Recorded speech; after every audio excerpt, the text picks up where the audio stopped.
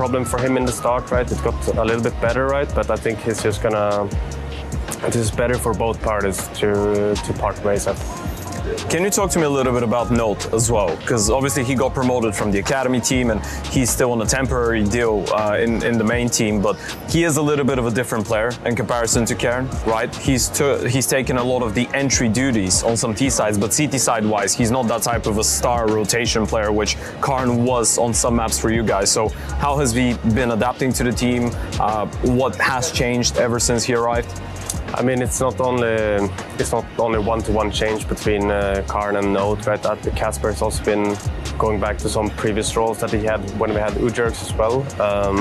So I think we also wanted to put Casper back in those roles, especially on Cedar side, just to give him those, get his numbers up on the Cid side a bit, right? But yeah, I mean, Karn and Note, they are different players. I would say maybe Note is more of a natural lurker as well, and he really wants to also rush first on some set pieces that we have on T side, which kind of suits us, right? And then, as I said, with Casper moving into more star positions, so to say, Note is there to fill. Some maps he's playing rotation, some maps he's playing like a semi-anchor, like B Ancient, for example, right? So I think on the server he's been a really good fit for us so far. He just needs experience, and there's only one way in getting that. So after XSC Guangzhou, you mentioned in an interview that at times the communication was a little bit too hectic and it wasn't clear and it wasn't clean, the flow of it in general. So how do you target an issue like that and try and fix it over such a short period of time? Yeah, I mean, I think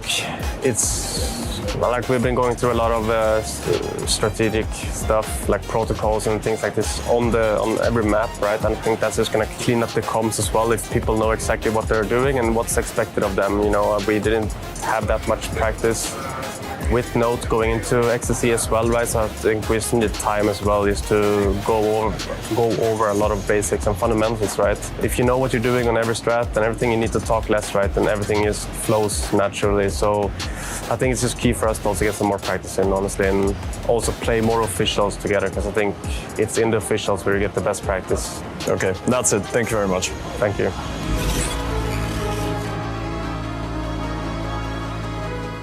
I'm here with Boblana, coach of K27. How are you feeling? How is the team feeling heading into the event? Did you have enough time to prepare properly? Did you get online a little bit earlier to do a proper boot camp? If you take about preparation, I think we had a lot of time to prepare because we had player changes. So also it was a player break for us. We had short time to prepare, especially with a new player. Also the attitude we bring in the last moment. So I believe we gotta do some tricks on the server. Okay, you and the boys had a very good first season of the year, right? You were able to qualify for some LAN events, you played PGO Bucharest as well, which was kind of like the highlight. So how do you look back on the first 6 months of 2026? In what ways do you think the team grew, became better? What were the things that you would say you were able to work on the most and develop? So basically we had 3 goals at the first season. First one and the most important was major. Second is to qualify for tier 1 events, and third to make it to top 20. I guess 2 out of 3 we made it, and sadly we didn't qualify on major. We made a lot of work, played I believe thousands and thousands of hours in CS. We fully sacrificed ourselves. We did a lot of work about our macro understanding. We just sacrificed a lot of time. You played with Fame for a couple of weeks, right? Even more than a month. Why do you think things didn't work out for him to stay for the long run? What is the reason that you had to go and make that roster change? Do you feel like he maybe wasn't the right fit for the team, or was the story there? I believe that Fame is a good player. It's not the in-game reasons why we didn't vote him. So it's about our organization. Like we couldn't afford such a player. He brought us a lot of experience last 2 months, but sadly we didn't end up in the deal. Talk to me a little bit about Klax, because obviously he's now coming in. He's a little bit more of a supportive, passive player in comparison to Fame, who likes to get involved in the fights a little bit more. So what does that change for the way that you're going to play the game? Does that mean that some other people have to shift their roles a little bit? And what is your initial opinion on Klax as a player? We didn't practice much with him, but I think he's not that passive that everyone thinks about him. He had some good aggressive plays in his backpack, so I think we will practice more after and he will show up his best performance. Okay, lastly, I had a chat with some of the other teams, and some people see you as one of the dark horses of the entire event. Do you see yourself the same way, you and the boys, as a team that could potentially upset, maybe even lift the trophy, regardless of the fact that you've just made a roster change and you haven't been able to practice a lot?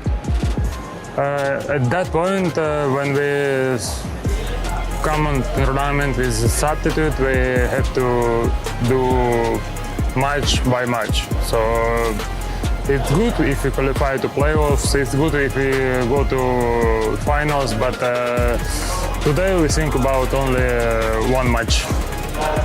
Okay, thank you very much. Thank you.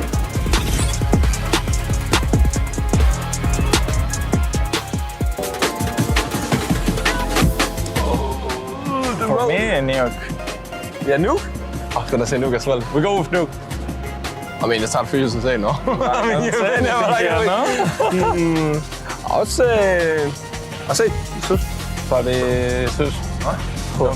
I don't know what I'm asking. Do you think? I can't remember. No. I mean, Apex probably has something. Yeah, probably Apex. Apex is pretty good. Did you say something maybe LAN?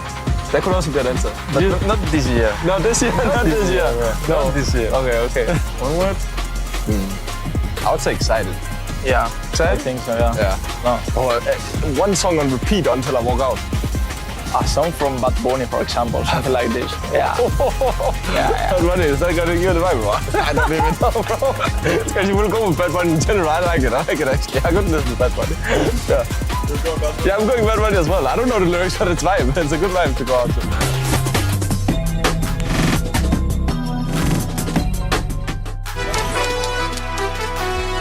Forward, he'll know that it's going to be time to turn around soon, but Mopaz is caught out. Mopaz still dodges death once again. Managed to stay alive for so long.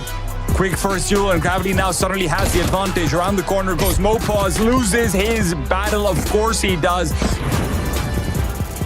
Molotov will not reveal Masuda's position just yet, and he's good for the first kill. Makes it 2. Why stop there when Alex is right open for the taking? 3 kills back-to-back with a Deagle, and you still have no idea where the rest of this team is. For all you know, this was a lone hero, and he might just be that. Nestles away, hoping that they will make an error. Bomb's been tapped, bomb's been touched. He'll spot out the first. Zito is low, and with the smoke now down, suddenly Quinky feels uncomfortable. Life in his hands, K might have done it. It's a matter of pure luck, and it's going to go in K's favor. That was a really good counter flash there from Heroic, just to find Stown. And that gives space for Prison to push away, and then he turns back on the Hell player. No, able to catch the frag. This would be a impeccable 1v4 if he's able to scoop it. Sus, the only player down B at the moment. But Note's going to go up A, and that's going to be tricky. First kill spotted and collected. In steps Brolin, and Note's found him as well. This is ridiculous. Fake plant, ready for the vent play, and how about that from Note? Talk about noteworthy. What an exceptional way to get this going. An absurd clutch for Note. On Inferno.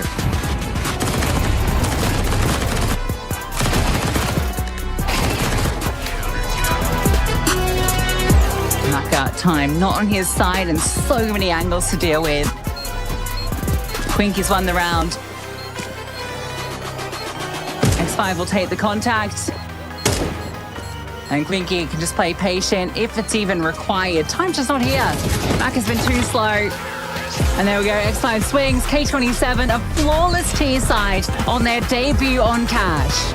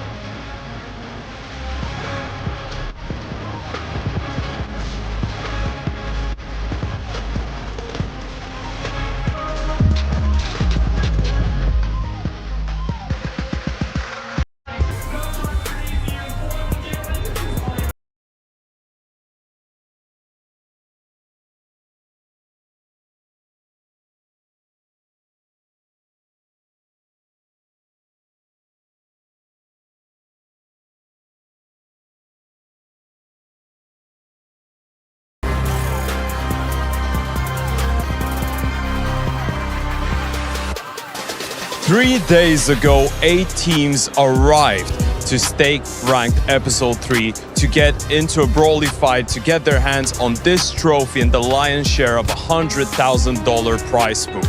A lot of emotions, some sad, some not as much. Smiles, maybe a little bit of tears, frustration, and a lot of sick headshots later. We're left with just 3 teams that will be battling it out today and Saturday for that trophy and the lion's share of the prize pool. Before we get into introducing our 3 finalists, I will give you one last reminder. This top-notch gaming PC right beside me has been here since the start of the event, and at the end of it, one of you will get their hands on it. All you have to do is go down below, click on the banner below the stream, and check out how to win this PC provided to you by the Stake Ranked Episode 3. With that being said, let's move into introducing our finalists.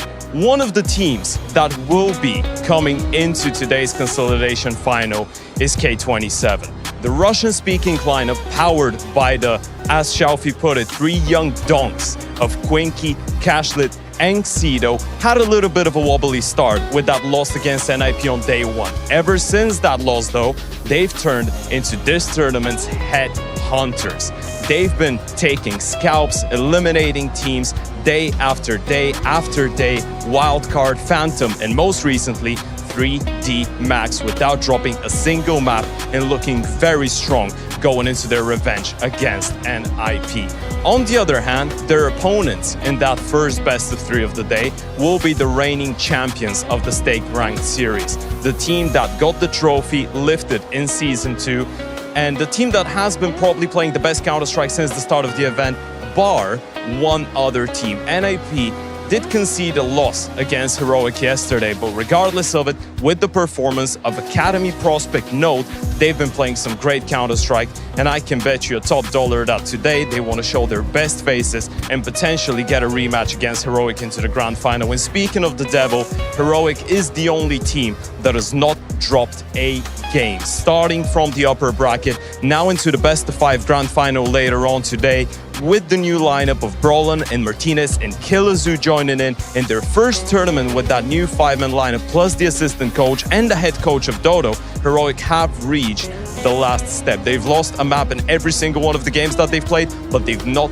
dropped a series, and this is what really matters. Those are the 3 teams that are going to be heading into the battle for the trophy and the lion's share of the prize pool. We've got some very exciting Counter-Strike, starting with the best of 3 consolidation final and then moving into the best of 5 grand final. A lot of action, so let's get right into it. We've got B-Doc and Lucy to get us through the games today. Thank you so much, Ted. Yeah, sort of brilliant intro to our grand final day here at Stake Ranked Episode 3. I was slightly distracted by the warm-up routine of K27 in the background for a moment there. They looked like they had some good energy coming into the day, and they'll need it, Brandon. A rematch versus NIP, reigning champs who have already defeated them 2-0 along this journey. Yes, and look, it's going to be a hard one for K27, to be honest with you, but I feel like they've been really growing into this tournament. For NIP, you always know what you're going to get out of them. You're going to get good Counter-Strike, but you're also going to get over-aggression, and you might get some mini mistakes in there. But with that being said, Kaspersky, Note, even Shush at this event have been playing absolutely brilliantly. I think Snappy's had some really good calls in here. They only lost to Heroic just in the upper bracket final.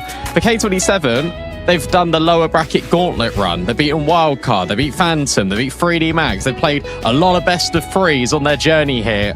And the fact that they're doing all of this with a substitute, it's really impressive. Yeah, to remind you guys, it's a best of 5 to close out the day as well. So the winner of this series will then have to go battle Heroic in a potential 5-map affair. So it's a long day in the office. Here's our NIP team. Note, as mentioned, we saw kind of coming into today some of the highlights. That 1v4 from Note on Nuke was incredible. And I think that NIP could have very easily been sitting in that grand final. That could have been a 2-0 in their favor. They're looking to bounce back here.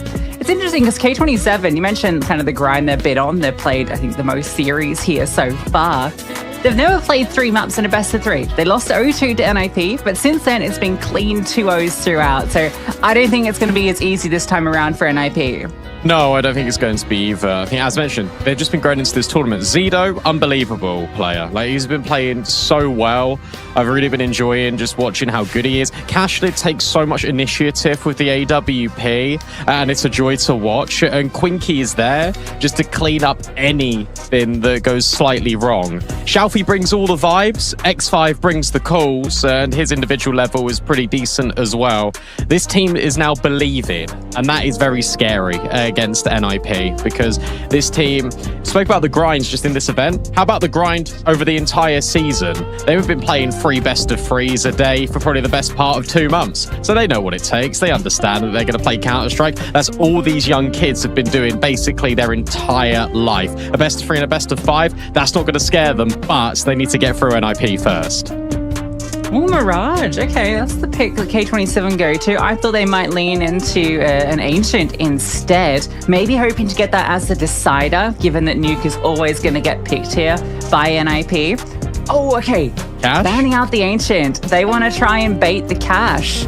Let's see if NIP want to go there or Anubis. All right, Cash decider. We've yet to see this from NIP.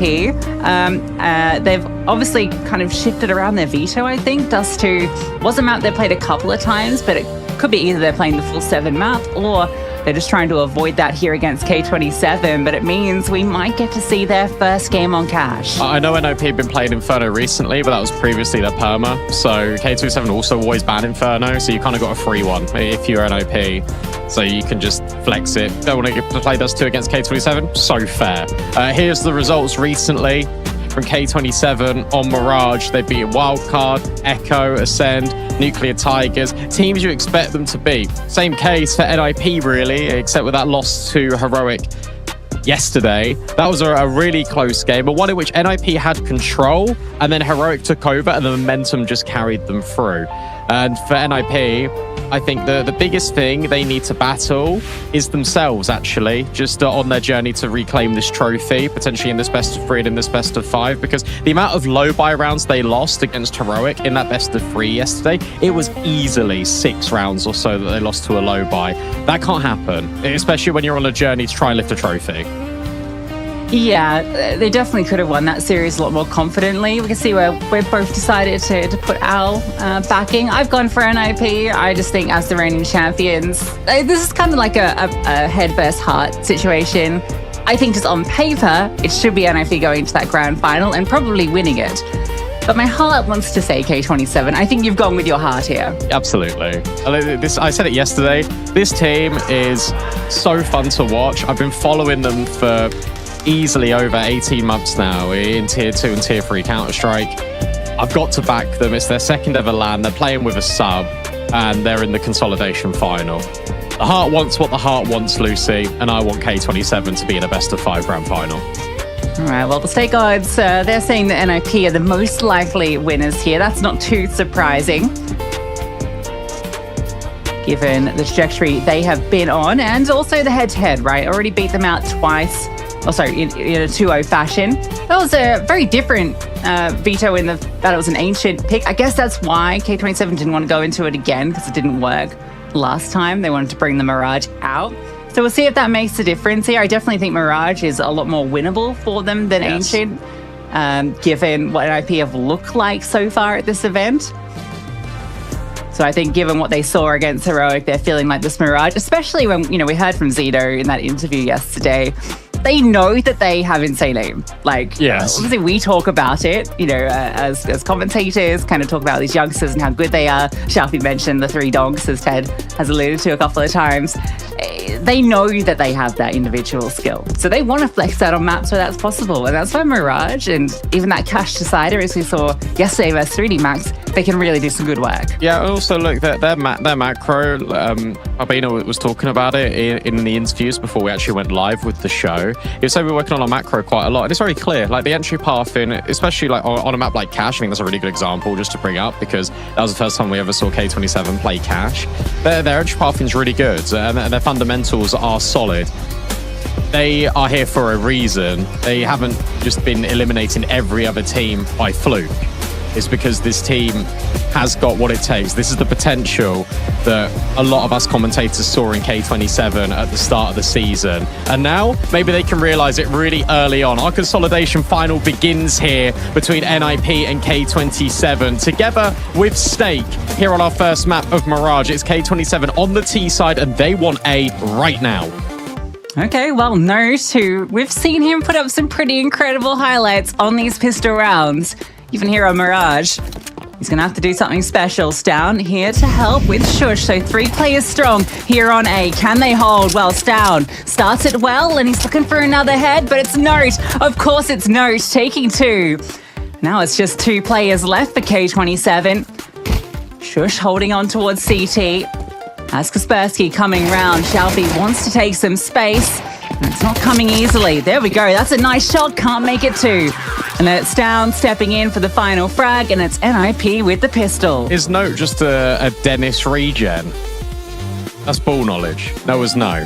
But every pistol round, he gets a multi-kill. Like every single one. It's absolutely absurd. This kid. Something about his USP. Something about his Glock. 1v4, already spoke about it on Nuke.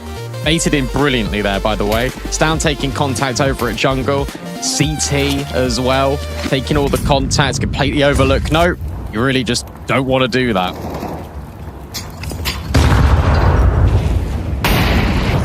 We talk about the aimers on K27. I think that Note's addition has definitely elevated NIP's time to kill and pinpoint accuracy. Him and Kaspersky are a killer duo.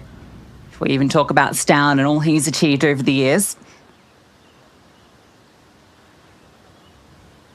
Definitely the name value here for NIP. This round doesn't have a lot to say. K27 just opt for an eco. Couple of pistols that could be threatening. This M4 looks primed to deal with these short players without too much issue. In fact, all the M4s chiming through. There's 1 casualty. That's 1 M4 lost, in fact. Won't be recovered. So at least some damage inflicted economically. But a 2-0 start is fine for NIP. Oh, absolutely. And keeping 4 players alive is also just completely okay. K27 just, I think, limit testing mid in this round, just seeing how much space that they can maybe get. I mean, NIP aren't going to offer up loads of fights in towards middle because they understand that it's just going to be a pistol round. You don't really want to fight them head on. Potentially, they'll do that in some following gun rounds. Down jumping, having a little look, and the spray, and okay, we'll offer up a fight. And Shalfie will immediately get a headshot. Look at how quick this scaling is out of K27. The AKs are in, and so are the frags. Yes, where Quinky's just going to be a nuisance, charging up, getting 2, Stown brought down low, and he'll get removed in a second, you think, from Zito. Oh, he's a little bit risk-averse of stepping through this smoke. Okay, now he'll start to move forward. Snappy in a ticket does see a little head, but the MP9, not really the weapon you want to use. There we go. Zito gets his, and this is an emphatic victory into this first gun round. NIP didn't have a chance to even play around a counter-strike here. They were just ran out and destroyed by the pace of K27 looking for these duels. Tell you what, it's a really good adjustment from K27. Because I see Stown go into the will be their right-hand side of the window. So you know he's trapped. What does that mean? It probably means that players going to come and help him, either in from connector, either in from short. That's exactly what happens. They just accelerate. They get into connector at a really fast pace, and they just catch these rotates off. These rotates are ready to fight top middle. They're not ready to fight in towards connector. Quinky makes the most of it, all because Stown is isolated and screaming for help.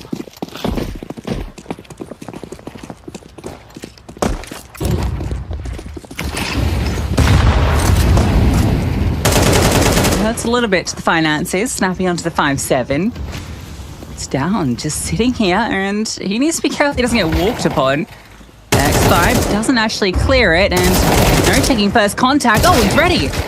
He's ready, but he can't get the second, even though he's ready for that one. Shelfie, what? It's as he's dropping. 2-on-3, and Kaspersky be isolated.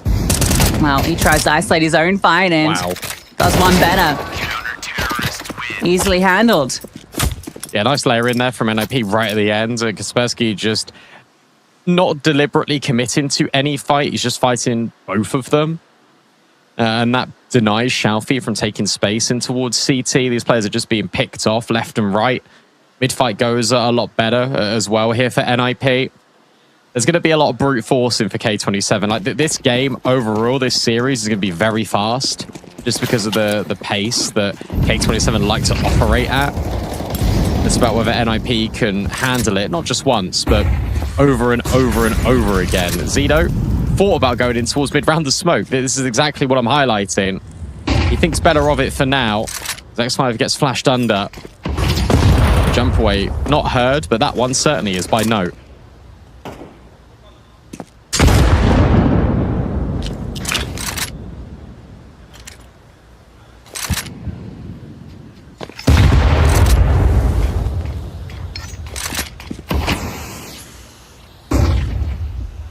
Well, they do get their mid control.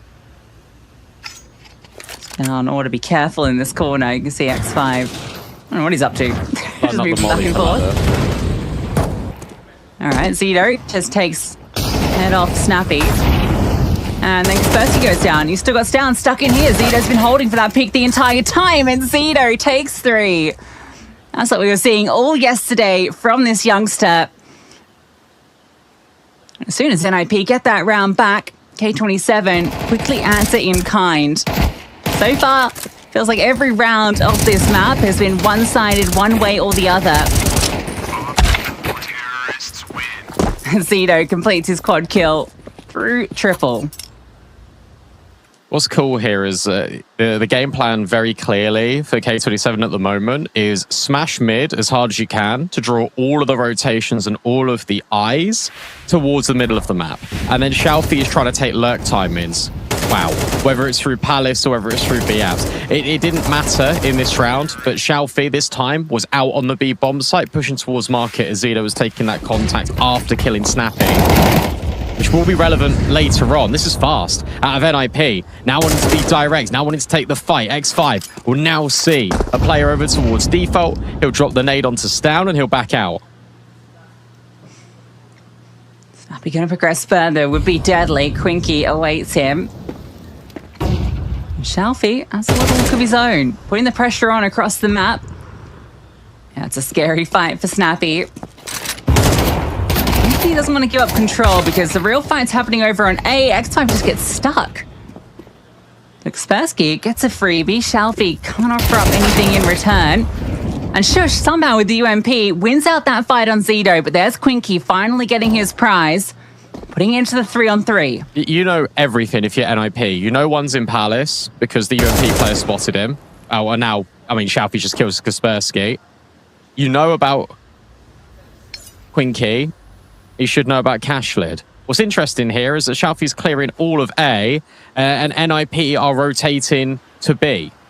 And K27 is still committed on the idea that they're going to go in towards B anyway. This is dangerous with 35 seconds left because they need to clear no. If Shelfie gets this frag on Stown, surely you just come back. Surely. It's all clear. You know it's clear. And now this is dangerous because you give no opportunities. 23 seconds. And now you can't go back. You got to go forward. No, already repositions, but Cashin will rip his head off. That gets too scary too quickly for K27. They could have always pulled the plug and go back to A. One young man with the deagle is suddenly the scariest thing in the world there. It is when it's him. Yeah, you can see him kind of working that one out, putting it all together.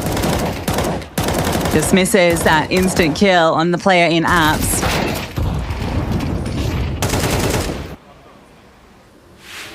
It's good from Quingy to immediately try and find that fight after Kaspersky finds success on A. They crunch through both mid and lower, giving them the space to then work elsewhere.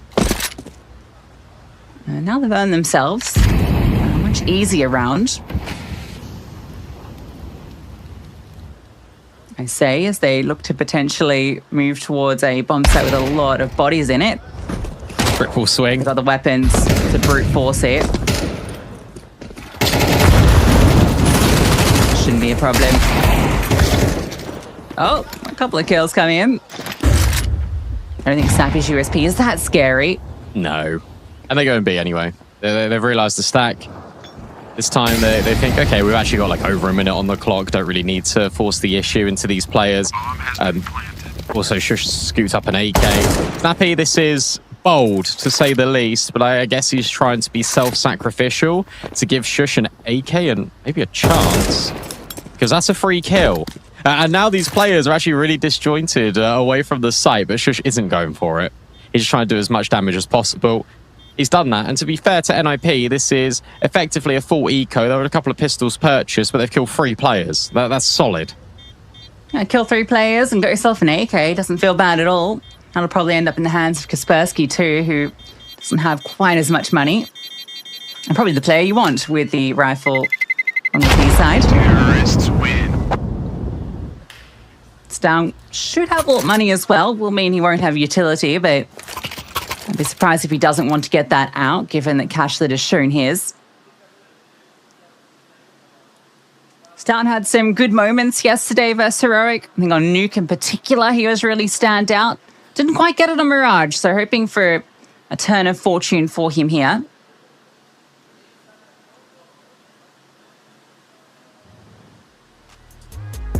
First time out from NIP. It's not Snappy that's doing most of the talking here.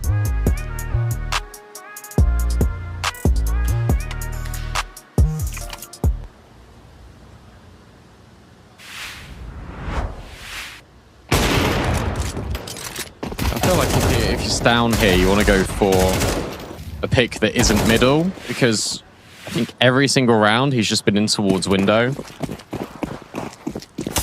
So I'd be interested to see if he goes for an extremity play, and he is. He's going over towards this A bomb site. Exactly where K27 reside. He just plays this one a little bit more passive to maybe flash his players in ramp. Cashley going to be careful. The flash dodged, and Quinky actually able to get a trade.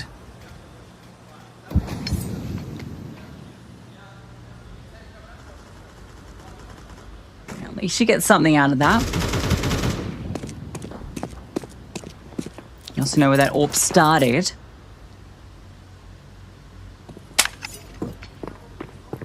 Let's run over with the bomb and the teammate. Join up with X5. So Snappy, who is completely alone on B, is going to have a lot to do. X5's just walked all the way out. He's seen so much. A lot of space. Snappy. It's very scary. Oh, can't quite manage. So the kill comes through. X5 on 1 HP. That is rough.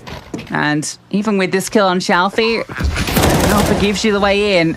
Unless Snow can find something pretty quickly, but he just finds the sniper of Cashlid, which should just immediately call the round off for NIP. This is a really good call from X5. And he understands what's happening on the map and how best to adjust. And this is a really good adjustment pool that we've seen again out of K27. Because think about what you've just seen over towards the A bomb site. You've seen, if you're the ramp players, a flashbang in and then 2 players swinging.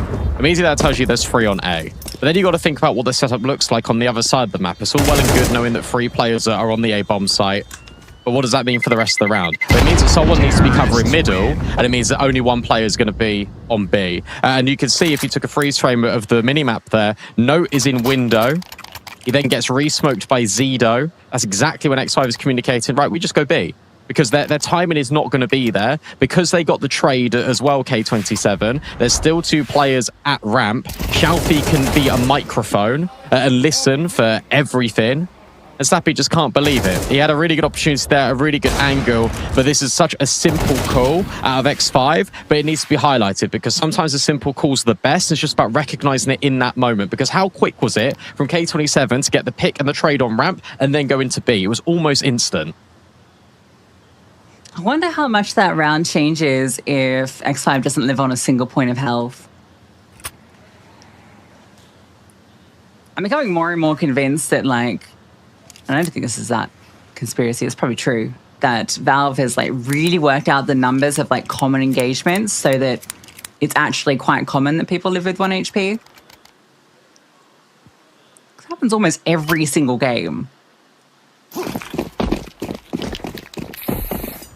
Yeah, it would have left 2 people on B when Note arrives, and I wonder if that then does change the dynamic of the round.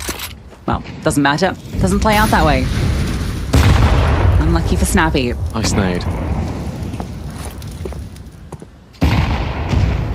Yeah, we don't know what would have happened, but all we do know is that Snappy didn't get the kill. Kaspersky pushing, taking contact off of his AWPer. Down, we'll find Zido, and that's where Kaspersky strikes. Lovely setup, bait and switch in towards middle. They're worried about under, but K27 haven't got anyone there. So now Shalfie will start to move and try and make a play. I like it. K27 been taking a lot of liberties in middle, not in the last round, but in pretty much every subsequent round. So NIP go for a forward setup, and they get the control now. Shalfie's offered something back. Oh my God! Oh dear. Shush! Can't quite make it happen. Shalfie able to adjust after he's been spamming out default. Snappy's pushing B. Oh, but the step up from Con spotted, but it was the sidearm in Stown's hands. Look at X5. Oh, this is cheeky. X5's already going on a very, very quick flank. So too is Snappy. It all hinges on timing. Oh, no turn back, but X5 still strikes. Stown now pushes in towards the site. Shalfie considered ramp, but for a moment. And that allows Snappy to creep in closer, but Stown's fallen in the meanwhile. With 20 seconds left, you can still go to B.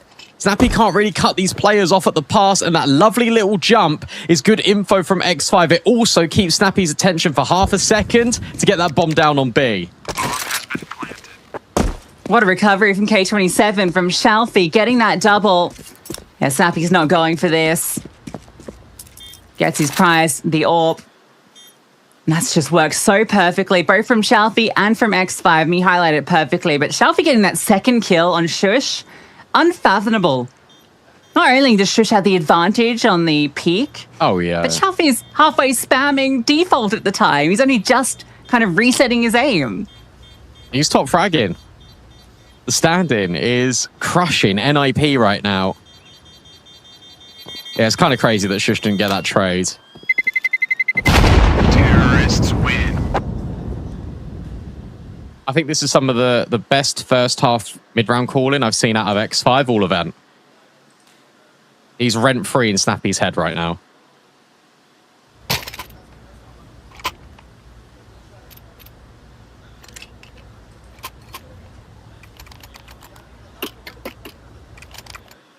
This is cool as well from K27 because they actually haven't done a direct A hit yet. And yeah, I assumed this was going to be the play because they've been conditioning mid so much that you can just try and overwhelm. You know that something was saved here. If you're Snappy, you're assuming it's the AWP. Two defenders here to deal with this in Stown and Shush both stepping in for one. And not the success on the A hit that was hoped for. Stown's dropped defensive smoke just to work around. 27 brought back a similar round before. Can they do it again? Smoke has allowed Shalfie to scale, and he's gotten close to ticket. Stown's looking for it, but I don't know if he's ready for Shalfie to have already passed past. No. And the next 5 gets his. No. Shalfie's doubled, and again. from a disadvantageous position. K27 have brought it back. A 2-on-2. The bomb's actually not committed yet. An IP fall back. Quite sure where Cashlet is. In the previous 2 rounds, K27 have rerouted and gone to a different bomb site. That's why the defenders are split right now, because there hasn't been an immediate activation of that C4. And in the same breath, K27 are holding for a flank that Shush thought about making, but has actually parked himself over at Connector. Difficulty with this is this round largely comes down to timing, because Note is so far away from B that Shush has to get a kill. Subsequently, if he gets caught off guard as he looks back because he's doubting this, the Note will just have to save. Shush creeps in close.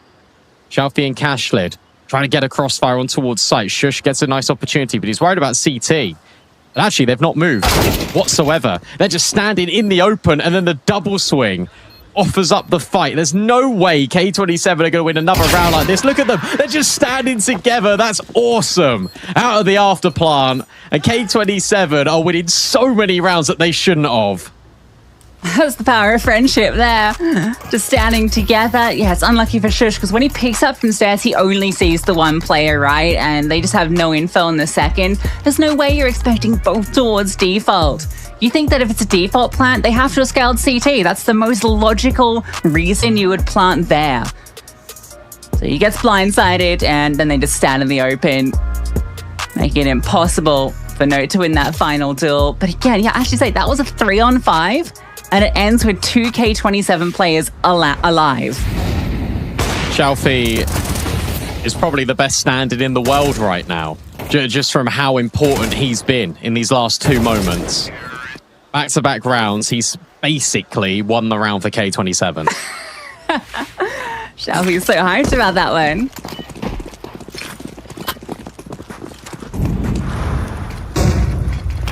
I'm always getting out of his youngsters. Spam. Oh, not quite what he hoped for. And then Note tries to step in and X5 does fall. Some good damage inflicted onto 2 of these players. Down. Accelerates over to B. That's the right call. We can see the splits in play. Zito caught up by Snappy. Quinky gets the trade, but are you ready for Stown? He's already moved in. He tucks in weight. Feeling his position, and Quinky falls straight into the trap. Still difficult for Stown to get anything further. There's also this lurk going on. Oh. What? Stown won that fight? Oh my god, and now Cashlid reveals himself, and he's 14 HP. Yeah, he can't go for it. Unless he instantly kills Stown, but it's not going to happen. She could take a wide angle to jiggle, but he recognizes it. He can't really win this. So he's just going to stop. I love that out of Stown. The hiding at the bench, guaranteeing the frag. Yeah, they're there. That was so funny. I was like, yeah, they're right there. No, nearly. The first time they were bang on. Yeah, brilliant out of Stown. NIP needed that one because this half was quickly escaping them. He does it all with 10 HP, gets 2 frags.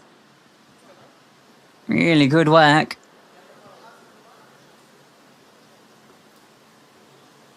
And still, gonna be a poor haul on this CT side. At 5-7, we feel a whole lot nicer. Especially if you can get that pistol. So they did get the pistol on this half, so it's been 2 gun rounds to boast for NIP. Should have been more. Like, let's be so for real. Yes. It should have been a lot more for NIP. I know I picked K27 to win the series, but look, even me, I can admit, as a non-biased commentator, that NIP should have had... They should probably be the ones on 7 right now. Because the money would have been smashed as well for K27. Let's not forget that. It's a huge fight in mid-ruin. Oh, never mind.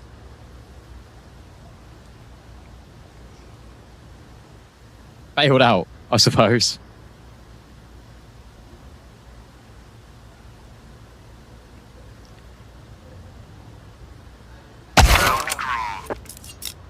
Quick reset. Looks like some sort of technical here.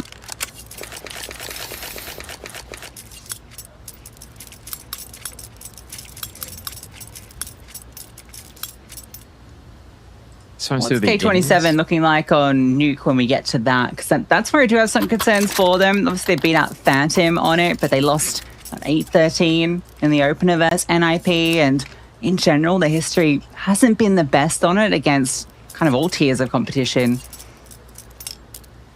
Yeah, they've not been great on the T side at all, really. But what I will say is that the games that they have been losing, like they've been close, like double OT against VP, 13-9 twice against Nuclear Tigers. That's a really good team. You lost against Psycho Face, where Slack's who's now on Parry Vision, dropped to 1.73 rating against you. Just like, okay, can't do a whole lot against that. And you lost to Gentlemates, like respectable nuke teams, in my opinion. The T sides, though, definitely need to be improved if they want to beat NOP.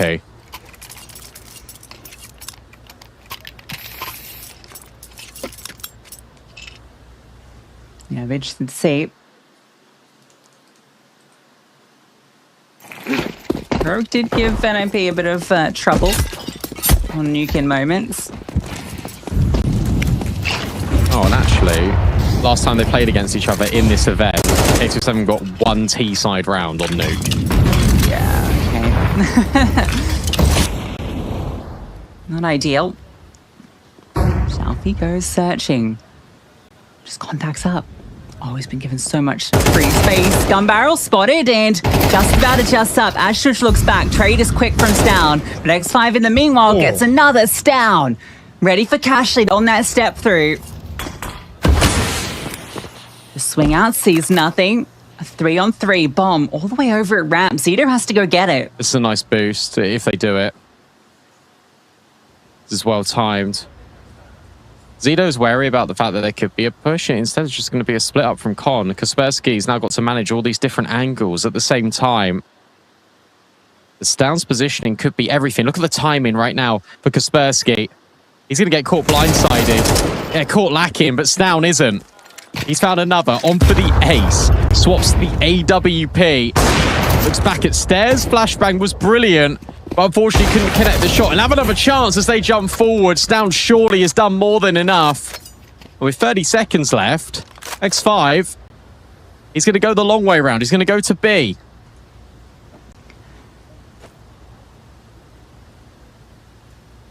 Well, let's read this. I think Stown must have seen something in the death cam that has hinted, and now the sound cue confirms it. No, can lock this in. Get NIP their fifth. Just contacts up and surely is in the perfect position to close it. Yep, there it comes. X5 steps out. Note will step in and off the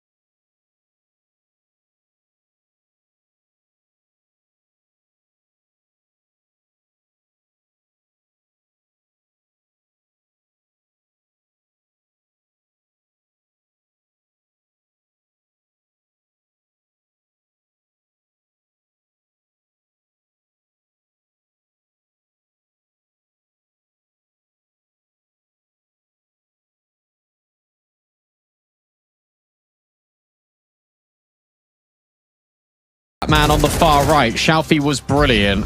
Look at this replay from Stown. He had enough of K27 in round 12. He gave it enough info for Note just to be able to clutch. CT side now for K27. NIP, they're looking to run the gauntlet at A. Yeah, it's identical for rounds, isn't it? Although Zito is up and active with the dualies and down. Note, of course, gets the opener. Down. Gets one as well. Shalfie gushed and removed. It's Note with the double. Of course, X5, though, with a double of his own. No. Then it's Quinky getting one back and Snappy left into the 1-on-2. Oh, the entries were so clean. Snappy spotted. Wants to find this fight. And Quinky teases it, but the contact coming from every direction. Snappy overwhelmed, and K27 yet again. Every single time their backs are against the wall and they fight their way through. He gets another multi-kill note. He gets another multi in this pistol, and it's not enough. Look at this from X5, by the way. His second shot. See you later, Stown. Not a whole lot he could do about that. Quinky then just goes up over the contact. Absurdity of the highest degree. I know fortune favors the brave. You need a little bit of luck every now and then. But this is crazy, the amount of situations that K27 are being able to win. Look at the odds.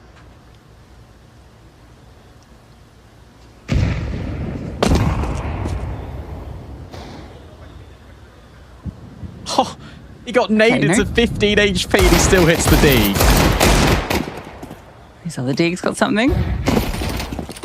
Now all the rifles are stepping in. All of them, literally, all 4 players. They want the kills.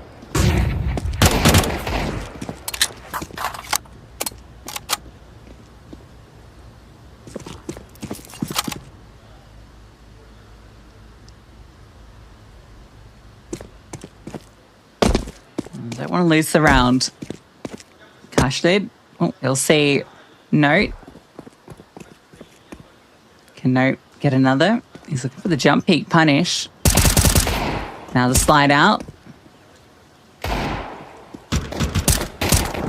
Looking to make this clean after losing that initial pick on B.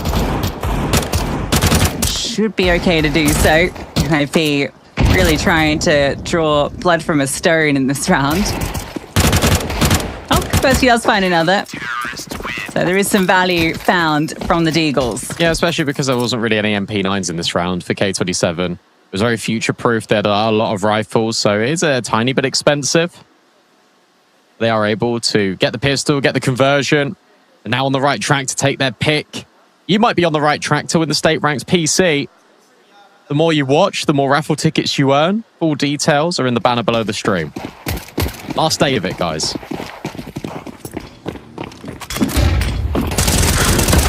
Big fight. Wow, that's ridiculous. Shush has got a double. And in fact, this brawl in mid has worked out fantastically for NIP. They take the fight straight to K27 and they grab all the headshots. I think Note would have heard that step through as well. Yeah, normally K27 very eager for these fights, very happy to oblige, but doesn't work out for them this time. Shush gets a great double. And if you flip the names, it would have felt like it had played out when you're watching K27 on the T side. Just the amount of bodies that were facing in each of these fights.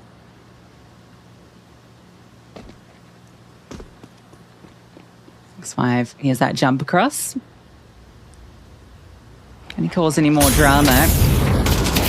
Not with the flame in his back, and okay, that was kind of ridiculous. Bomb has been planted. He's going for it. Now he's interested, he's got a kit. He could sneaky defuse. He could maybe hide in plain sight in the B apartments. Oh no, he's dropped the utility. Never mind. He thinks better of it.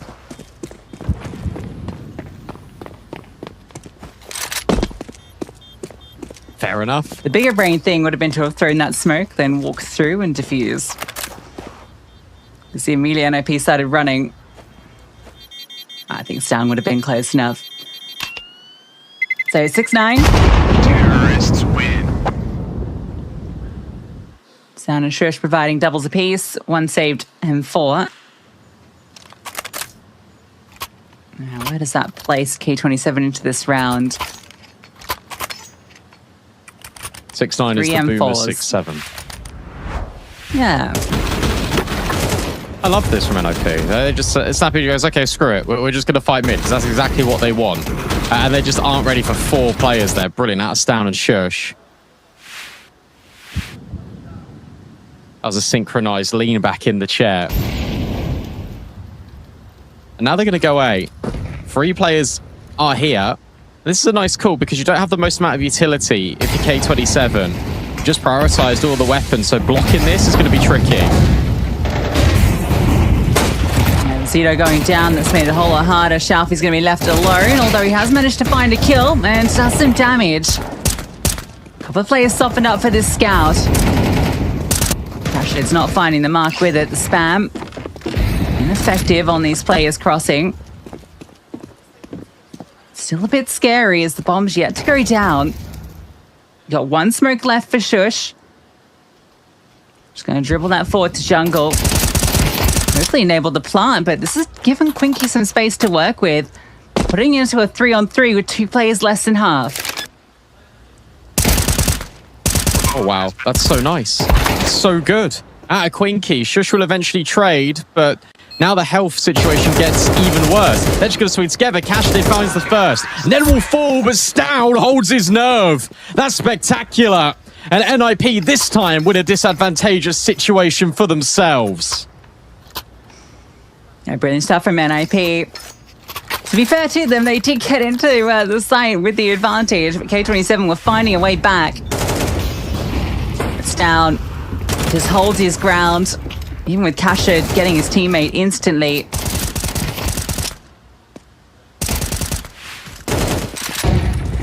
That's 2 huge rounds that Stown has brought through. He's having a high amount of impact on this map. 18 kills, top of the server. And off that, it'll bring this game to within 1 round.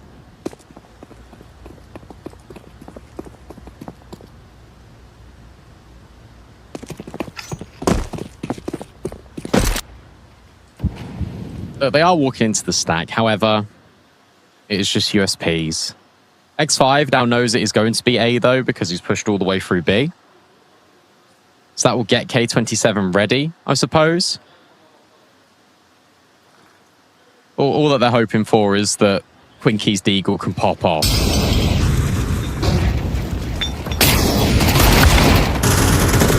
And it gets run down. Uh-oh, Zito? Okay. What on earth is that? Oh! Almost a third. It's fine, right? It's all okay? It's good? Yep. Yeah, okay, it's fine. Yeah. Always a threat, isn't it? Zito's actually had a remarkably quiet map. Had that 1 quad kill. Bomb has been planted. That was half his kills going into this round.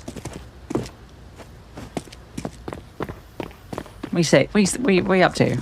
I don't know. I thought he was going to go Palace and try and get a gun.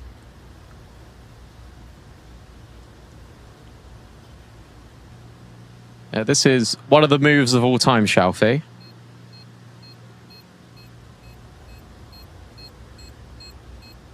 You've just ended up exactly where you were.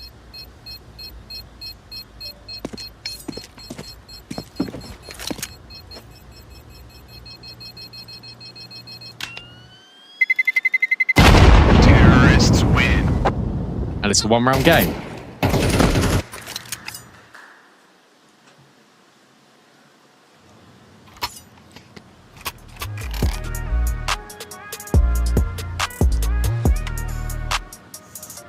K27 take the timeout, feeling the pressure now as NIP get this T side rolling.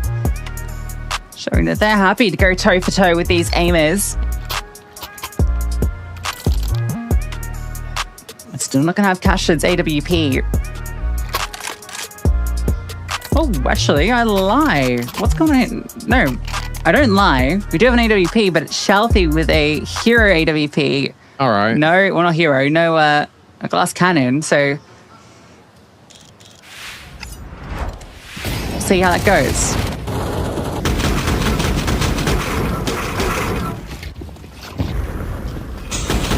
this was nearly play of the tournament. Zedo's spray was able to connect onto a third. But alas, it wasn't. Ooh, hello, little window. Can't quite utilize it. Where is Shalfie? Okay, he's short with the AWP.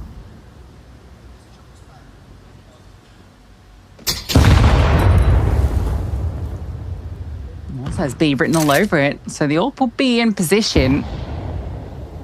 The difficulty is if he gets bombarded with utility or has to hold against any fast scaling players out the window. So Quinky needs to step up as that site anchor when this hit comes in. Oh, and now he gets wind of it. We'll drop the smoke forward. We'll be able just to get out. Shalfie will find no, and then through the smoke goes down. That's only to his demise. NIP might need to rethink plans as the spray, oh, is so close to connecting onto Kaspersky. He doesn't actually shy away from it, and maybe he should, because he's just been dinked.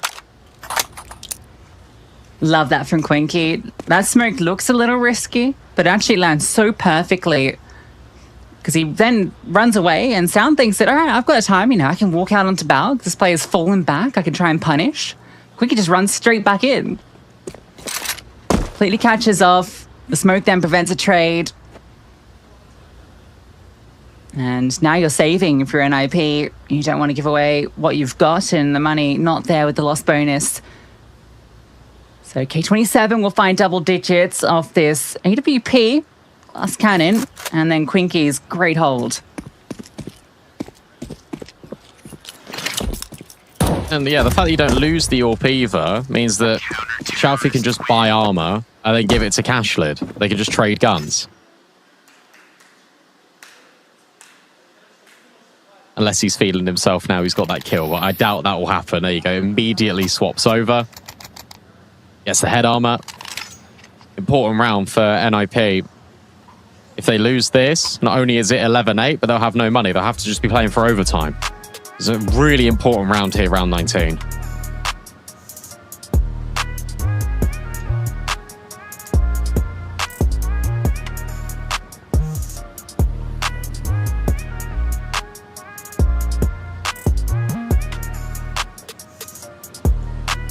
That's really interesting as well, just thinking about the T-side from NIP too, because it's actually been very simplistic in nature as well. They've almost been mirroring what K27 have been wanting to do. That is fast plays in towards middle, or just going for executes off rip. There hasn't really been any of this conditioning being put forward. There hasn't really been a direct area of map control they want to get in every single round. The stake odds are now with K27 to win the best of 3, by the way. That's actually crazy. That makes sense if they win Mirage, because obviously there'll be one map up. Yeah. Gotta win it, though.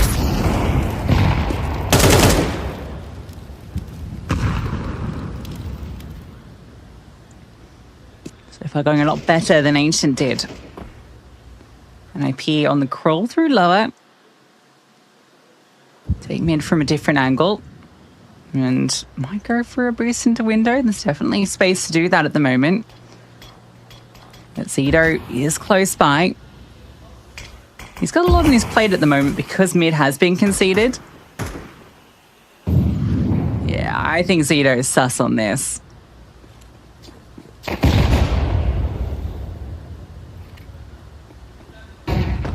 The issue is whether he looks directly in the corner or he looks up the ladder. There are imposters right in the middle, and Zedo will walk straight into it. 40 seconds. X5 has a glance in towards middle, obviously knows about the players here. And actually, yeah, ladder was shot out. Kaspersky just gets boosted. Cashlid now needs to hold his nerve on this speed bomb site. First kill is his. Still holding for short. Quinky helps out too, but he's not ready for the progression to Stown. 2 versus 3 if K27 wants to give this a go, but their money is not the best. Cool round from NIP. the double boost and then just collapsing on towards B. But I'm a little curious about K27. They were just completely in the dark that entire round. They had no kind of information gathering. There was 2 players playing ticket and triple on A. So very passive lines. Zito alone in jungle. And then a player deep B with the AWP and one kind of tucked in short. There was just no sight lines anywhere. Not even on con, really. It was being diggled from triple. So it's curious they fall into such a passive setup. I mean, NIP are happy to oblige, taking that space freely, and I love the way they do it. But I'm surprised to see K27 falling into that sort of setup. If they're playing that passive, then Zito shouldn't be peeking jungle like this. He should be outside of the murder hole holding the cross. That's the way I see it anyway.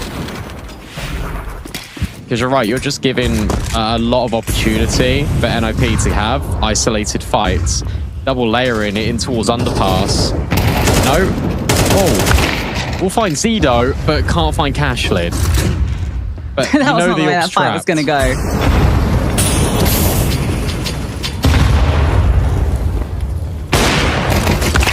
Oh, no. Baited, but X5? What's he up to? Oh, spotted. Gets his kill. Snappy with the trade. 2 on 2. But he is open. Quinky's fast on the way. Oh, he'll get there. Chaffy's low. He will get here. And Quinky. Oh. This is devious. Fake plant. Quinky starts searching, but Snappy's holding. That's awesome. From the in-game leader. That's such an important round out of Snappy. Not only does he get the trade on X5, he then finds that follow-up kill. That's pure brain power. Giving NIP the stabilizing round and shattering this economy at K27.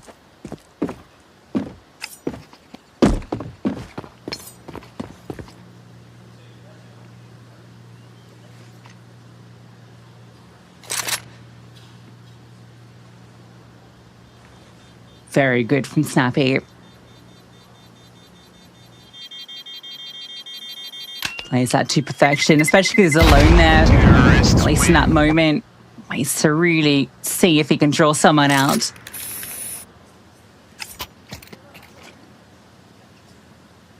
And those rounds coming through have completely shifted the dynamic of this map. As you mentioned, that's not good for where K27 is sitting.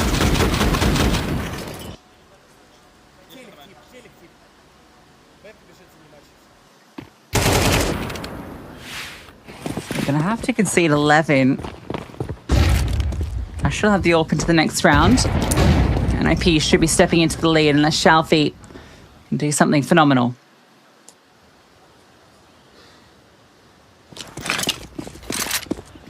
Or Zito. Here comes the hit. And not the commitment yet. They now know the AK's over here towards the same bomb site, but they're still going to burst anyway. Zito overwhelmed, and so too is Cashlid. Beautiful adjustment out of no. Shush will find Shalfie. And NIP will silence this round. They're going to take the lead. They've truly weathered this storm. They run them over.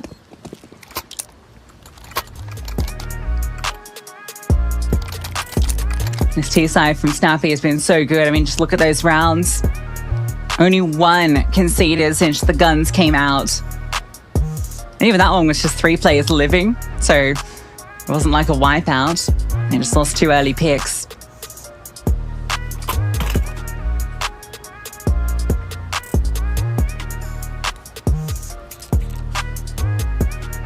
Ash has got his AWP again. Is Snappy misport the scout again? Oh no, I know what he's doing. I'm trolling so hard. He's using it. If we go to Snappy's POV for a lineup, and then he sells it and buys an AK. Oh, I've only just clocked it. Yeah, there you go. Sell AK. That's what it was.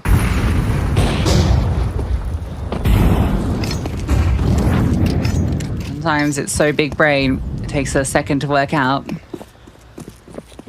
I remember.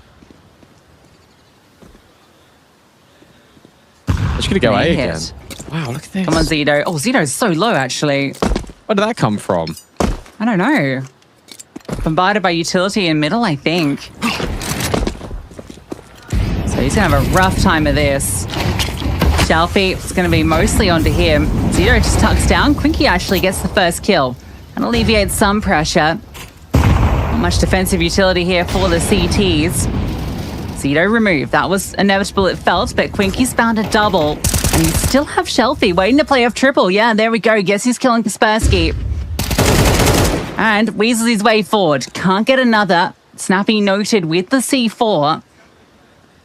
He steps back, doesn't want to lose his life, and leaves Stown in a 1v3. Nade to allow Stown to step over. That's a risky swing onto Quinky, who's holding for it. Yeah. Difficult one for Stown and a harder one now for Snappy. Quinky's found a triple. Snappy knows the player's jumping here. Maybe he can catch out Quinky. He's lost his timing now. Quinky completes his quad kill, and K27 ties up 11-11. What a round out of Quinky.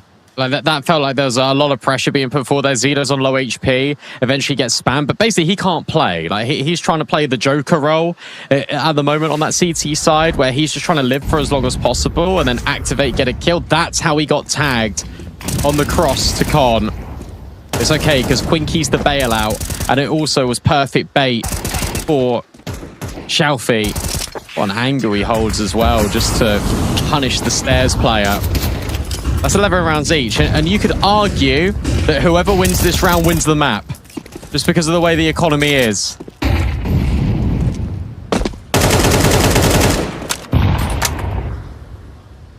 And it's the first time we've seen K27 take aggression in towards an extremity. A double push down ramp. They've got the info.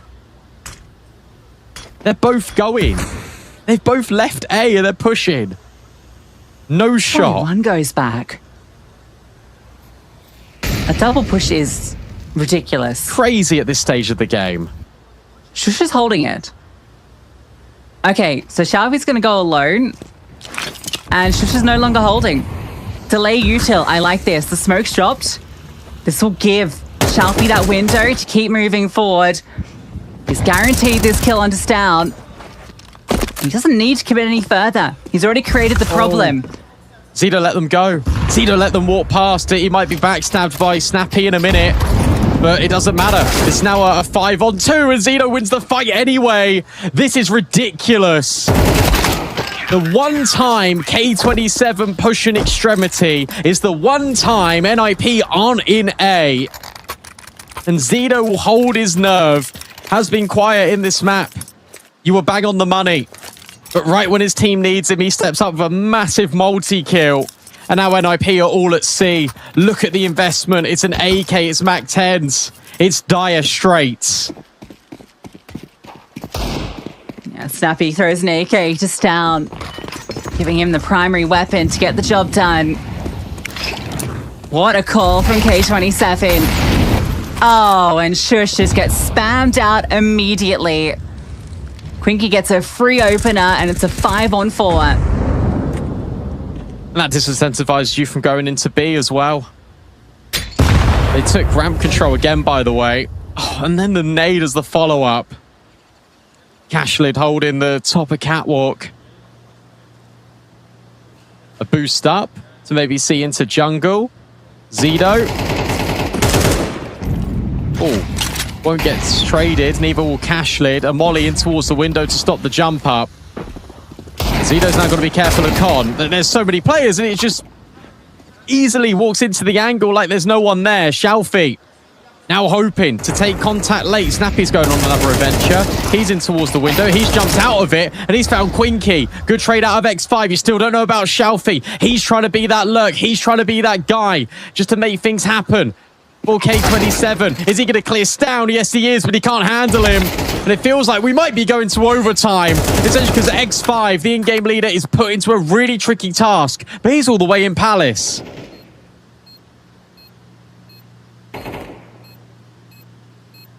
There's just no chance. It's down. Not planted for him. Wait, is there a chance? Is there a world? No, X5 doesn't clear note, and he goes down. And it's OT. Stown provides the critical frags, and somehow NIP win that round. From a 4-on-5 with Stown on half HP, Zito gets caught, and it all crumbles.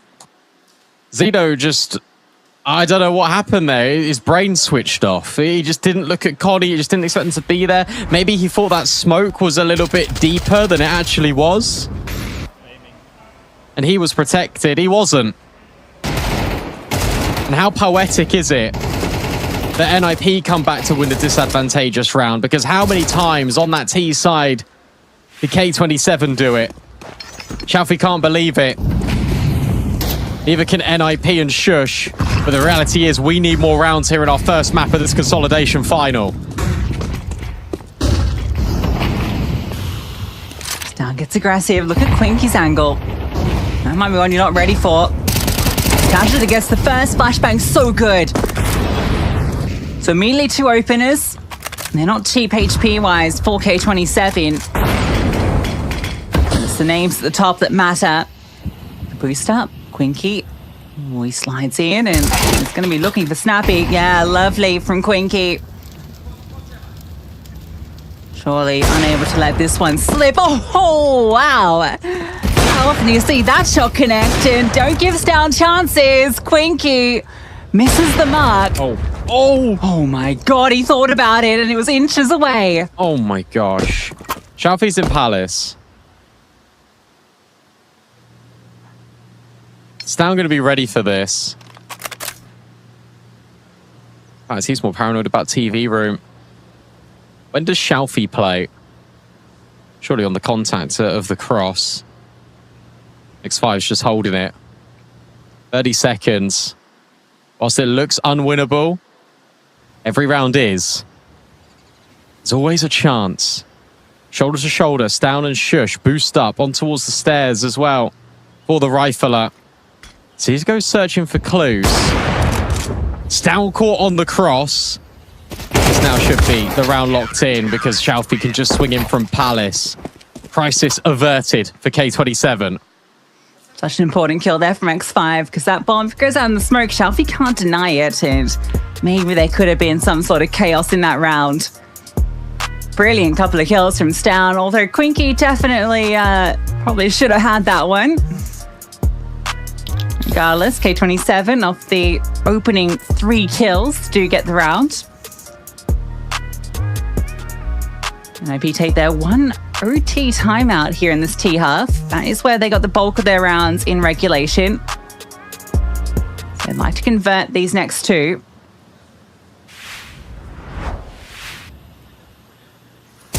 They only got 3 gun rounds in the entirety of their CT side.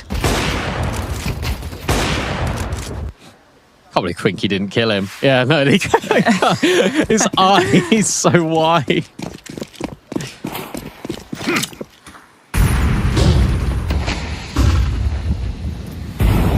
Oh, that's funny.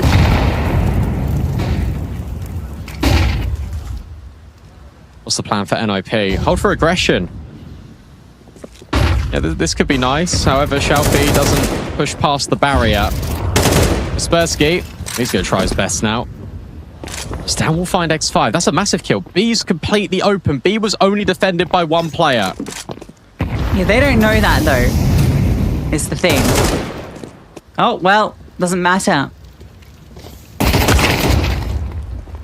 Xiaofi does get 1 back, but it comes at a cost, and yeah, I think this might just be the round. He's not fantastic in OT. Does that kill change things? I'd say so. It's down here that. I don't think so. Because Note is still paranoid right now about market. There's going to be double layering towards apartments. You haven't got any utility to clear this out if you're K27. So Snappy's in a brilliant angle.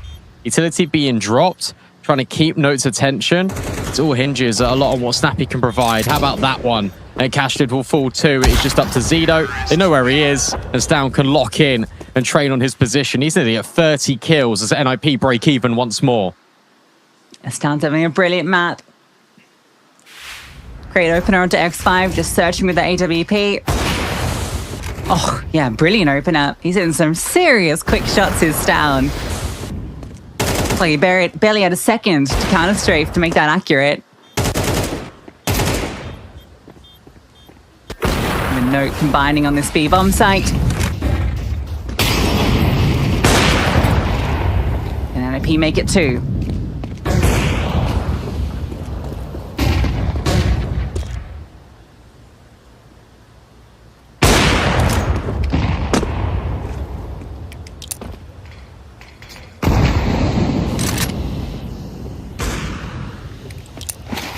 All just focuses around window. Are you ready for ladder? Maybe it might not even matter. Look at this from Kaspersky. He heard him run away. And now he's just going to slink straight into market. Now you can just go B, and he can hold the timing of this kill. He doesn't immediately need to take it. He can wait. X5? Oh, hello. You guys ready to go? Sure, I am. He'll take the frag. Brilliant. Here's that runaway, knows what to do. Zito helps out his teammate, but that's Quinky now noted in short. So a 4-on-4, but with no position and no kit. So that's a problem. Cashit also doesn't have armor. So Team Money, a serious problem. They have to move fast. They have to move now. They have any chance in this. Note steps in. How many more can he make it? Almost 2. Stan gets his, and this will be 2 for NIP on this T half of OT. I feel like they needed it, but in the same breath of that, remember how many rounds in regulation NIP should have won on that CT side, but didn't. I think now they've been able to force it into OT. They're probably going to take the map, but at least that's what it feels like right now. K27 needs a bit of inspiration. They need one of their individuals, one of their star players to deliver for them.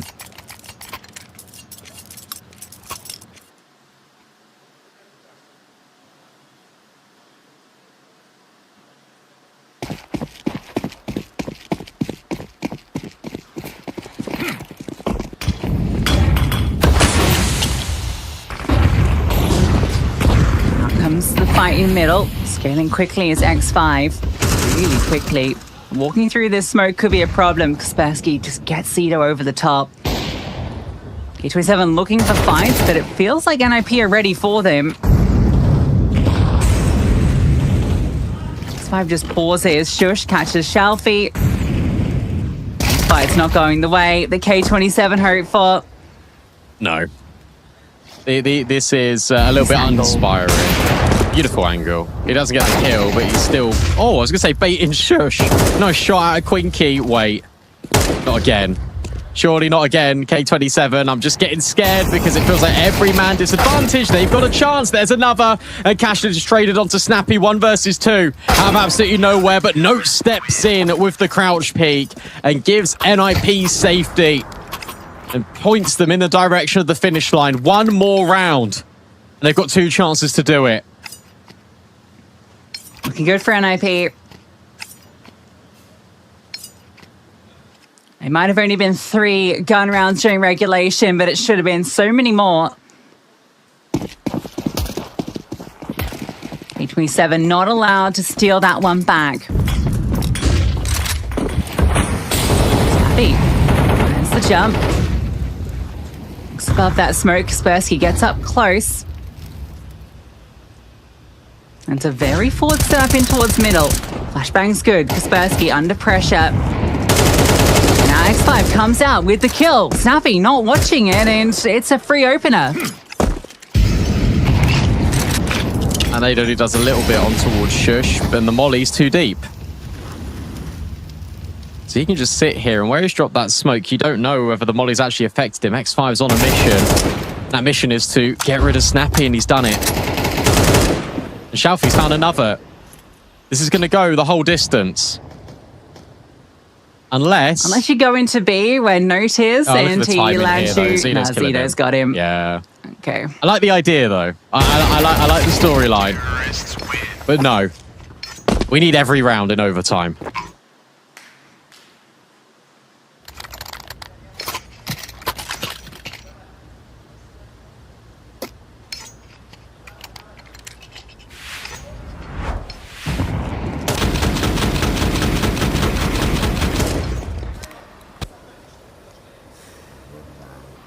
For both these teams, they win the first round in OT on that CT side. And immediately it kind of stings in finances when you lose the next. At least they've got that one kit.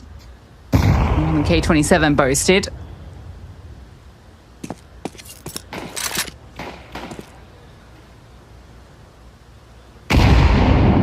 Slower from the T side. I was going to say, little do they know, if they just ran in towards B, they'd only have to just jump over an AWP angle. Felt like that's what they were gearing up to do. In fact, it might still be what they want to do. But if you contact in, Stown will kill you. Like, this angle is very good for a sniper. They've got something planned here. Good molly. That's important info for NIP. Player lurking under. This bomb will reposition. Snappy has stepped in over towards short. I'm enjoying the mid crunch as well from NIP. But Note will find X5, and there's that shot out of Stown. Does it all end here? Stown firing off shots. Snappy in short. Doesn't get his in. Cash lid. Removes Note. Still Stown. Oh, never mind. Hits the deck. 3 blisteringly fast kills come back the other way, and they don't stop. Sure, the openers come their way, but every kill after is K27 onto NIP as we go OT2. And they really wanted to go B. They made that decision that they wanted to smash that site. And they end up walking into it, and look, it's way more reinforced than you could possibly imagine, and they still get the kills anyway. That's classic K27. I mean, look at the openers here from Quinky and Cash, and he can't believe it. There's just so many players there instantaneously out the site. That's awesome from Cashlid and Quinky. And we go again.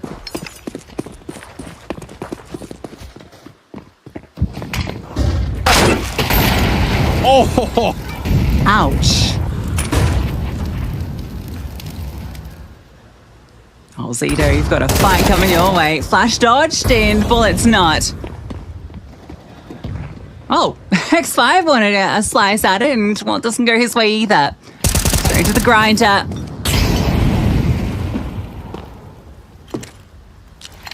Not the good kind. Stealthy left to the 1-on-5. And he gets removed, so NIP keep it clean. CT rounds have been a premium. Getting the first feels good. And this was the way that NIP were wrestling back some of those rounds at the end of regulation in the first half. They were the ones being aggressive. They were the ones taking the initiative. That's diabolical from Stown. Oh my goodness.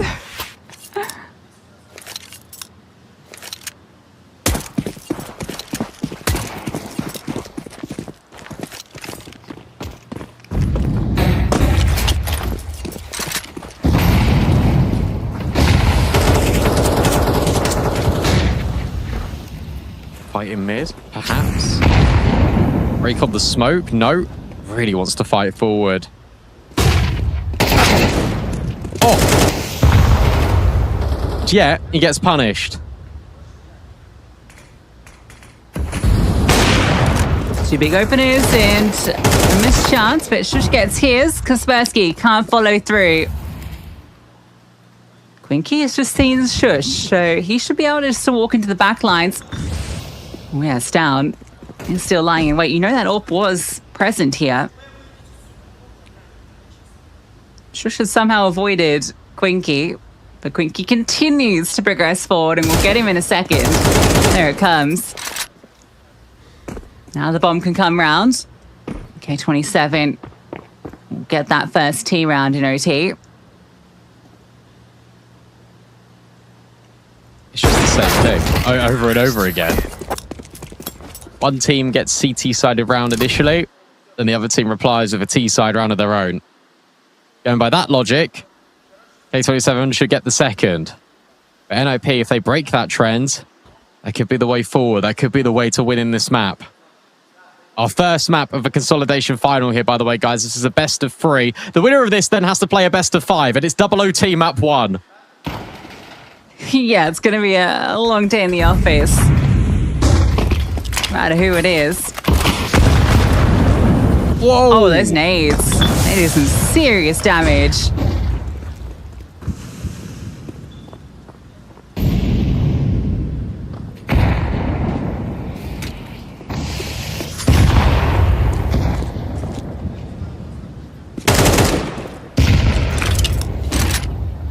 Look at how patient this is now from K27. They're just widespread all over the map. And they're waiting to see if NIP are going to pounce. There will be that opportunity coming in towards A. Push down ramp. How far do they go? And will they walk into cash lid? It looks likely. Kaspersky spots him. And more importantly, on that mini-map, he would have seen the bomb. It doesn't budge the setup, though. They're happy keeping 2 players rooted heavily in B. Maybe they made the right call because the bomb, knowing that it's spotted, is going to go back to B. NIP reading the mind game. Snappy calling for that pause. However, reinforcements are very far away if this is B. The issue you've got is that you're just executing into a bomb site you have no info on, and there's no split. It's so one-dimensional. So this crossfire could be brilliant. Oh, no way! Quinky has just deleted Note in mid-air. Snappy will find a double. That's a lot out of the in-game leader. And maybe, just maybe, there's a chance. But as you say, rotations so far away. Shush dropped in his tracks by that molly. Bomb down. Shalfie pushing forward. Quick scope out as down. Necessary, but not completed. 2 versus 2. Trade on Kaspersky. Picks up the AWP. One's in short, one's in sight. Important 1v1s that Shush can't win. Kaspersky back to the AK. Time not on his side. Smoke not available. The bomb not planted for short either. So that's going to make things tricky. That's going to make things stressful. But as he gets naded and peppered down, K27 know that they've got the time to work with. And they're able to get another round here on this T side. Yeah, almost like the only thing Kaspersky could do there was just stick it and hope for the best. Crazy entry from Quinky. And I love that molly in mid. That was so good. Shush forced to rotate elsewhere. Just flying through the air. I've seen. And again, 2 T rounds. That's the standard. That's what K27 again provide.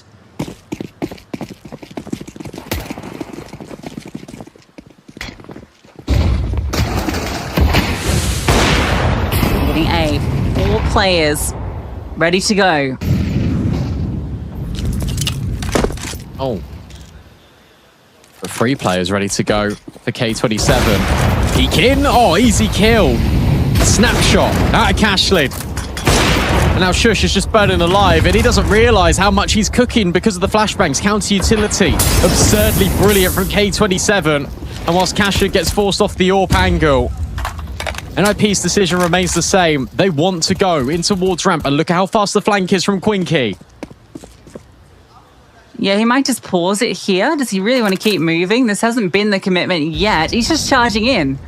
Okay, Shush didn't hear him. He paused at the right time. Shush does come back. Quinky might get caught by this. No, he's thorough on it. HP advantage. And now he just parks. You got everything covered. I'm surprised X5's still at B. I guess they never saw the bomb, but now the tap tells you what you need to know. Not committed. And so uncomfortable, but Snappy finds a headshot. A risky plant. Real risky. Yeah, I guess gets punished by the double CT swing. I'll tell you what, what's beautiful here from K27 is the fact that the CT players never swung off all those taps of all the contact. Quinky moves back around from ramp over in towards catwalk. That's why Snappy feels like it's safe to plant there, because Shush died to Quinky. You know that the AWP is over at con. Where are these other 2 players? Well, they're not swinging when we've been on the site the entire time. No players peeking. It is beautiful patience from K27. It's lulling NIP into a false sense of security. It's Shalfie that strikes again. And it's now K27 with 2 chances to close.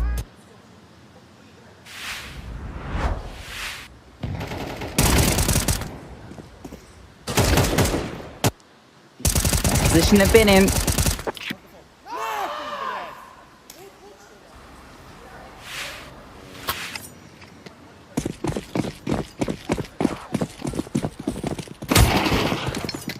Two sides have been supreme. NIP.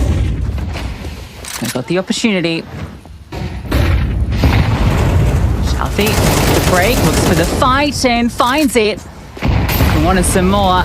That 4 HP needs to get out of there, and he will just about get away. Now you don't need to overstay your welcome in towards middle if you're K27. That's why you see Quinky just give it a little bit of a shoulder. Shelfie's already run around, and NIP understand that there's going to be space here. Someone needs to come back and consider this. Cashler's got his knife out. So that's an easy kill for Note. He's going to try and be a nuisance maker. I'll NIP figure out where they want to go. Because it isn't as clear-cut as going in towards B. Yeah, they're going to go in towards A. Zido overwhelmed. So now X5 has got it all to do. They don't clear him. At least not directly. Bomb faked out. Taps, but Shush still hits the headshot. Another good understanding of space from NIP is going to keep them in the contest. Shelfie just sprints through, right? And I think all of that is heard by Note, and they just know what to do in this situation. So many times they've had that sound cue of a player running market, and they just walk through. We saw Kaspersky do it in regulation. It's done again here by Note.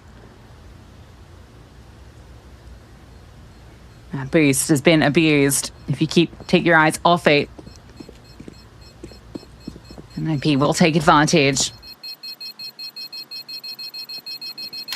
It's so hard to split these teams right now. Terrorists win.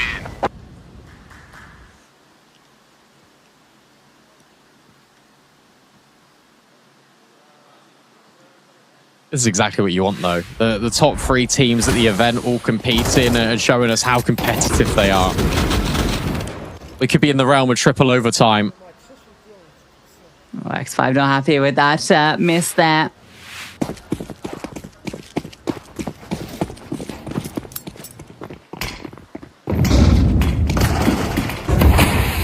Nice movement.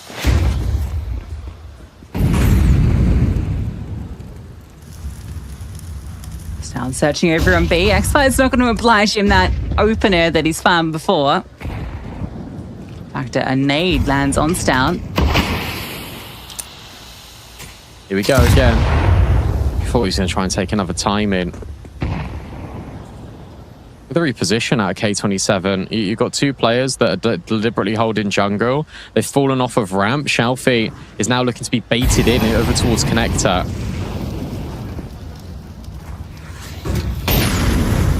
You rely on an awful lot on this setup if you're K27.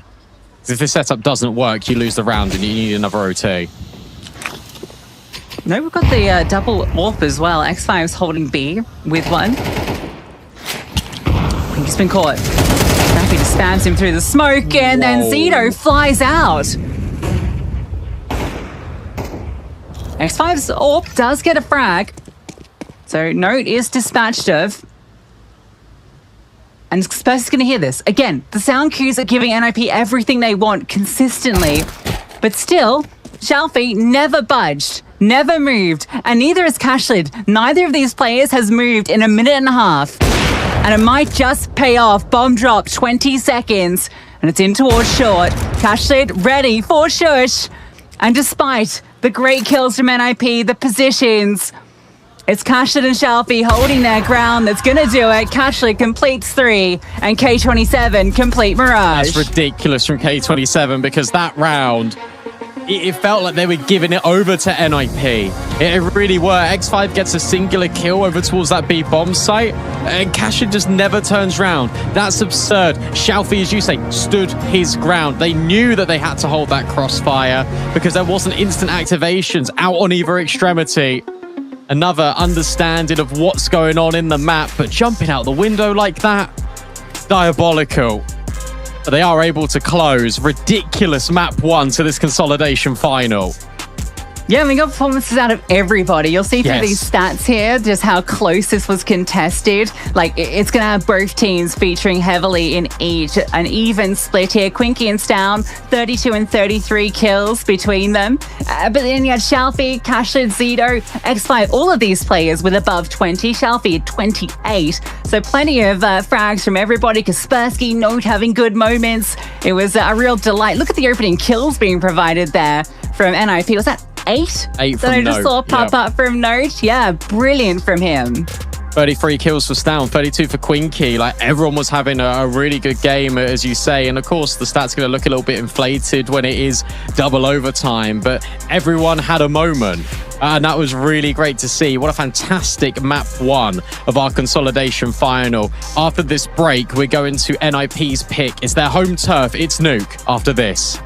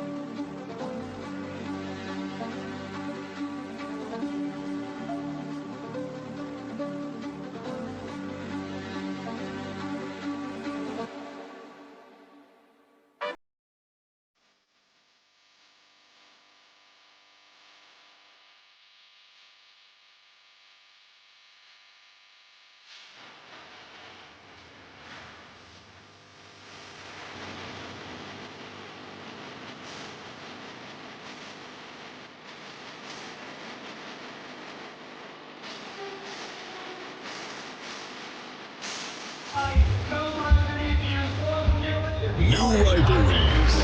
One shot to make history. Mark your calendars and get ready for Stake Ranked Episode 4. $100,000 is on the line. Register now.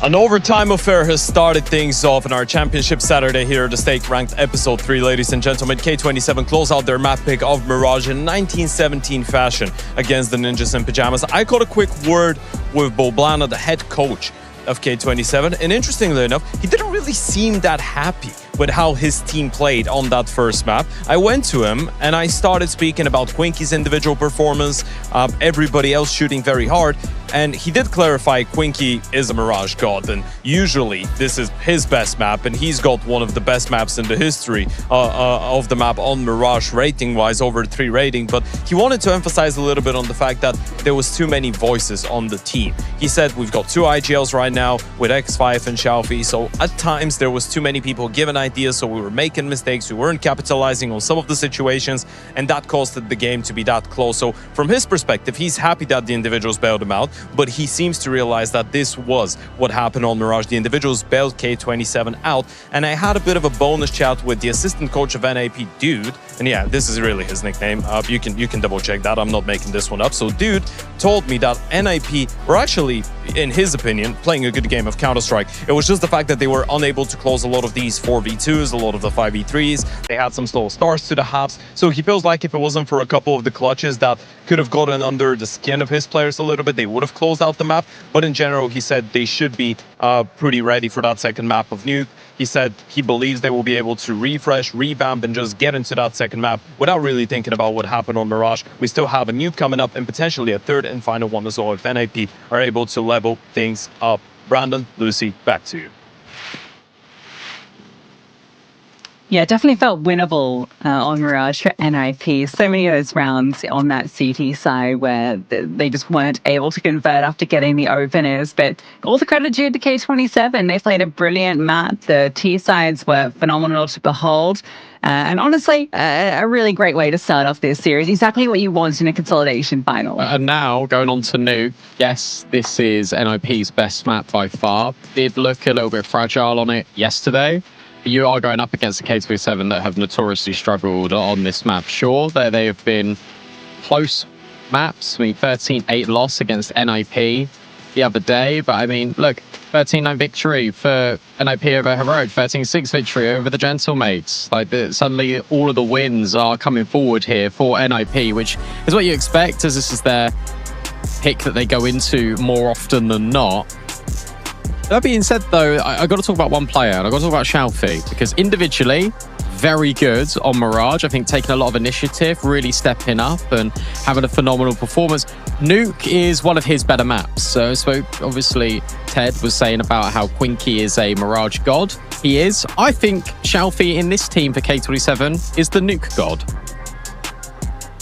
Yeah, he always used to be a Nuke specialist, right? So in terms of stand-ins, he's probably about the best you could get for this type of map in particular. And exactly what you're saying, right? The form that we got for him on Mirage, some of those openers he was getting on the A side and the T side were just winning them rounds straight out the gate. He ended up being the second highest rated player. K27 are favored to take the series. Obviously, they sit one map up, but I think those odds are actually relatively close. And I think a lot of that is just NIP's history on this map. 83% win rate. We've seen them already dominate it here. 3 wins so far over Heroic, Gentlemates, and of course, already against K27, right? So they've already beat them on this map, which I think definitely gives you a lot of confidence here. It's interesting because it's twofold for the storyline and the narrative here on Nuke. Because for Mirage, NIP should have won more rounds in regulation. K27 came back from disadvantageous positions. Also, that conversation, it can absolutely go the other way. If K27 didn't put themselves in so many disadvantageous positions, you could argue that they could have won even more rounds. So I look at this and I think, do you know what? This is actually very straight down the middle for me. I'm not really too sure where this is going to go. I told you before we went live, I said I've just got this gut feeling that K27 are going to take this in 2. I kind of still feel that way. I know that sounds crazy and delusional, but it's just what I've got in my gut. We'll see. I think we're going to go to Cash as that decider, which I think is very exciting. We have to get past Nuke first. Now, K27 in the last matchup, their CT side was outstanding. When it came to the T side, a single round posted, Brandon. That's my big concern here, is when it comes to what they can show on that offense, because there's no question that they can hold against what Snappy wants to bring out on the T side. When those sides switch, if it's anything like it was on day 1 of this event, NIP should be licking their lips and feeling like they've guaranteed a third map. Yeah, that's true. And we've already seen NIP just post up some really good T sides at this event already. So there's a really good argument, a really, really good argument this is going to go towards Cash. If it goes towards Cash, I wonder what the feeling will be like for NIP, because obviously they let it go to this decider. They thought, okay, look, we can have Cash just as that decider. Yesterday, K27 beat 3D Max, and 3D Max hadn't lost on Cash, but they brought it in the veto here at this event. That is until they played K27. We can't really think about that now. We've got to think about Nuke. As we come back to the battle here at State Ranked Episode 3, NIP take on K27. K27 need a good CT side. Yeah, 100%. All they need to was spend a whole lot of time working out what went wrong on day 1. Double dualies. X5 actually doesn't have armor with his. Now, both of them are at ramp, and that's where the fight's going to come their way. Now, Note, we know what he can do.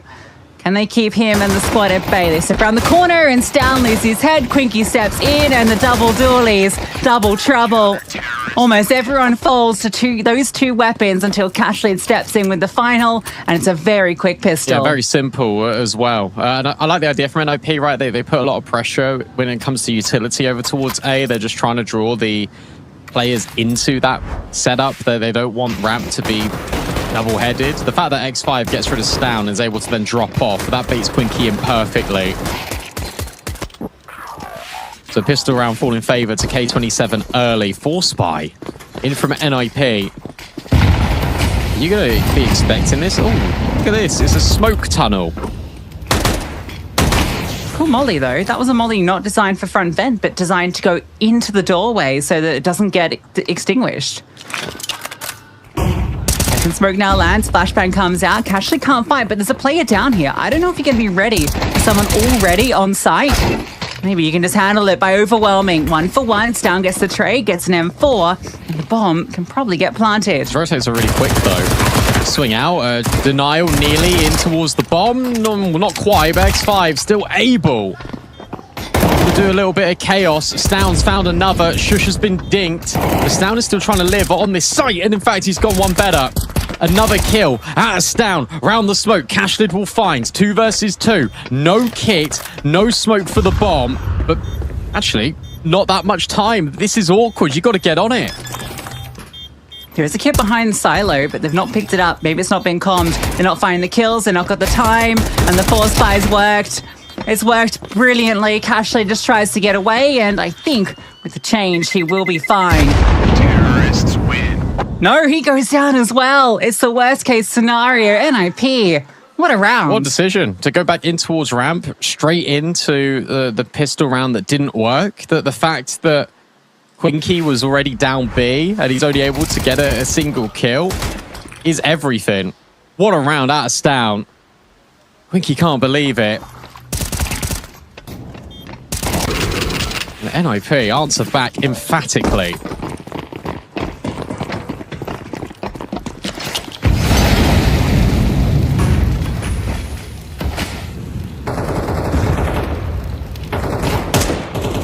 Oh, step out, Stown. Let's be careful. Great flashbang, but again, they don't quite swing onto him until they do, but now the rest of the squad's ready for the crunch. So all handled. NIP. That's exactly what they needed to bounce back after the Mirage. They'll be likely sitting on a 3-1 scoreline before you know it. Yeah, they know that he's over here because he was on through that flashbang.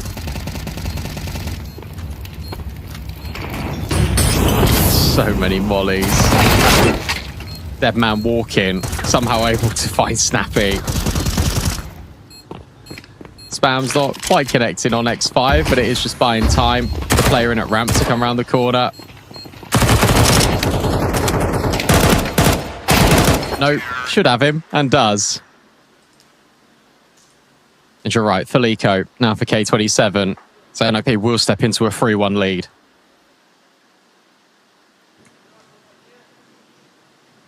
There's that PC, guys. If you're watching the stream, you may as well get involved. Get those tickets. It'll all be drawn later. Details in the banner. Get yourself a PC. Zeus for cash lid.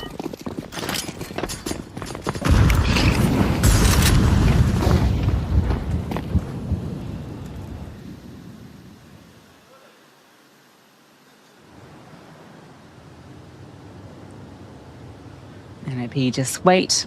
These players crossing outside.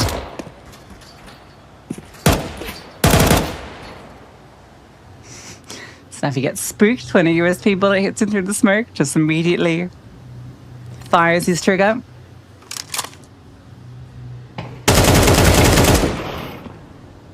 this should be a matter of mop up. Feels he's Shush having a great start as well. Has some struggles on Mirage. That's true. Bomb has been planted. Kind of want Zido to have a good game as well, if he K27, because he was largely absent on that Mirage as well, considering what his normal output is like. Terrorists win.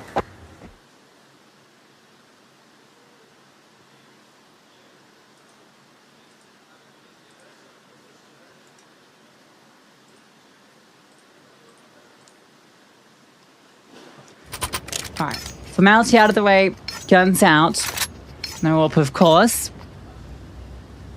K27, as mentioned, need to get the lion's share of rounds in this first half.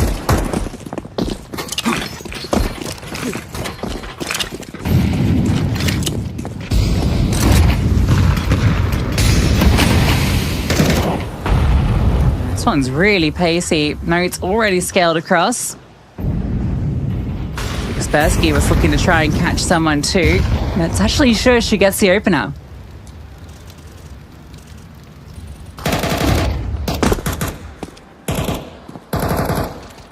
Easy swing. Oh, Kaspersky. Going around the world. There's so many players everywhere for NIP.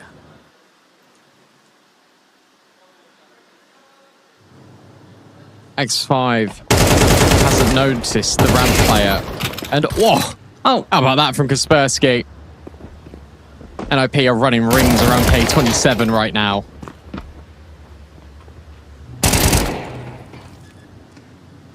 Well, their energy went into winning Mirage. They're going to be happy they did.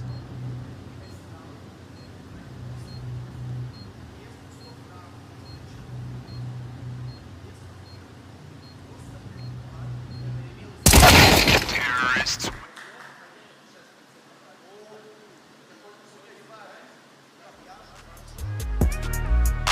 So gets a fun time in that round. Just gets the kill in from lobby, and that allows Kaspersky a lot of space because he knows that main won't punish him if he drops down, which is why he's able just to walk in towards hell, get those 2 picks, make it a third as well, scaling into heaven. A very easy first gun round for NIP. X5 has a lot to say in this pause. I mean, they just got caught out completely there. Like, there were so many moving parts to the NIP attack, but also for K27, they just didn't really react to anything. It was way too late. They were almost doing it on NIP's terms, and that's where you enter a really difficult scenario. If you're the CTs. Zito with the Deeg. We'll be able to see these players cross. X5's already made it down. Cashlid, I think, might have seen one, but X5 is just going to give up his life.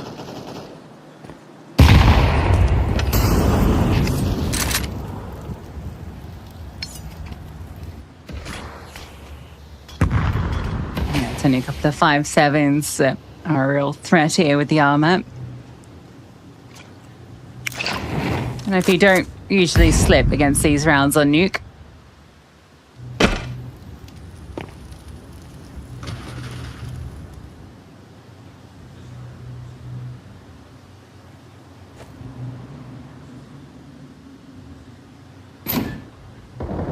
They are everywhere at the moment. Smoke's too deep. Shush gets ahead of it. And they're just going to funnel into this A bomb site. All the K27 are down lower, where Snappy is just being nuisance. Zito will catch him. So at least that's a rifle. They don't need to invest. 5 rounds, just already basically out the gate. Like, you're feeling very happy. Yeah, pretty instant as well, right? This game has been really quick so far in the first half. Maybe I shouldn't have said about this gut feeling. Should have maybe just kept it to myself. Because it currently just isn't looking like that at all.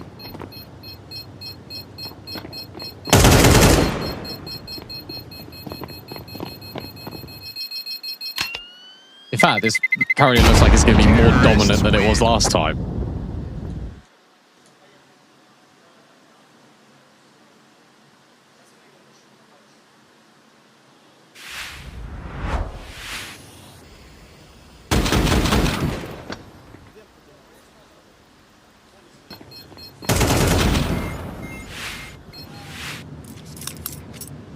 Shush 10 and 1. All right, catch it all. Maybe that's a difference maker here.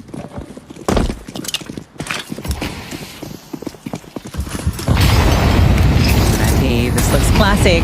Getting set for A. At least everyone's inside at the moment. It's maybe a double pump. Here we go. Second set of util. They come. Catch it up is here. They can't make it to. Shush scales out. Shelfie not detected. Sub X5 in the back lines. And a drop down from Kaspersky, looking for answers elsewhere. Both players go down the vent. Bomb can be planted. Got a lot of time here. They got an awful lot of time here, NIP. It was like K27 have only just clocked that it's down B. What are they waiting for? They're clearing out lobby. Guys, it's B. You got to move faster than this. Down should get a freebie on Zito, and whilst it isn't as free as he would have hoped for, I mean, there's no. You can't go for this. Yeah, you can't go for it anymore. You got no kit. That fight is everything. I love that from Stalin. It's risky leaving Kaspersky. I think lost everybody. And what a well-worked round from Kaspersky and Stalin. Just immediately saying, all right, well, there's too much to deal with here. Let's drop down. We've got the opportunity. Bomb planted while K27 is still responding to the chaos on A. Down immediately. It's just like, all right, I'm going to take this timing. I'm going to move all the way to secret. They're not going to come down the vent because we've just dropped it. So he makes that call. All right, I'm going to cover off one of the other 2 entry points to the site. They're all over the place. K27. And that's what Snappy senses. Straight in towards the same bomb site. Good trade out of Shush. Break on the smoke. Will reveal Zito, but they can't handle him right now. Stan will find him. Shelfie. Where on earth is he? Over towards lobby. Cash has got an AWP, so these players are close. Maybe there's a chance here for K27, but Shelfie overlooks the angle onto Shush. And Cash doesn't find anything. Well, it has to find both now. They will have no idea that he's got a sniper. And it might not even matter. It doesn't even get to fire the 50 cal round. Note hits the headshot. NIP are in cruise control. Yeah, just running over them, flexing their superiority on this map, their comfort on it, and K27's recent struggles.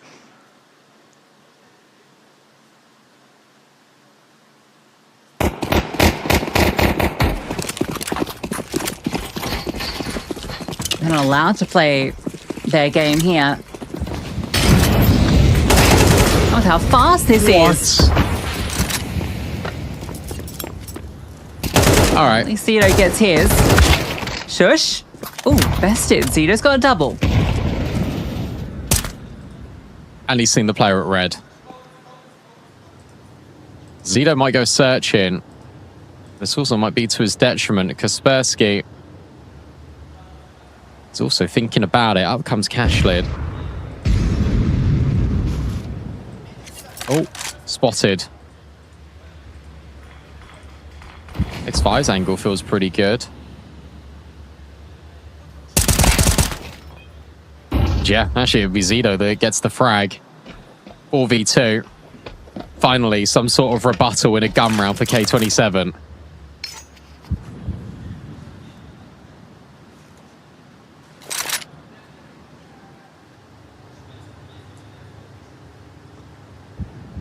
Cool entry from Staffy, though.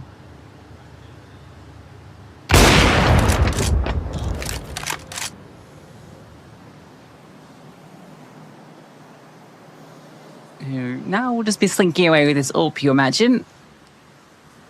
K27 get a second round. Feels like it's come far too late. NIP on 7. They have more than done what was required for them in this first half. Hello. Goodbye. Money's not a problem for NIP. Quinky, don't know how he manages that on the ladder.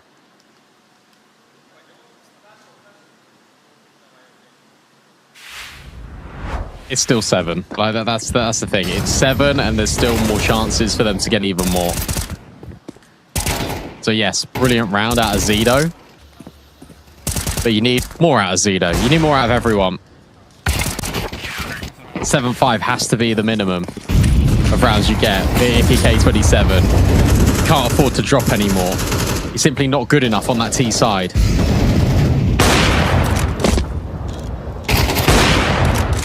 Oh, nice adjustment. That's pretty good. Oh! Oh my God! You're kidding me.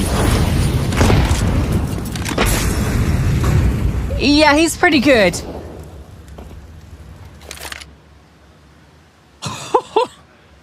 All right. Yeah, sure. That's a hell of a way to get a kill. Nice shot back from Kaspersky.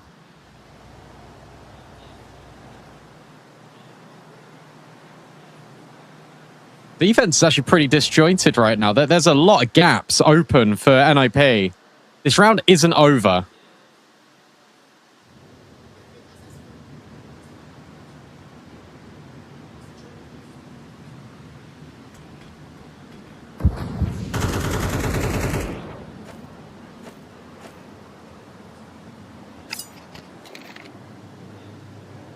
Shush. This is being held for. Okay, and there's Kasha getting his third in the round. Zito can't put his attention on both of these avenues. Now Kasha falls back and can watch the cross. Zito misses his chance, but Shalfie's quickly pursuing. Kasha gets caught, but there's Shelfie. Kaspersky 1-on-2. Is it really going to fall like this? Well, not a Kaspersky swings the Glock in hand. Bullets dry in the AK. And K27 off Cashlid's ridiculous sequence outside. Let's watch that back.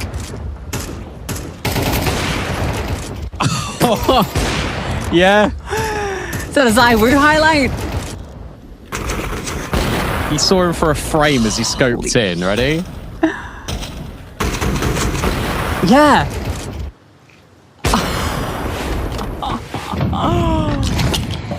Get real. Now Zito pushes in close. They're just getting active. Oh, and Cashley's found another opening. Kaspersky. Oh. Hello there. dead to Zido. Brilliant trigger discipline. Finally traded by Snappy. But you feel like that's too little too late.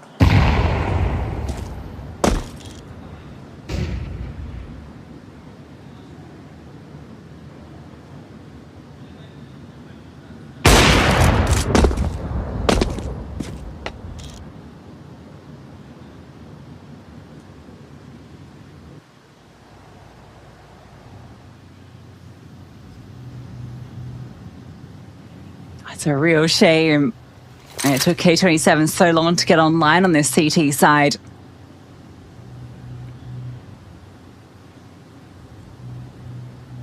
Look, if they can recover this to 5, get the pistol, we're right back into it. Even if the T side didn't look great last time around, doesn't mean that'll be the same situation this time. But just what if? The bomb down. Okay. And I don't think he'll get too much more from this point. No, Quinky takes him out. AKs get scooped up. Nice little team molly. And a 4th round on the board. There is some money here left over for NOP. So I'm pretty sure it'll still be another really healthy investment for them. But I'm enjoying this variation outside for K27. Like, they're actively looking to get kills. Really enjoyed the way that Zido played that as well. Like, he just waited, he just let them all go by. NOP take a timeout. Because look, they are still satisfied with how many rounds they've currently got in the first half, but they understand where they were. They were absolutely dominating this first half. And what you're doing right now is you're opening the door. You're allowing an opportunity here for K27. And let's be honest, when you are 7 rounds up on the T side of Nuke, there should never really be a second chance, an opportunity.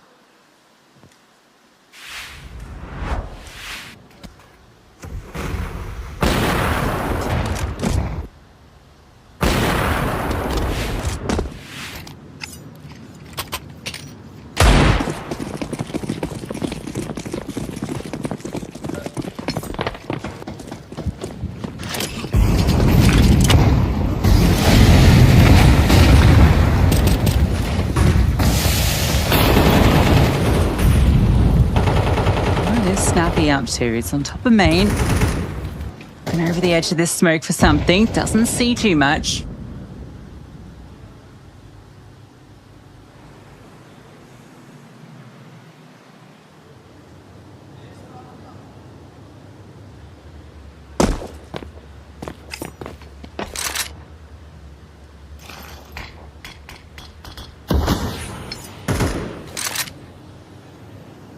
How much does that audio cue give NOP? Feels like they do want to go A with this drop down out of main. But Note is still lurking outside with Snappy. 55 seconds. Rotations have come over as well to this bomb site for K27. Zido has got the responsibility of middle and main only. He will find the first drop down. There is a trade out of Snappy. Shalfie's also fallen at his X5 at the back of the site. And, well, it looks like they were ready for him, but they can't deal with him. Cash is up heaven. Quinky's on the flank. K27 need to hold on. Yeah, it's all about Quinky now. Cashlid announced himself. Flashbang. And just being present. But Quinky's the one that has to find the frags, and he doesn't. 5 looking like a pipe dream.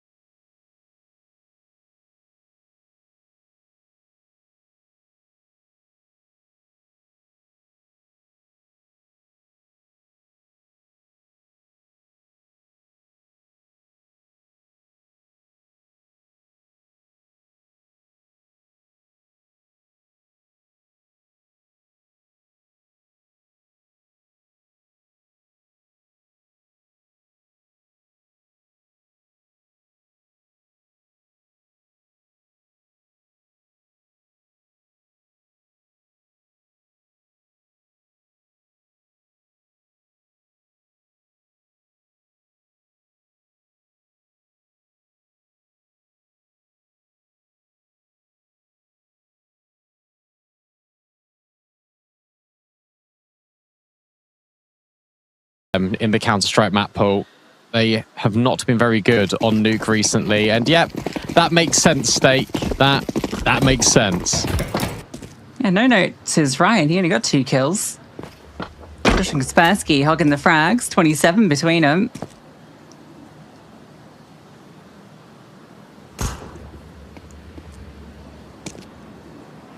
Goes out saying K27 need this pistol.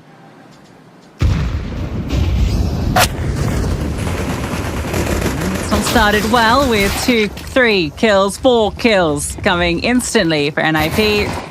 Let's just make it 5 right here, right now. No damage inflicted by K27. See you on cash, boys. That's what Snappy has just probably thought about towards K27, because there's a real small chance of coming back into this map now. You are able to get that pistol. Great shot out of Shush. Kaspersky does brilliantly. Doesn't actually see any of his opponents to get kills.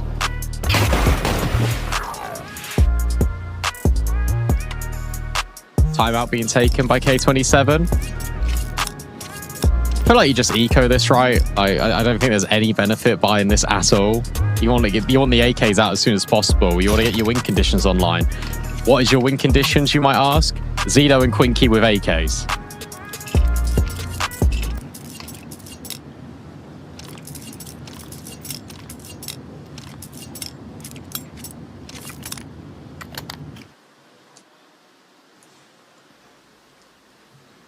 At least NIP are saving us some time after the extended Mirage. True.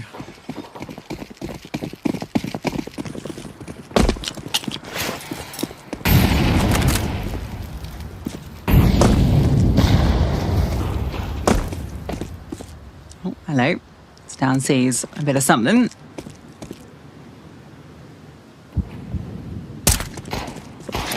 for that head. There's a nade instead. Surprise, Quinky.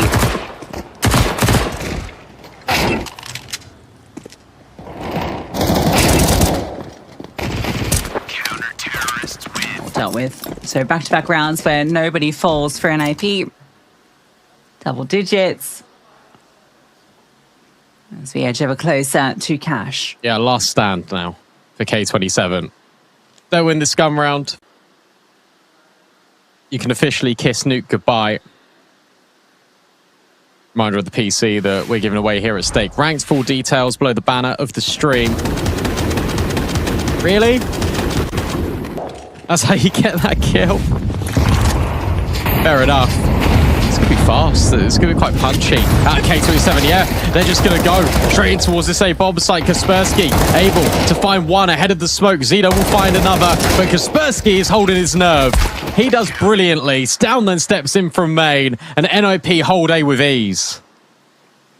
Yeah, he is exactly. Kaspersky not under threat there after he deals that one player that's trying to sneak through Squeaky. He then just turns around. He's got the M4A4, plenty of bullets to handle all of the K27 players running at him.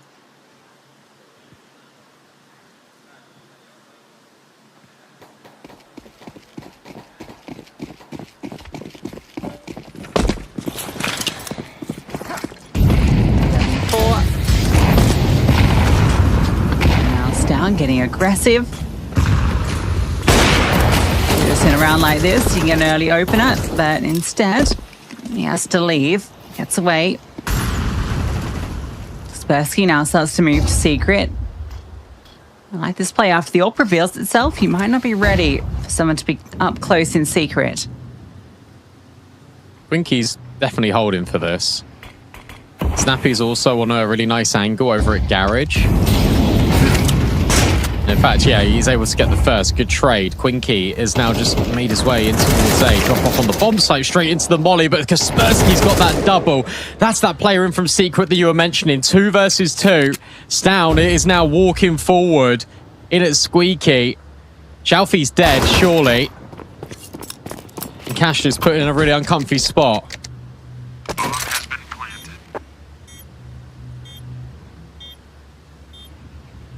That's going to go together. Cashlet moves forward and door open behind him, reveals he's behind and Stown strikes through.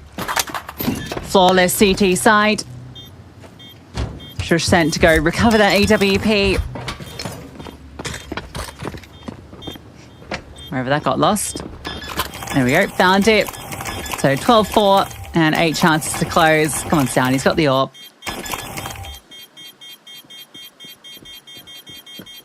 Every single piece of utility scooped up.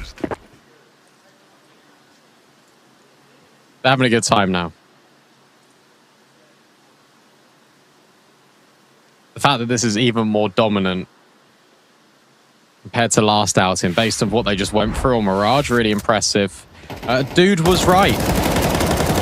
As he was speaking to Ted, felt like this team was going to reset immediately mentally and come back stronger on Nuke. They've done exactly that. No AWP for Cashlid. It is just AKs across the board for K27.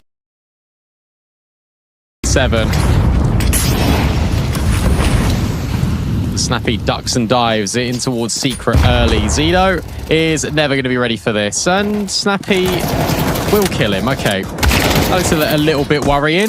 He will get traded. And Stown, It took way too long, didn't it? yeah, is able to find Shelfie. Oh, little jump onto the garage railing. Got him around that corner quicker. I like that.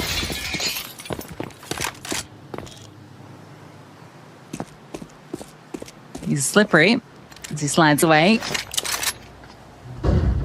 3 on 4. Quickie at half HP. Rotation already down. Note is here. Not been a required element in NIP's success, but might be the star of this round. K27 open the door. They start to step out, and now Note. Let's look for this timing. Quickie's going to come to here, and there we go. Note gets his kill. Now that bomb can't be planted safely. They're going to try and hunt for him, and that does work out, and evens down. Here's Spam 2. And now though, X5's seen a little bit of foot.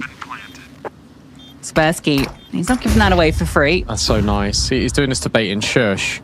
But Shush is now tracking him in the vent, and that was so good. The audio cue, brilliant. I love that so much. Out of Kaspersky, and now it is up to Cashlid. 9 HP. It would be a miracle clutch, and that's why we call it a miracle. NIP get that defuse locked in, and they stomp K27 on Nuke. Double overtime on Mirage, 13-4 on Nuke.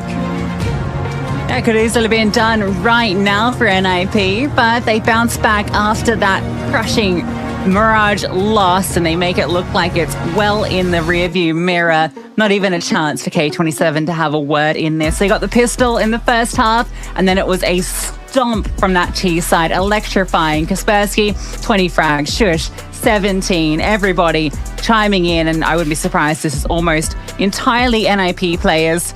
A few little cameos from K27. But this was one-way traffic all the way for NIP. It's actually impressive that Cashlid has 90 ADR in the game that they lose. 13-4. And as you say, kills brilliant from NIP. Everything start to finish for NIP was just correctly called. And K27, you could see they were just a little bit all over the place, didn't really know how to react, didn't know what was going on. That's because NIP had a player in ramp, player in secret, player outside. It was dominating and commanding out of Snappy. We now go to a very fun deciding map, similar as it was yesterday for K27. It's Cash. It's NIP's first time playing it as well. Can they win on it on their debut to book a spot in the grand final? We'll have to find out right after this break.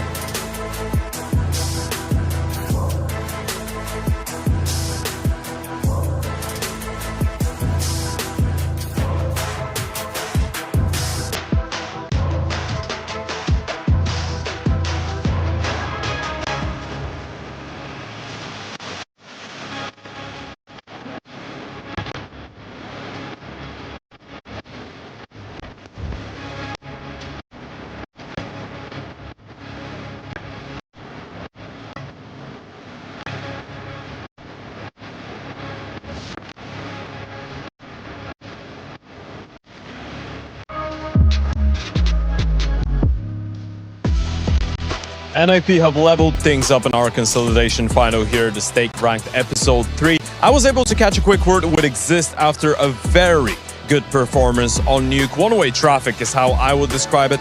I talked to the Swedish coach, and what he told me was that the team was very focused going into Nuke on two things. First things first, not doing what they did on Mirage in terms of throwing in, this is, I'm quoting him, his words, throwing away so many advantageous situations. He felt like they were a little bit off in some of these 5v3s, 4v2s, but then moving into Nuke, he said that they were pretty composed, pretty confident that they were going to be able to bring it back, and we saw the result on the server. A phenomenal map coming out of Kaspersky, a very good game plan in general coming out of the side of NIP going into that second map, and now we're seeing why they truly are Nuke specialists. I also asked him a little bit about Cash and what we could expect there, and as much as he didn't want to give me too much away before the start of the map, he said that they've been able to practice it a lot, but he's not really sure how things are going to look when it comes down to the officials, as it's one thing being good on practice, it's a completely different thing showing it on the server.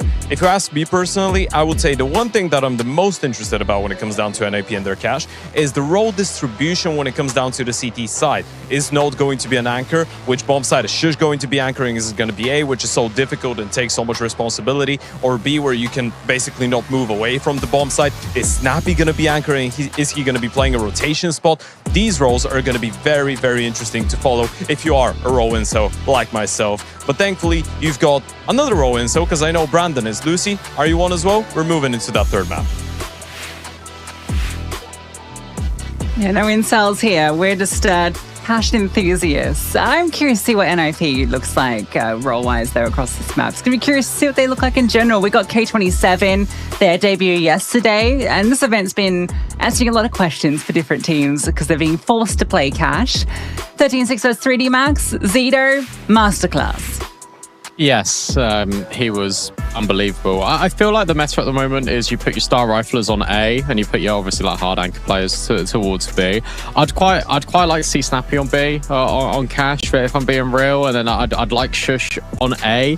Maybe Shush and Note both on A. Kaspersky patrolling middle, and then that means that Down can be as flexible as possible. I think that could be a cool solution to it.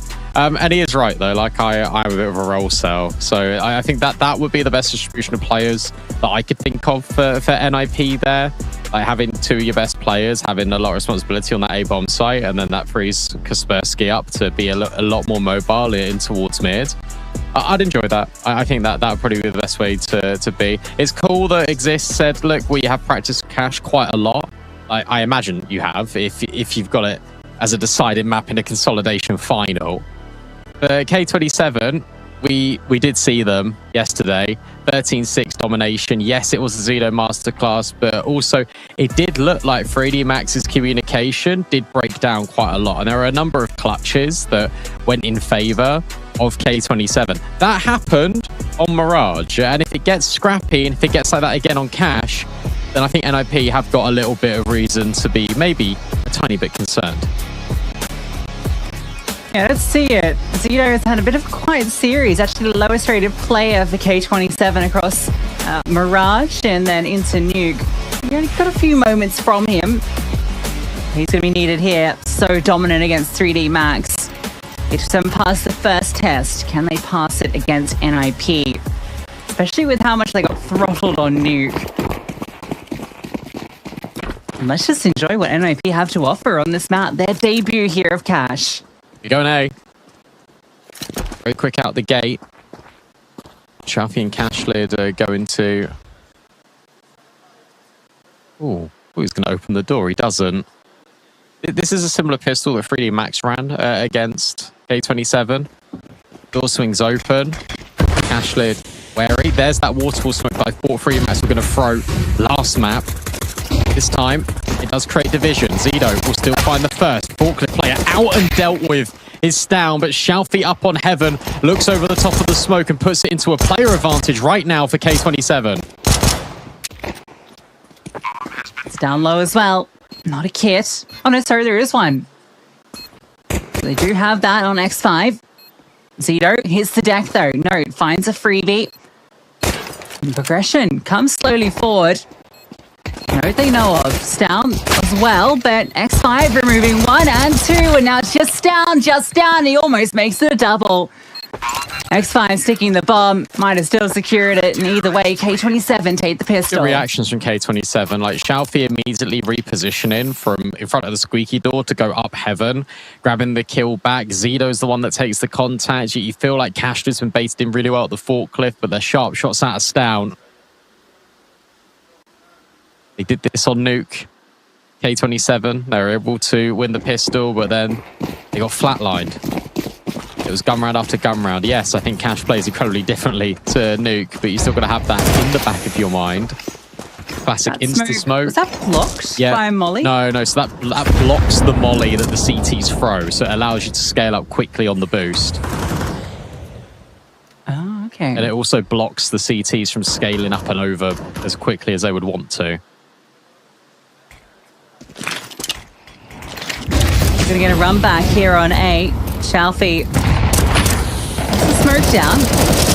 And the spam doing good work. Zito, in fact, actually gets all the kills. A triple out of nowhere until Shush space down 2 with the Mac-10. Nice angle. Xiaofi on top of the box. Really good angle. Revealed. Snappy is spotted. Bomb not collected on his way out, so he has to stay present, has to fight forward, and that doesn't work out. And do you know what? Here's the scariest thing for NIP, and I'll say it early because we are early into the game. If the individuals like Zito, like Queen Key, are starting to find multi-kills very early into this game, that is going to give them so much more confidence. I mean, look at this. He's just holding the spray. There's a gap on the edge of that smoke that he exploits brilliantly. That'll just give them so much confidence, and they'll just go and fight you all the time. That's something you definitely don't want if you're NIP. Shush with the hero AK does a lot of damage to Xiaofi early.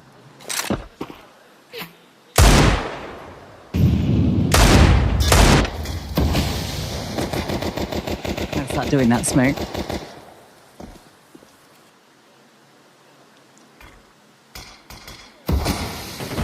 X5 Tech 9 only.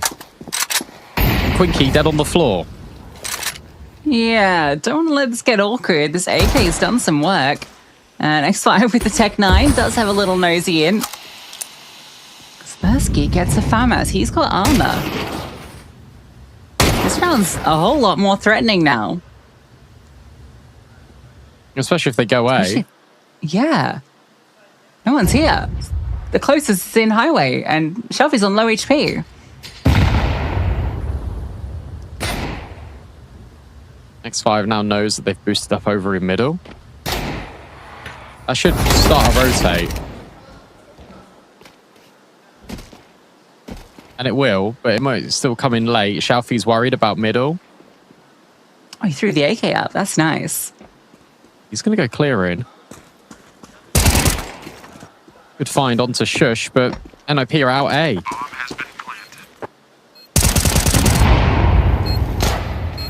Good damage off the nade and the spam. Zito does get the frag onto Snappy. Looking a bit better now. Armor only on Kaspersky, but Stown hits the quick header. Kaspersky looking for this fight with the FAMAS. Needs to find it onto Zito. If he loses this, it all starts to crumble, and Xiaofi gets the trade. Now he's low. And no time on his side. Xiaofi coming back around. Needs to get this kill instantly and can't do it. So it's a lie to buy. It's a hero AK. And NIP get there first. It's a confusing round from K27. Like they had the read that it was going to be B, but they didn't actually search any info in the mid round. So they were just hesitant there for way too long. By the time that NIP get on towards the A bomb site, it's just too late. Also, X5's gone with a Tech 9 to presumably try and get an AWP for Cash Lid, and that's backfired as well. He's only on an MP9. You could have accidentally shot yourself in the foot here if you're K27. I think that smoke that does allow this sort of play. X5 on the other side. Well, does he know it if he walked over? Sure, she is waiting here to be killed. And, well, he sees that smoke thrown and strikes. Now the rest of the defenders can focus on this bomb site. Cashid wins his fight, surely traded by Kaspersky in a moment. There it comes, but Xiaofi steps in, as does Zito. And this one comes a lot more simply. Just that one casualty onto Cashlid. Yeah, that's much better. clear plan in the round just to boost the MP9, get that active, and then immediately rotate players towards A. You get that confirmation that it is probably going to be the A bomb site because players are throwing utility outside of main. So a faster reaction here out of K27. Back down to Tech9s, back down to Galil, not an AK for NIP. And this time it will be B. K27 love this boost, and ooh, will it work? Oh, if they'd stayed on it initially, I think it would have. At least it wasn't punished too heavily. And there's a third player here, so K27, they've got the quantity of bodies. The molly's so good, though. The entire B site littered in flame. It does get one back, but X5 loses his life in heaven. Now it's very tricky for these two remaining players. They acknowledge it. I mean, really good mollies thrown in by NIP, but K27, I'm not sure why they fell off that boost. And then decided to remantle. You just give up so much information there and all the space. Heaven player can't really hold the cross efficiently, and I don't mind this out of NIP, giving it a little bit of a hunt. Obviously, you've got to worry about your money as well.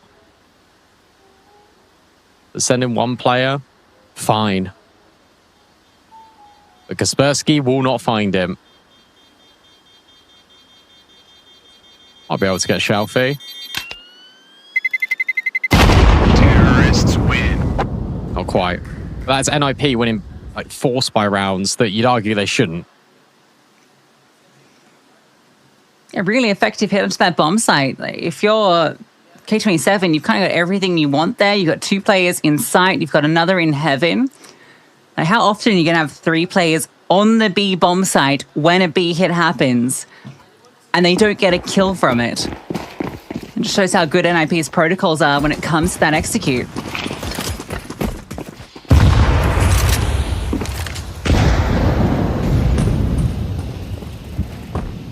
X5 is playing a dangerous game here by these windows. Not going to go for the boost. Zedo is now in a good cubby. Shush is taking a look. Taking a look. There's a lot of space he's just gathered by himself.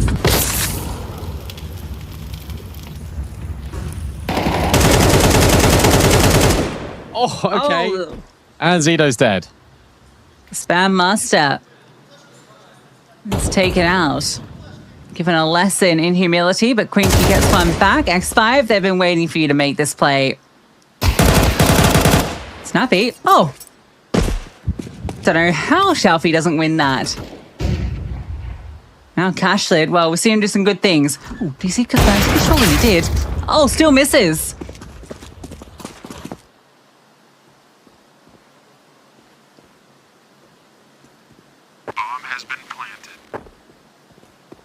That round's cool. That round is a very cash round where you've got a player lurking out B, dropping utility, and then trying to take a time in. Shush is a master at doing that.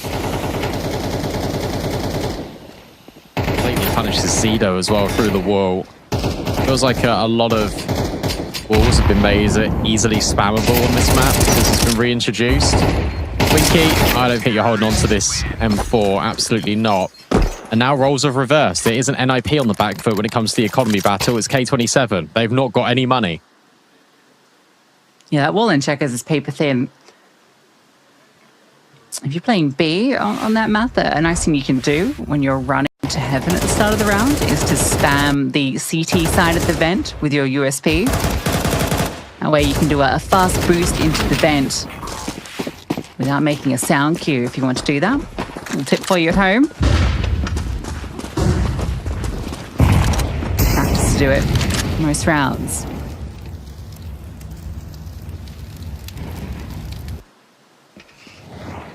It's not a classic game of 50-50, guess where the stack is. It's on A at the moment for K27. Snappy. Thinking about pushing. Imagine he does, right? That's how you get the information. He goes for a little walk. Yeah, flash around for him. Oh, big Nice dink dink. already. Oh, And the kill. Uh-oh. oh, Go B. okay. Off you go. Yeah, time to leave. I'm just here alone. Okay. I think Snappy has alleviated all of the pressure.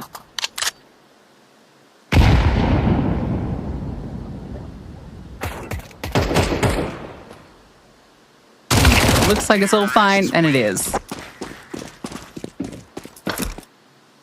Yeah, they always had the bailout there. They always had the exit to B if they wanted it.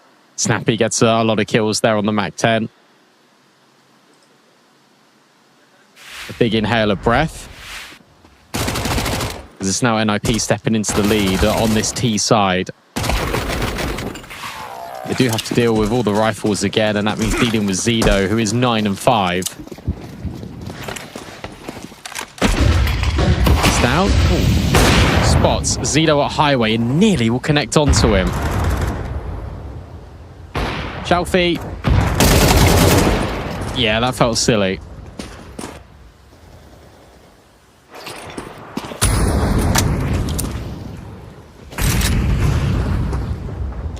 Kasha does get to strike with his AWP, punishing Shush on his leg. X5 needs to be careful. Spursy had a peek into middle, didn't see anything. NIP actually going to make moves back to B.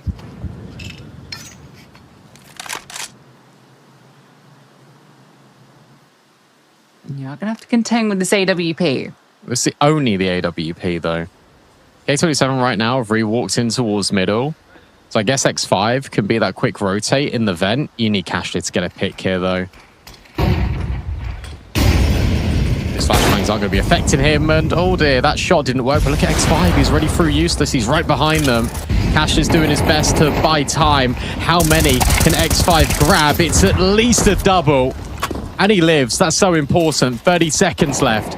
Snappy trying to bring that bomb over in towards the site. Will be escorted by Note. Digits punched in. 25 seconds. A really tricky afterplant because you don't have any space off of the site. That's why Snappy thinks, we can get rid of X5. There's a little bit of room, but getting by X5 is a harder task than he anticipated. Note thrown into the clutch. He's so good at these. According to HLTV, 2 kills already belong to him. Can he get the third? No. Ammo empty. A brilliant try, but K27 are able to retake. We started to believe he was making that one come through, but X5, the hero of the round for K27. Perhaps if Snappy had won that duel, there could have been a way back into it. But the timing on the backstab is perfect, even though Cashley doesn't get his shot. X5 has a moment to shine. So we're tied up 4-4. First timeout for NIP.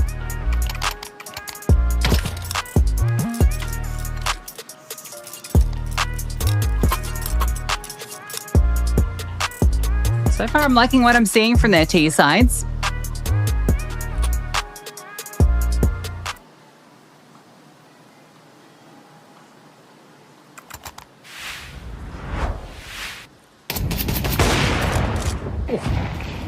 Another classic cashless shot.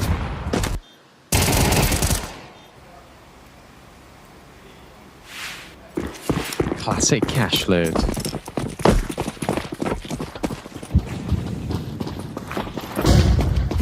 Oh, nice shot.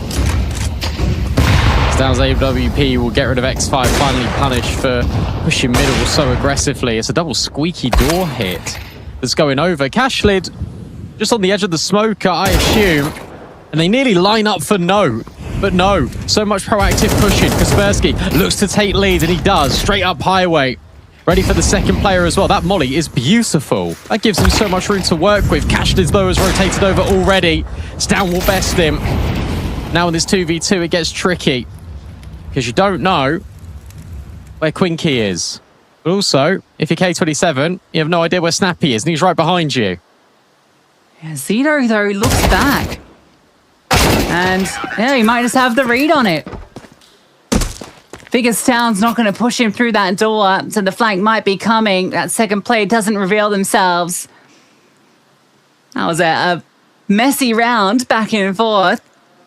But considering NIP got the opening pick, K27 do well to find the frags back. Yeah, do really well. I really like Kaspersky's movement as well. Straight up highway, like trying to kill both of those players in towards the door. I also like the idea of his molly. Just a beautiful rotation out of cash lid. Oh, dink. Going both ways, all the ways. And yeah, NIP, they'll be the ultimate victims. I love this angle. This is brilliant. Out of Quinky. Snappy's just on the other side of the wall. Hiding in plain sight. Is the rifle and low HP. In fact, it's Zido and Shalfie that catch out both. It is just Down remaining. As K27 looks to take a more commanding lead.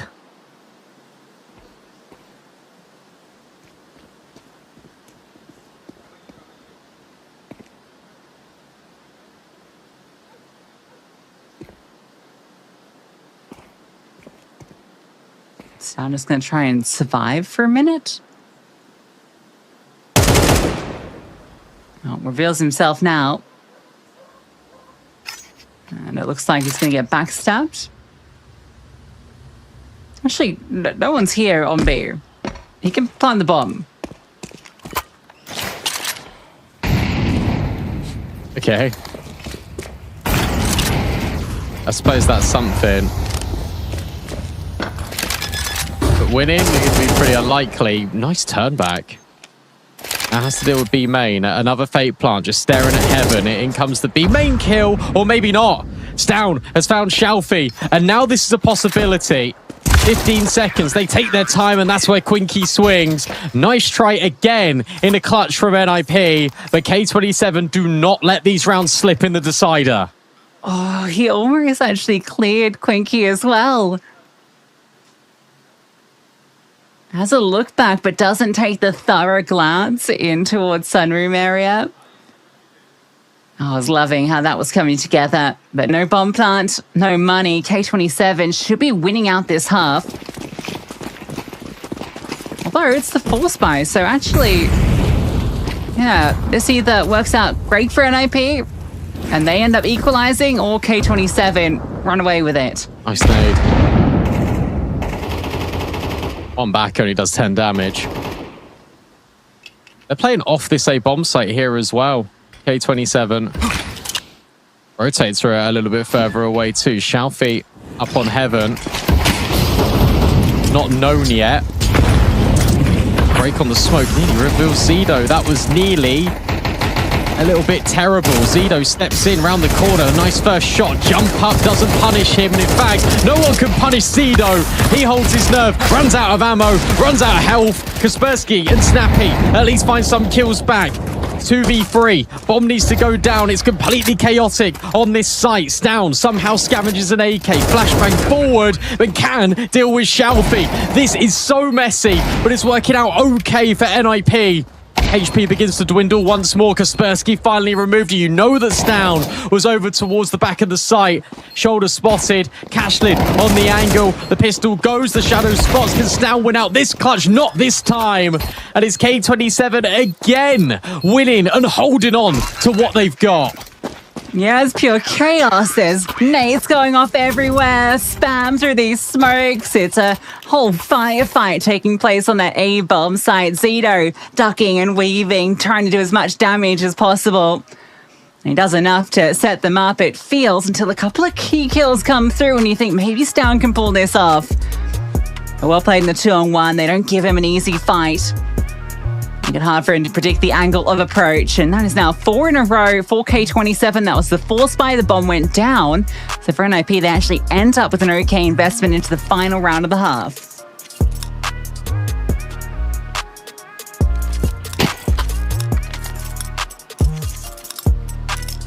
That was so chaotic. That was really hard to keep track of what was going on.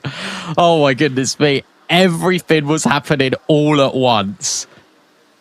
The fact that Zido nearly lived while standing in the open throughout all of that was probably one of the most impressive things I've seen in a while. No AWP for Stout.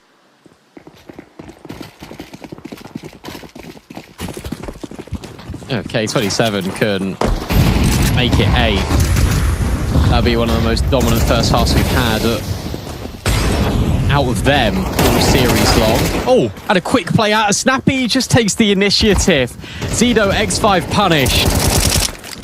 Maybe it won't be that fight back. Shalfie, though, has run out of ammo. He understands that there's another player. And Quinky will see Stown. They know about Snappy. And knows about Cashlid. This timing's cheeky. But if the bomb's dropped in middle, it might not even matter. 2 versus 2. Yeah, now Note does get his kill, but Quinky just swings with the AWP. You know, Shush normally lurks over towards this B bomb site. So Quinky's just going to park up in Z and hold this cross. Shelf is in charge of the bomb. Now, Quinky is low. But can Shush actually predict this angle and take him out before that AWP fires off a bullet? Oh, missed shot. Shush baits it out. Now there's a real chance into the one-on-one. Shalfie already has taken some flack, and Shush has isolated one of the avenues with that molly. But he's worried about where Shalfie could be. This corner is a likely location. You see Shush is fairly locked in on the possibility. But can he win the fight? That's the question. And the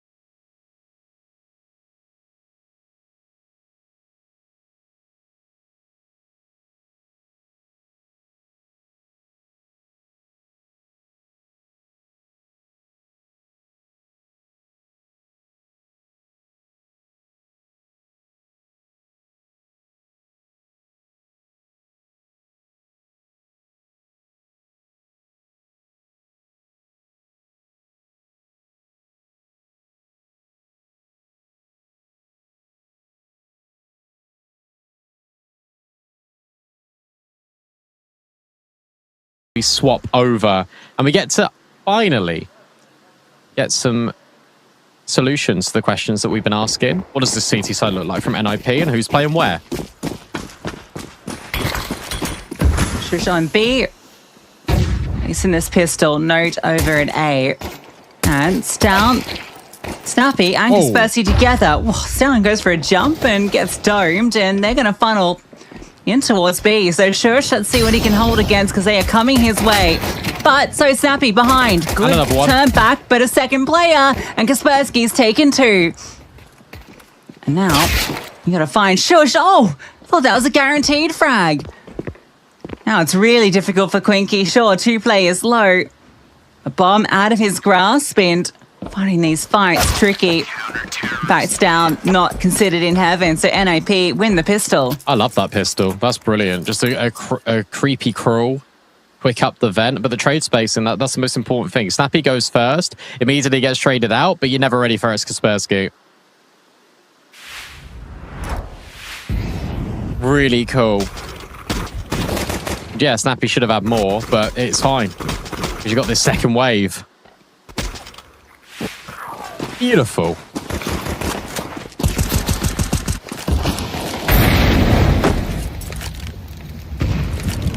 Next 5 wants uppies. Shush will find Quinky. My turn. So Shalfie.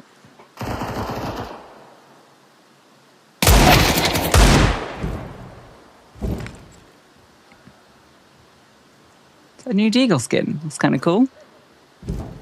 Is it? I don't know. I'm seeing too much. I like the purple though. I like the colour.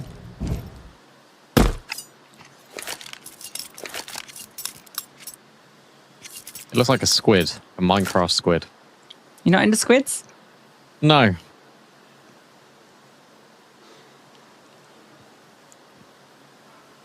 They creep me out. May watch out. Fair enough. This is simple. No one dies. NIP equalize. It's the same with octopuses. They're too smart, and that scares me.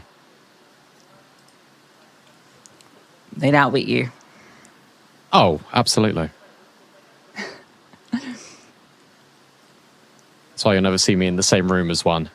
Reminder as well for the state rank PC giveaway, guys. Full details in the banner just below the kick stream. First gun round between these two, really important. We're tied up. It's 7 rounds each on our decider. Zido loves these spams, and NOP aren't even giving him an opportunity. Fast boost in towards the window. That's what you were speaking about. USP did break the vent. Yeah, it just allows it to happen with that quick smoke off heaven. You have no idea it's taken place.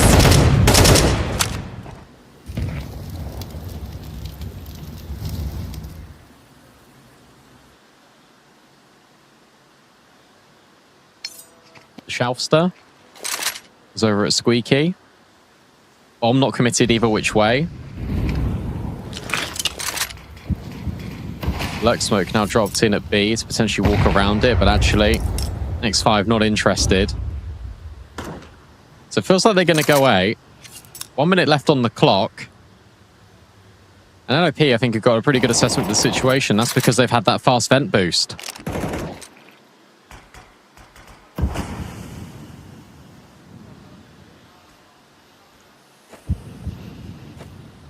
Oh, I like this. Boost up to Shroud. Oh, no, it makes a sound cue. That might give up the game. Let's see if it pays off. Stopping all the utility. Does Snappy get cleared? 20 seconds left, probably not. True enough. Nope, he gets cleared. Yeah, that sound cue, spoiler for Snappy. But no, can still recover it with Stown. They're finding the kill. Shalfie gets the trade, but you gotta get the bomb down, and Stown not missing a headshot right now. Eventually they get past. Can they plant? Just about Catchley gets it in. 1 on 2. Stown, 10 HP, and they're just running him down. Swings out, and it's Stown with the quad kill. And NIP into the lead. What a beautiful, beautiful sequence out of Stown. That's why he was a rifler before he turned into an AWP player. Just holding that delicate little cross. He only had a couple of pixels to catch them as they tried to hightail it in towards the site. Good clear onto Shrouds, to be fair, from K27. Thought Note was going to get the multi. Instead, it was just all Stown.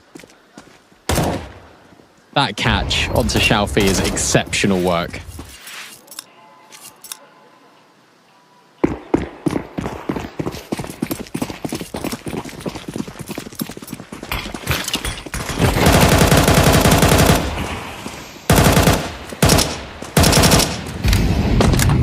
Back at it again with the spam.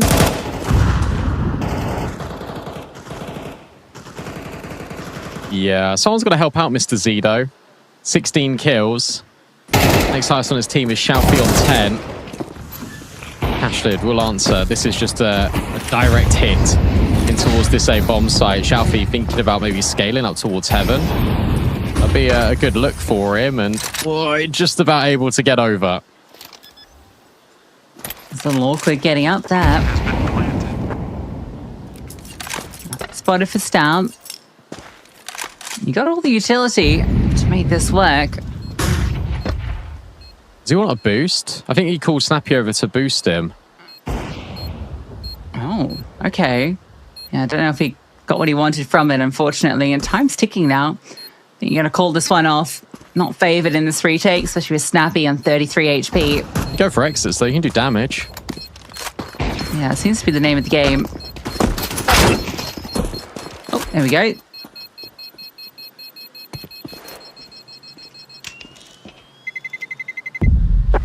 Doesn't we get too many more. Gosh, it does go down. It's not bad. Couple of kills. I like this decision at K27. It is fast. It is very dynamic. It's very contact-based as well. Completely catches NIP off guard. Makes sure their rotations are completely off track. And now this is the real test of resolve for NIP, where the going gets tough, where they have to dig in deep. Not really played any officials on cash at all. K27, same boat. They've only played one. They've already conceded more rounds than they did against 3D Max. Massive A main push right now. Yeah, Note just goes ahead. Didn't like the way that he was pushed upon last round. Surely got to consider it. Oh, Shelby mollies it. Oh, that's so rough. And then the trade doesn't come.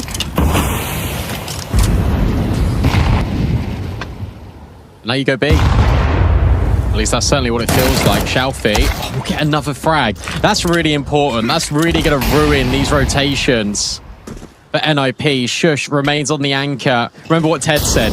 As the B anchor, you have to stay on B. Force into the open, that one tick of the molly. I think enough of an audio cue. A break open on the CT smoke. Spam out of Kaspersky. Not finding anything. Shush still at the back of the site. Hoping for headshots. He'll get one before traded. And while Stan rotates over towards Heaven to provide cross on the contact, pretty sure the bomb, can now be planted. Kaspersky looking to push forward, covered by Cashlid, and Stan can't do a whole lot. Wallbang not quite connecting, and look at the flank out of X5. It should be 9. And you lose everything. K27, brilliant round. Shalfie, brilliant round. Thara in main. And the fact that he, with what? 20 HP, decides to go for a peek and fight and find Snappy. That is everything. Gets confirmation of the ops there, allows the team just to contact and execute in towards B. And if that comes a little costly, damage is done. Another buy for NIP, but this one doesn't play out. K27 might be able to get this up to 11.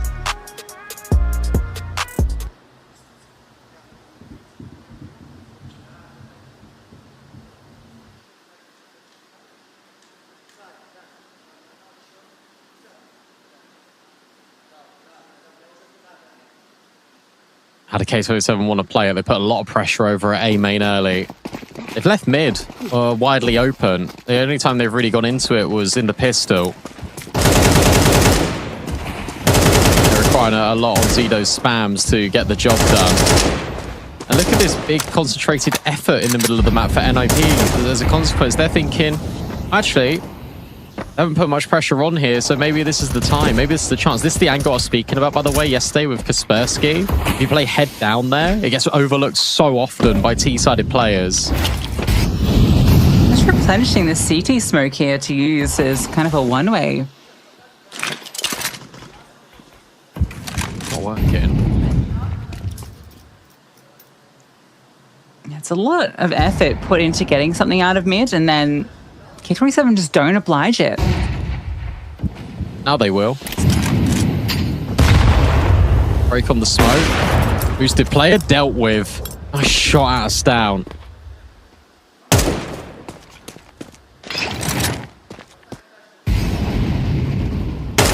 Kaspersky. Caught by Shalfie. So Zido's pressure in mid forces Kaspersky to peek into Shalfie. They're going A. There's only 35 seconds. Missed shot out of Stown. Trades from both Note and Zido. Snappy still on the site, trying to deal with Shalfie. I don't think Shalfie's got any idea. And this might be the best possible player to have in this scenario, because K27 are going to plant the bomb. Snappy's just going to deny it immediately. Good trade out of Shalfie. 2 versus 2. But he can't plant the bomb. Shalfie's got to do it. Shalfie's got to be the guy. Zido comes over to help, and they've spotted a player going up, and in fact, he's going to commit to the plant. A swing out. Sound gets the information, but Shalfie and Zido get the kills. And K27 weather the storm on A. Yeah, they do. Correct adjective, because, I mean, the fact that Shush is scaling the ladder on the timing that the player crosses, Stown isn't able to hit his shot. That gives that slight window, literally 1 millisecond of timing, to put K27 on that site. And as you say, because they win that round, there's now no money for NIP. They're close to doing it, K27. They are 3 rounds away from a grand final.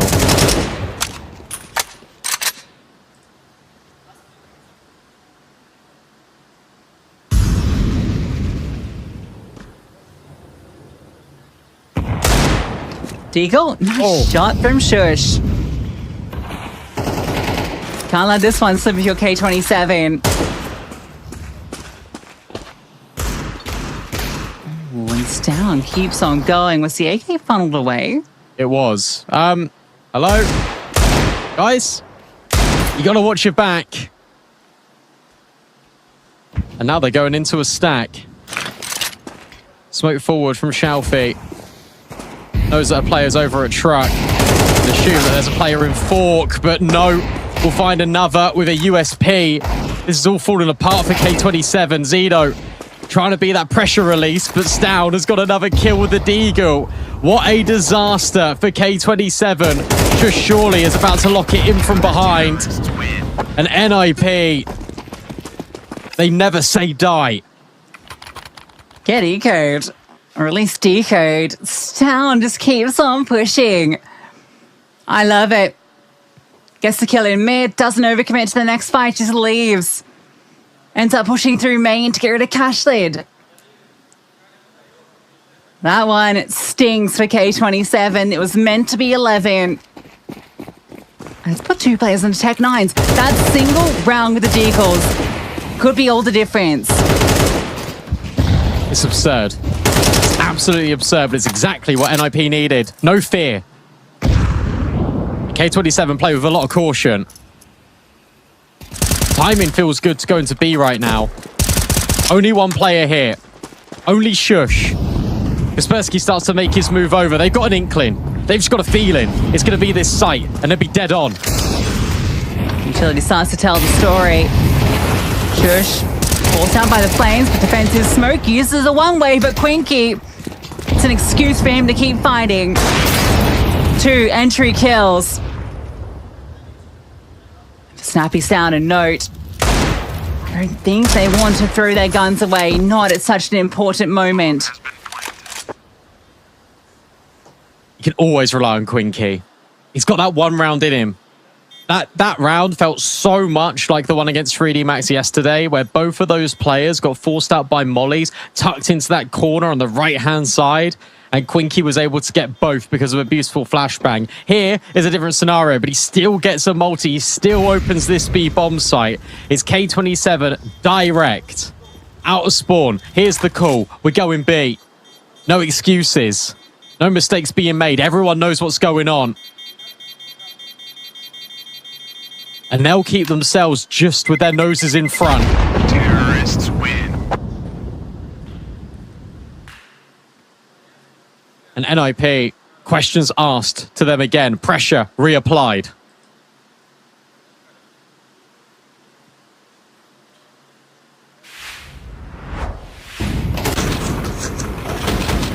Let's check this back. Just quick, you see, I think that's ridiculous.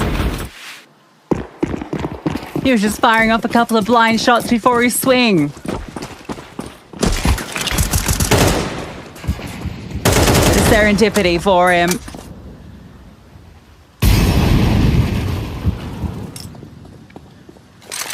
NIP at breaking point.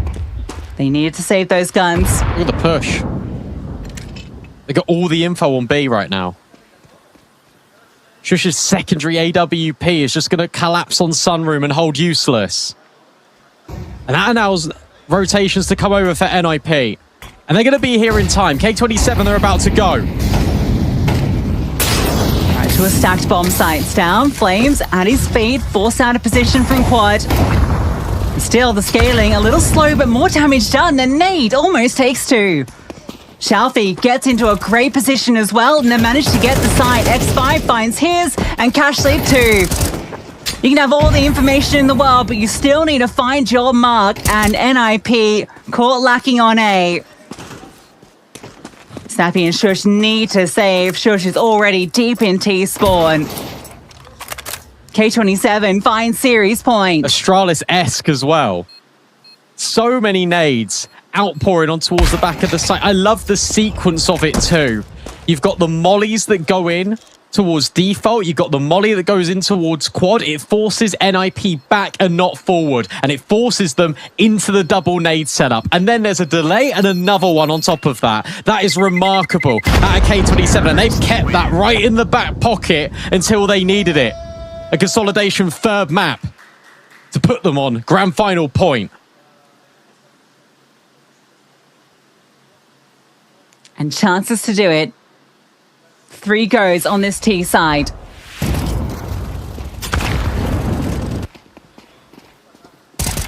And they are on quite the streak of rounds at the moment. Save for the deco that came through. That they fell to. Oh, that's a cool kill from Shush. They're essentially on 6 rounds in a row. That smoke didn't do the job, but Zito still gets out. Still wants to fight, still sees ahead. Oh, deleted by Zito. Look at the reaction. There's 4 players here. Everyone from NIP is in towards mid. They're trying to take the fights, but that means you've got to get by Zito. Missed shot out of Stown. This could be the beginning of the end. As K27 enter into a 5-on-3, and the read, it might be wrong. A jump in towards the door. Note hears it. He's going to try and collapse. That molly is just not good enough, I'm afraid. But the tag might not be good enough, but it does give some information. Stown goes searching, but K27, they pause, and Zito strikes the perfect time. A cash specialist, it seems. Some kills the other way. Is this inspiring some hope for NIP? Is there a chance here? No, tries to make it happen, but can't. And Shush into the 1-on-3. But a player waits in middle. Zito to come through if required. Shush lets him know his presence. The Flames they do force Quinky out, but it's straight into the fight, and K27 have done it.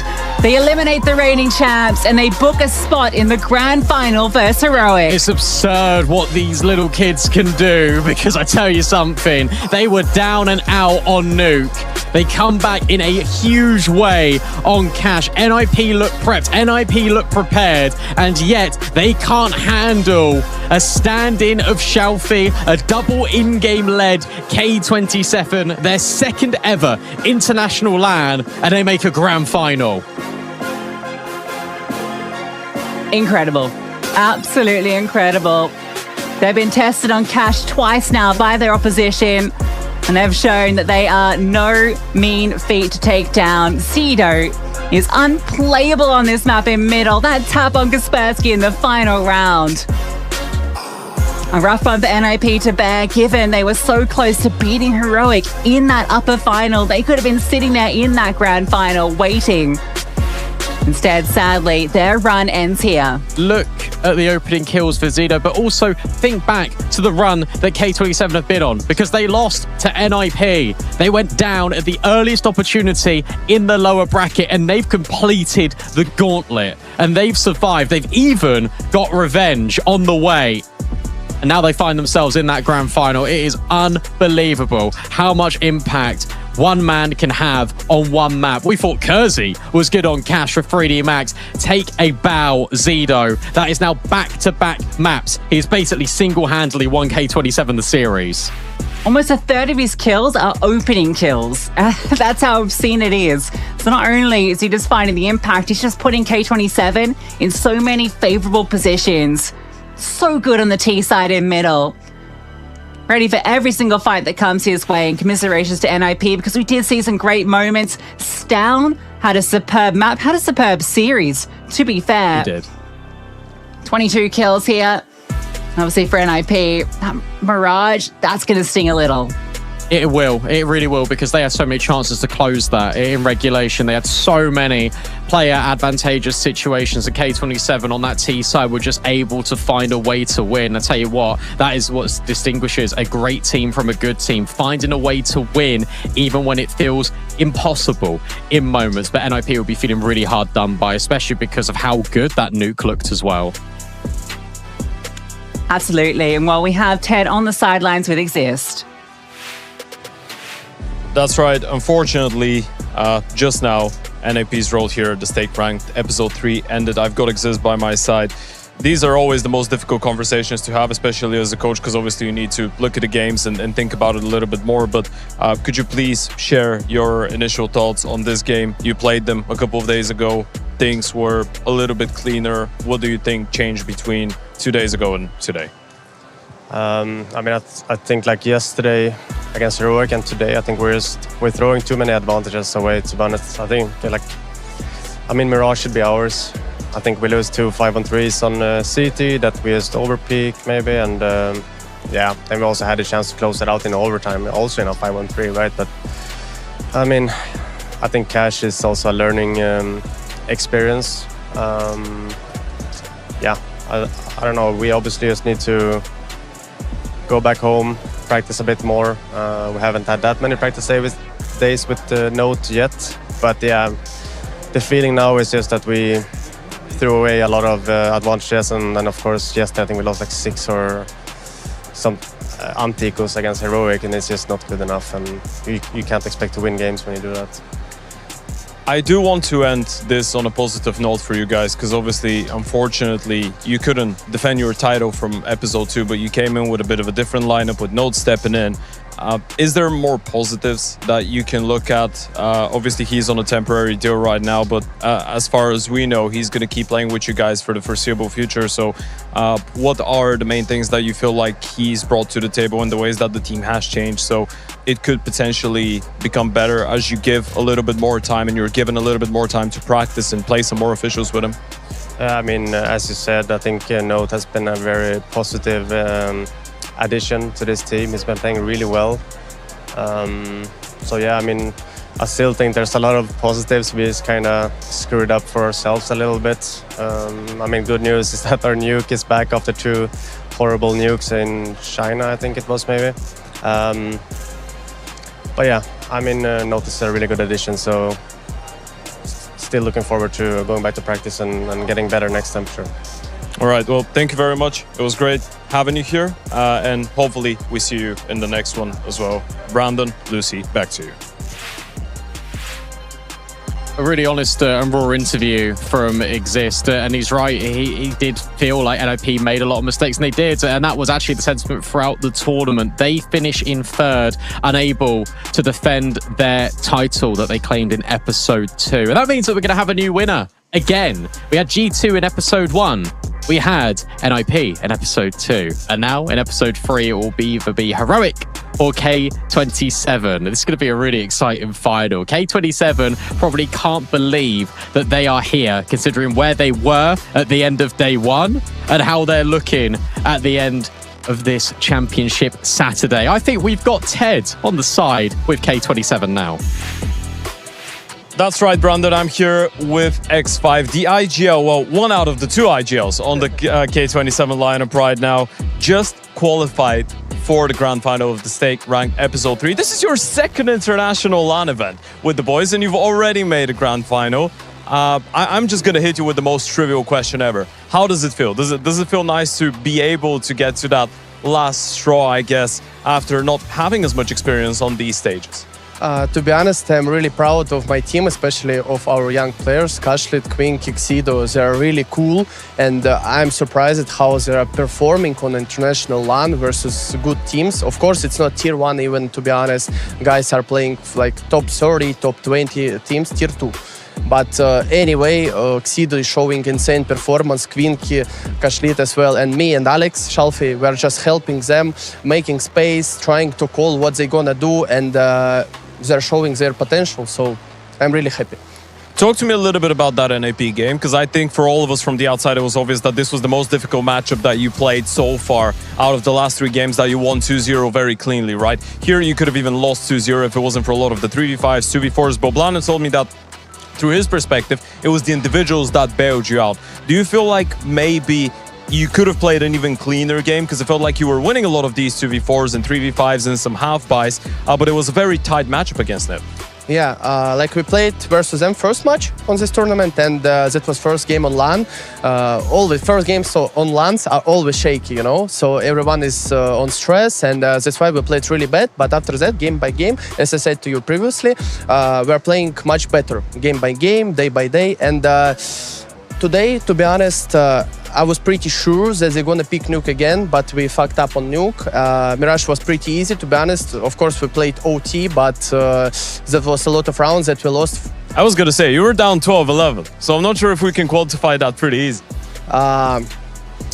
Let's say that was really nice matchup, to be honest, but I was pretty sure that we're gonna win. And on Vito, when they banned Ancient, I think, on second stage of bans, and that was Anubis or Cash decider, I said, let's go Cash. And I saw like they were practicing nades, you know, and I was feeling like they don't even understand how to play this map. I don't know why did they left Cash.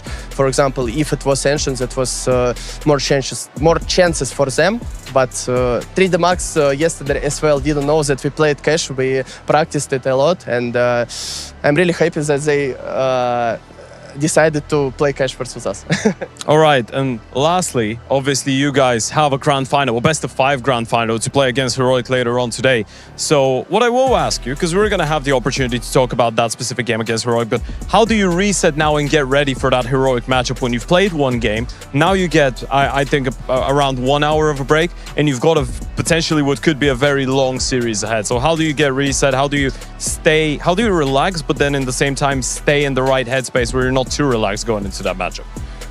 Okay, I think now we're trying to find some snacks, maybe Starbucks or something like that, trying to drink coffee, and we'll try to prepare, but there is not much time to prepare for them, so I'll just think about Vito and what we're gonna play.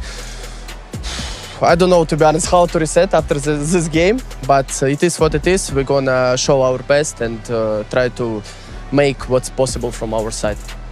Well, we're gonna find out what's possible from your side and what's possible to happen from Heroic's side, as it's just that what is left here in episode 3 of the Stake Rank, folks. We've got one final game, a best of 5 grand final between K27 and Heroic. Is going to be a banger. Don't miss it out. It's starting right after this.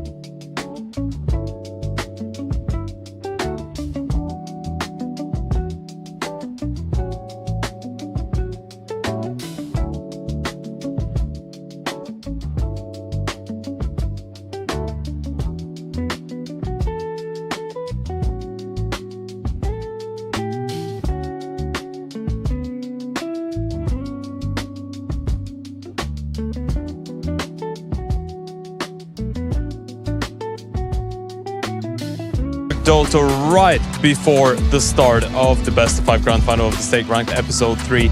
Talk to me a little bit about the preparation heading into today's game. Now, obviously, you've been playing some good Counter-Strike, but you guys didn't know who you were going to be facing off against up until less than 1 hour ago. It was either NIP or K27. So were you surprised by the result of that consolidation final? And yeah, how good do you think your prep is going up against K27? I wouldn't say that we were surprised. I think K27 is a really good team, and NIP have been a bit shaky recently. So, yeah, to be honest, I expected them. We already had the prep for NIP, so we could only do the K27 one. So, yeah, I mean, I feel like we're pretty well prepared. It's a best of 5 though, so it's gonna be interesting. It definitely will be interesting. Now, I'm not going to take too much out of your time, but another thing that I want to know about, and that's going to be the last one, you are a very new team. You're new to this head coach position. You've got a new assistant coach, obviously Brolin coming in, Martinez coming in. How good do you feel like the preparation is in general in terms of the state of the team going into a game like this? Because you have reached the grand final, but a lot of the games have been very tight, very close, right? You've been losing a map every single time, still winning the series. So what are the main things that you try to work on a little bit more heading into the grand final? I think it's just, I mean, we need to accept the fact that everything is not going to be perfect because we don't have enough practice, we don't have the routines and the protocols, so we just need to kind of embrace the chaos, try not to let it affect you that much. And of course it's a little bit easier now in the beginning because of course we don't have like expectations on how we do, so it's easier to reset from hard rounds, and that's why I think we also win the forced buy rounds and we can do these comebacks. I mean, we probably did a comeback in every single map except Mirage yesterday, so yeah, I think it's just, we just play the game, you know, just normal things. All right, well, I wish you the best of luck. I hope it's going to be a good game, and who knows, maybe we're going to have a reason to have a winner's conversation at the end of this one. With that being said, though, now you're free to go and talk to your team because you've got a very important game to be played out. And for us, ladies and gentlemen, this is the countdown starting. It all started with 8 teams 3 days ago. 13 best of 3s later, we're left with just 2. Reigning champions have fallen and died in, of course, the faces of NIP. Some new contenders that couldn't reach the grand final and some very promising underdogs that unfortunately fell through. But, you know, I've got a very favorite quote, so to speak, and that goes as follows. Every champion is a contender who refused to give up. Now, these are not my words. These are the words of Rocky Balboa. But in the context of the Stake Ranked Episode 3, they cannot be more true. K27 on one hand. That double IG outstanding triple Don Frankenstein monster that started their participation with a loss to NIP on day 1. They were ferocious. They were able to come back, win 3 consecutive best of 3 series, and now in a 2-0 fashion, of course, and now a 2-1 game, sending the reigning champions of NIP home, getting their revenge, and are looking very dangerous on their way to potentially what could be their first international LAN trophy. And on the other hand, we've got the pristine, the efficient yet not perfect new lineup of Heroic, with Brolin coming in fresh out of Mouse, Martinez coming into his first ever international project, the new coaching staff of Dodo and Killazu. Heroic have reached the grand final in their first event with their new team. Was it perfect so far? Definitely not. Dropping a map in every single game they've played, but the most important thing is that they never faltered. They never allowed the game to slip, and heading into the grand final, they will be looking to try and join G2 and NIP in the Stake Ranked Champions Club. With that being said, a lot of words have been spoken over the course of the last couple of days, but you know how I like it more? I like it more with less talking and more shooting, so this is what we're gonna get at. It's time for the grand final of the Stake Ranked Episode 3. Lucy, Brandon, take us through it.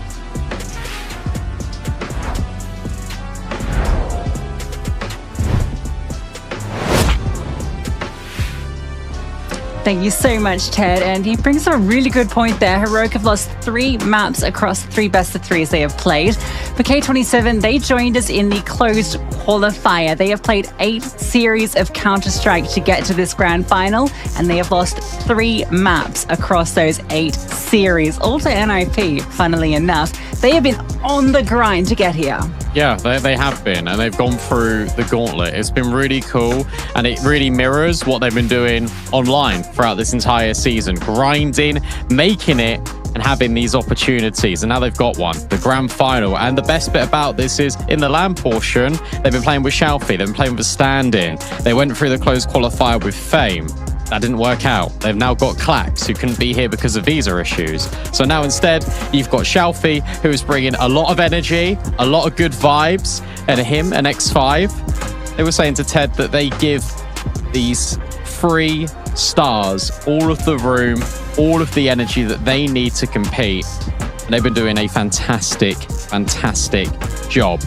Last time K27 played in the best of 5, they went up 2-0 and then got reverse swept all the way 3-2. Still ended up at the event anyway, but that's going to sting. And that's going to be reminding themselves as we look forward to this best of 5. For Heroic, it's cool. It's a really good lineup, isn't it? Brolan, Martinez, Nilo, Susp, Prison.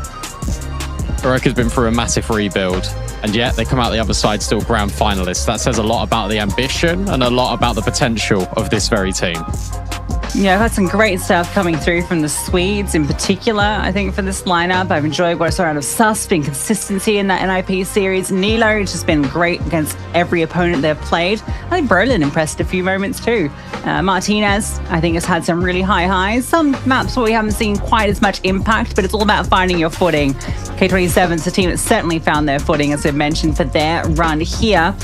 They, I think even though they got the stand-in, it's maybe less of a stress coming into a grand final, a best of 5, versus a team that has had to rebuild and has 2 entire new pieces plus different coaching situation. And I think that could be an issue here for Heroic, just given all of the context of it and their journey so far. Sure, they can do it in a best of 3, but can they do it in a best of 5? That's going to be tricky, especially when you look at the veto. I'm sure it will roll through in a moment.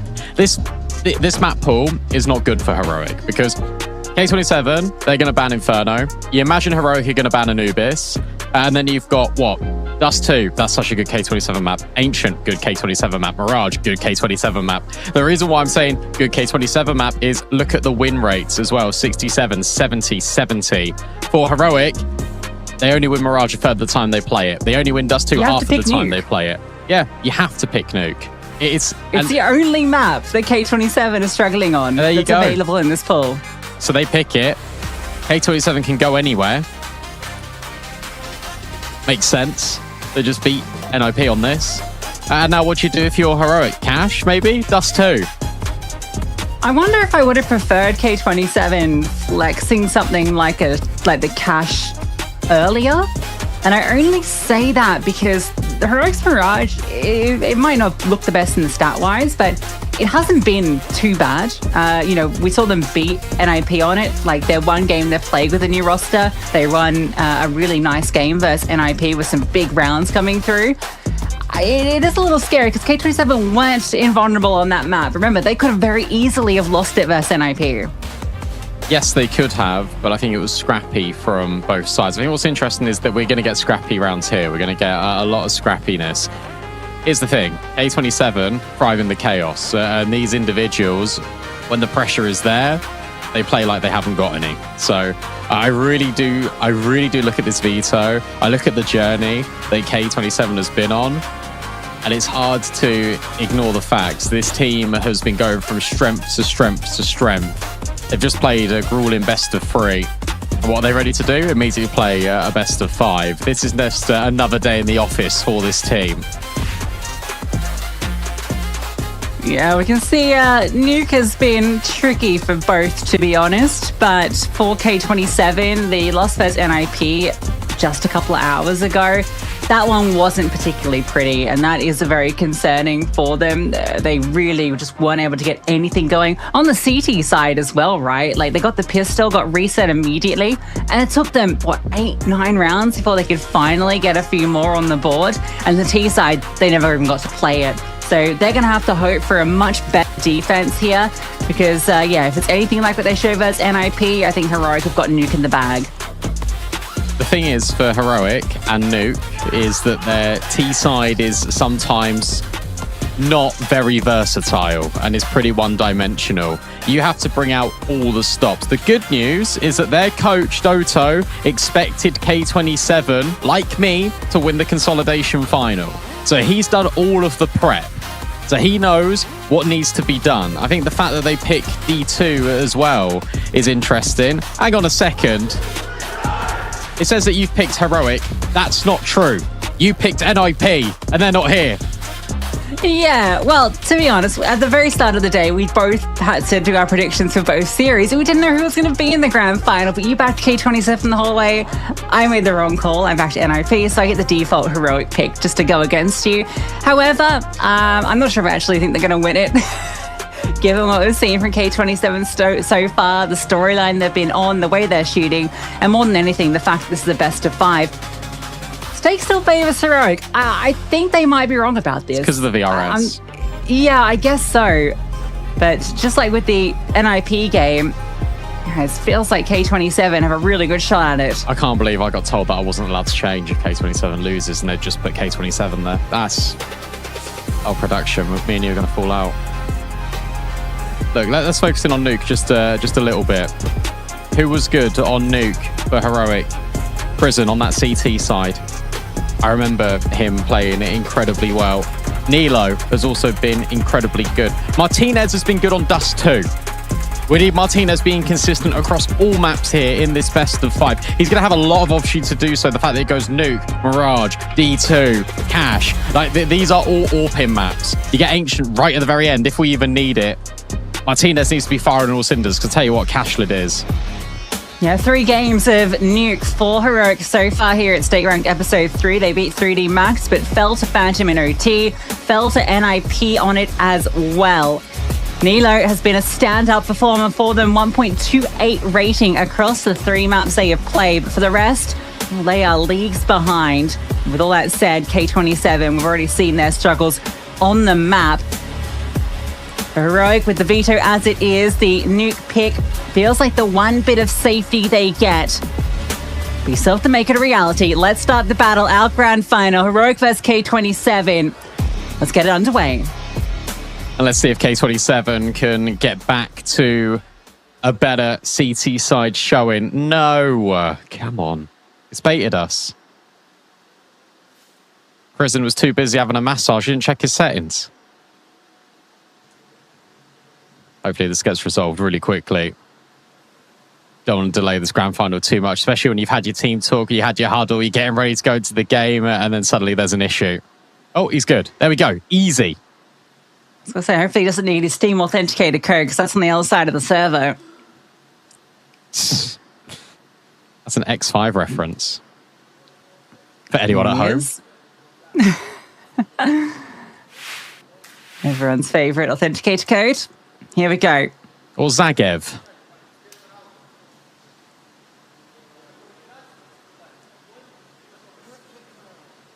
Now, they did win the pistol K27 against NIP. That was one of the only rounds that they won. They don't have the dual dualies.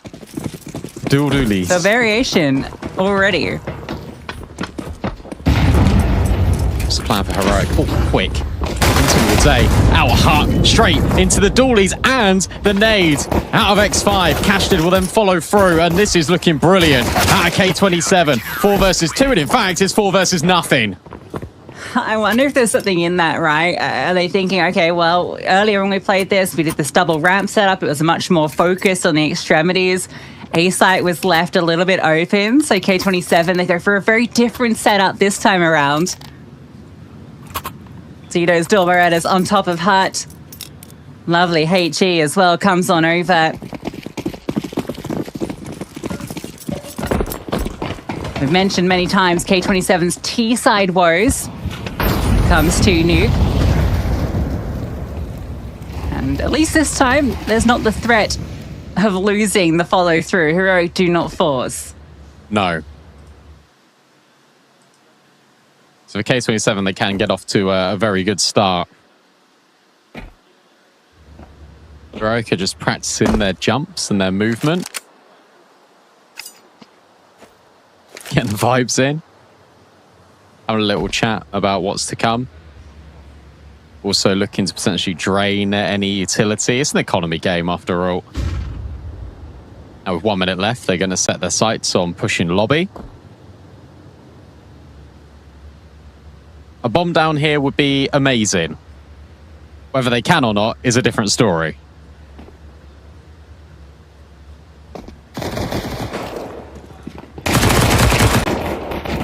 They can't. Looking likely.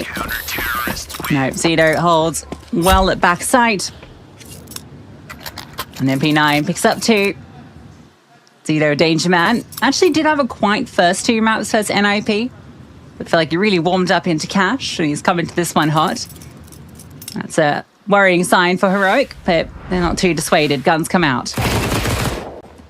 I think this is a relevant point as well. Like, I actually think having K27 play in a best of 3 before the best of 5, lots of people would be like, oh, they're going to be tired.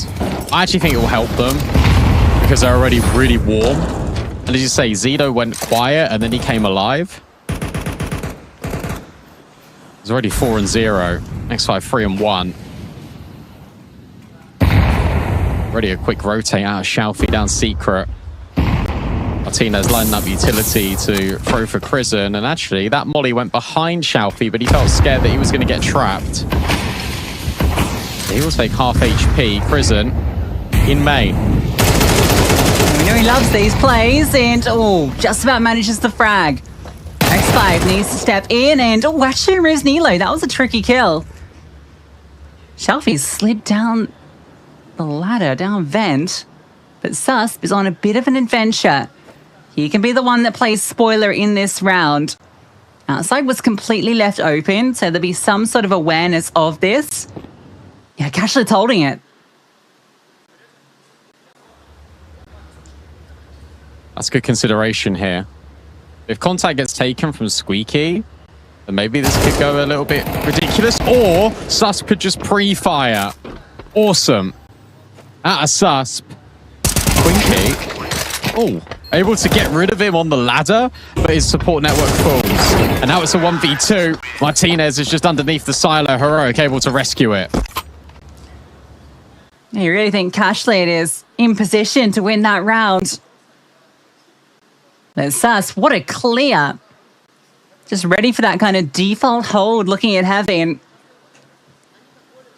Well, guys, the final opportunity to get involved with the Stake Ranked PC giveaway. Details in the banner. You just need to watch along with it all set up. Make sure you check that out.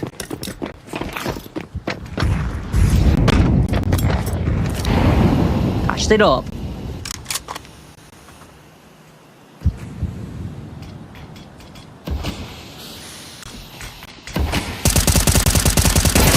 Shelfie spam, but it goes back the other way. That's nice out of Krisen, and I love this. It's very assertive out of Krisen. He's gone straight into garage. X5 now needs to try and plug the gap. He will make it in towards credit card. Has to be careful, and Krisen are just in time. That's brilliant out of the in-game leader, and now there's space for Heroic. This is what you need to expect from Heroic on the T side. Krisen will always be looking outside for these fights. Absolutely loves lurking around. This is now looking very difficult for K27. That pick would have been the way back in. Now instead it's Cashlet, who doesn't see too much of anything. Krisen's getting rewarded for all his smoke plays. Very early on. The K27 had to have expected this when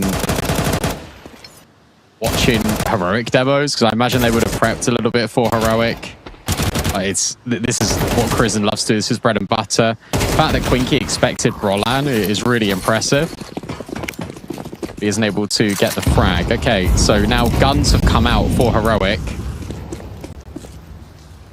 They've already won back-to-back rounds as a consequence. It's just a full eco for K27. It's already a dive down into Secret for 3 of them. There's another wraparound outside. Nilo, does he get caught here by all of the USPs? No. In fact, he's so good. He's completely fine.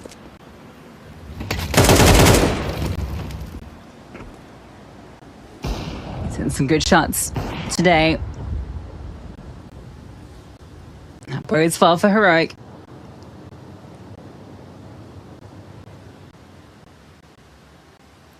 X5 will look to try and backstab somebody, but unlikely to get too much from this.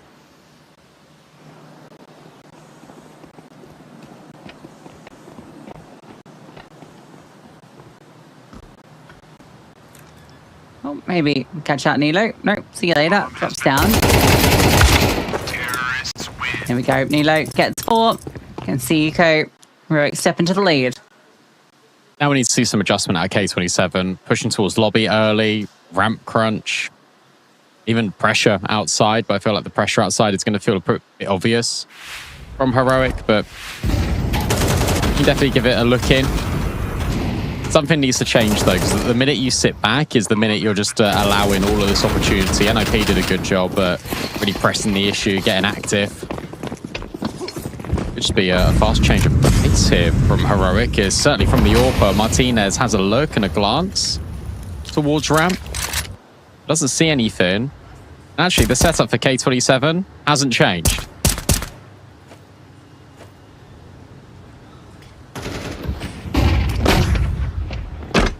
Quinky, ooh, fully blinded, does get away. It's all noted, of course. It's one of Heroic's favorite type of rounds. Kristen outside. This time he's on silo, though, not just lurking in the yard. And then take ramp. You're hoping to catch a player responding to this, but K27 aren't giving any room over. No, because they understand what's going on. They've got the double rotate down B, but they've got the hell block as well from Cashlid. And okay, well, they've also got the kill. I don't know what he saw or what he heard, but he's managed to get the frag. Kristen will now try and activate. He does. So Shalfie removed. Game state doesn't really change here if you're K27 or Heroic.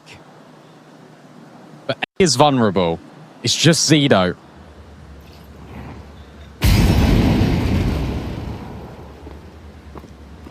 Just Zido. What can he manage? Oh no, Cashlid slid in. And he's shown the door. Can Zido manage a multi? No, Nilo quick on that kill. Smoke lands in the face of X5. Spam, spam, spam. Oh, he's too late, but he still gets the kill.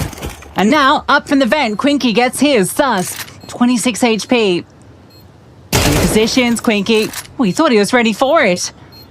But it's instant from Sus, but X5, where's he up to? He's rerouted all the way through to heaven. He's not got a kit. The clock is ticking. And Sus, I think he's just won it. This kill needs to come instant, and it doesn't.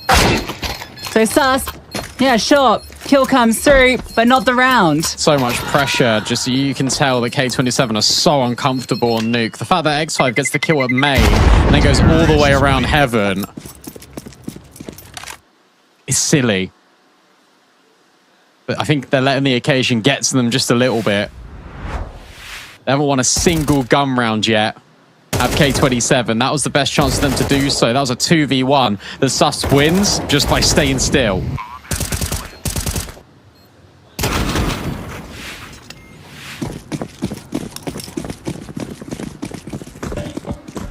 I think Sus was in maybe the most impressive player for Heroic at this event. He moved Nilo's numbers look a little larger.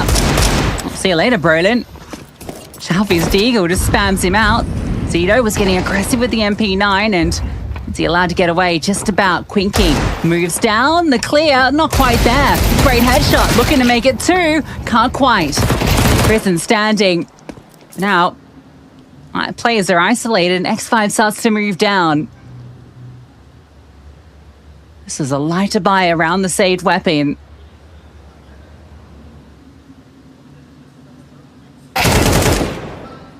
Oh, and the dink. Now you can plant, and you've got the only player that was actually here.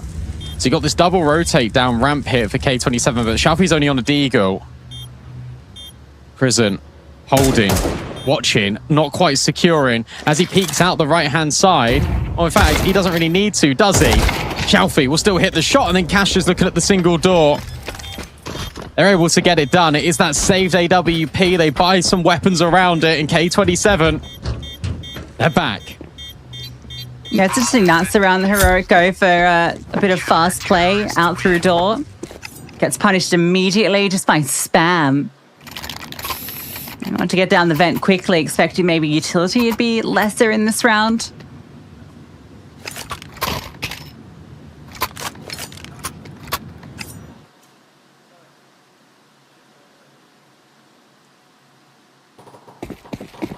That's a good warning sign for England a few days ago.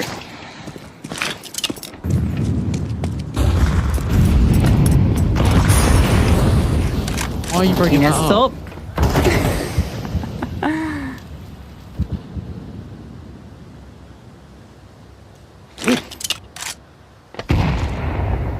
So unnecessary. Should have an opportunity.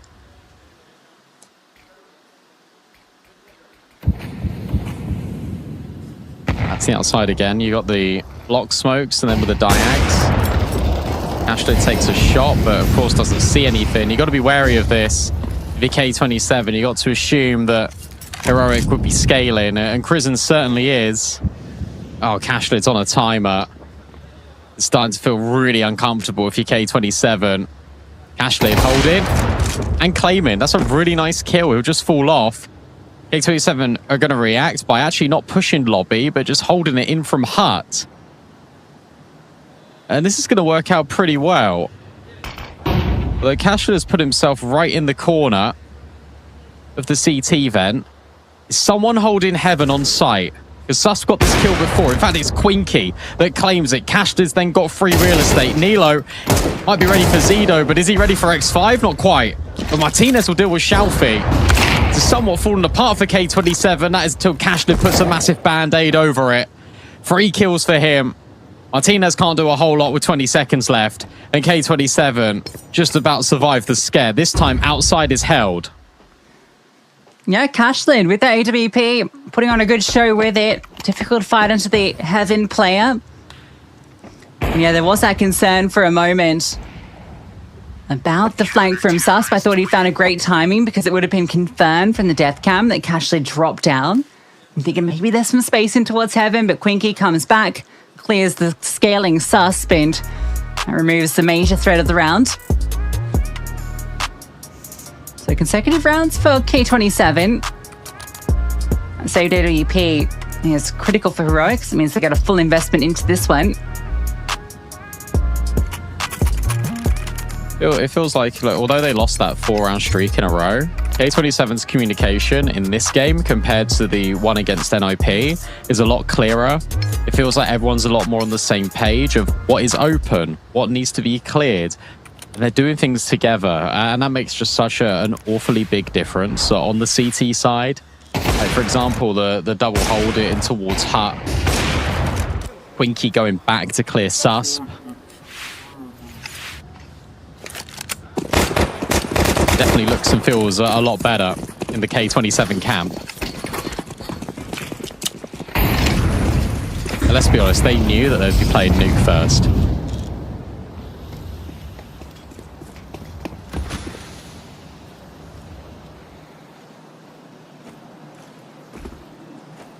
Boosty boost.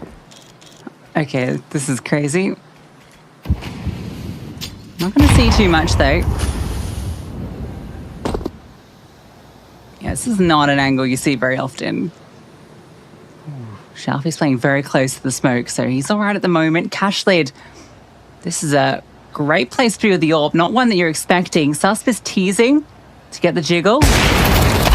Oh, and he baits him perfectly.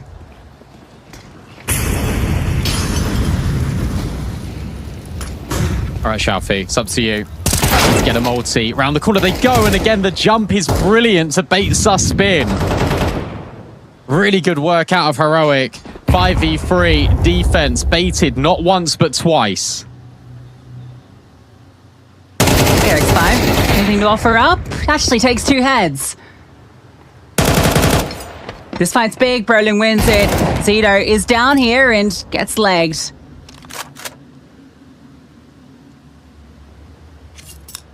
So that's his exit to the round. he realizes, actually, they've committed down. Smooth on the ladder. Getting past Brolin's going to be tricky. In fact, I think he wants his AWP. So he'll scavenge that and depart. Really great round out of Heroic. They've typically been having like 1 or 2 lurks outside. This time they just bring everyone out. And the fact that Suspit is so aware that there could be this angle here for Cashlid, that really small jiggle, baiting out the up, immediately finding the kill, and then the jump over onto Shalfi's angle. It is really cool to watch from Heroic.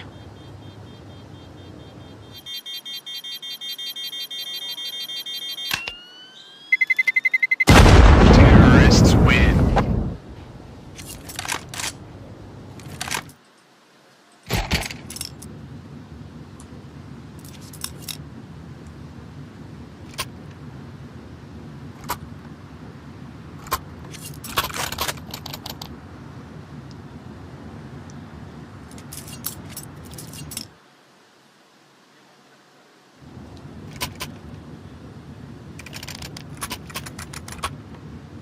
Yeah, it's night and day watching Heroic against K27 versus against NIP. Definitely getting a lot more of what they want out of this T side.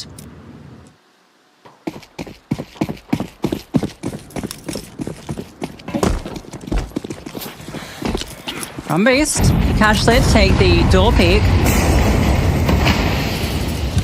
But nothing presents itself. No. No Cashlid, this is silly. Might not even be relevant.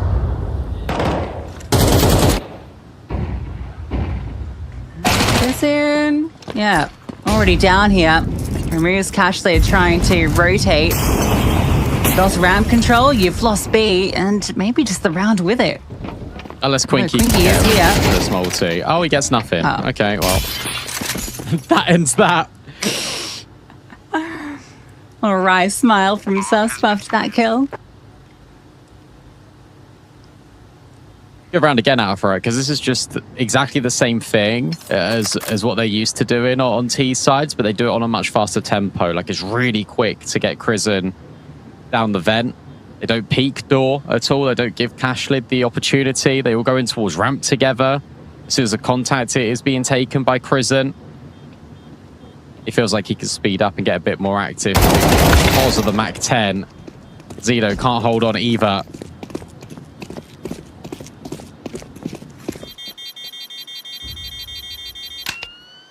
At least Shalfi will be good, but Heroic, they're certainly looking pretty. 6 rounds already on the T side of Nuke, and more to come. Should you be dying in the post plant with the new change? Oh well. Did he die? It's all good. Crizzen did. He only had 24 HP, I suppose that's fair enough. Oh, come on.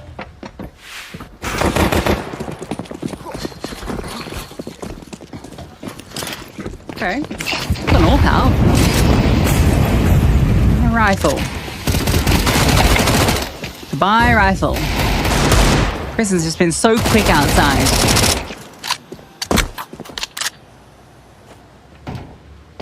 Mac 10 merchant. Just moving and shooting, making it really difficult. Lobby crunch comes in for K27. Broline could be caught. Oh. Oh, he's behind you.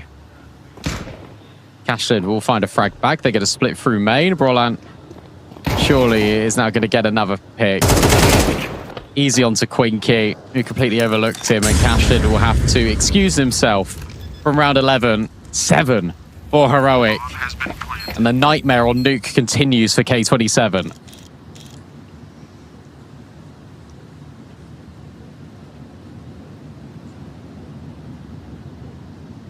Yeah, so that's where my concern for the veto is, even though K27 are better on every single map statistically except Nuke,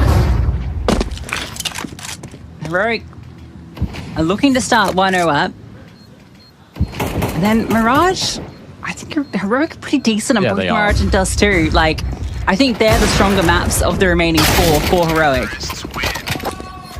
So it feels like a front-loaded veto in Heroic's favor. But if it stretches, that's where K27 get a better chance. Also, you've got to think about the experience as well for Heroic, like bringing Brolin in. Martinez as well has got experience playing on these international lands. Obviously, Chris and Suspenilo have had a season of it. This is still K27's second ever big international outfit. The first one, they crumbled that completely. Sure, Tier 1 teams were also present there. They did lose against Tier 2. They've been impeccable so far at this tournament, and this is only map 1 of a best-of-5 thriller. But right now, it does look like they're being outcalled quite consistently.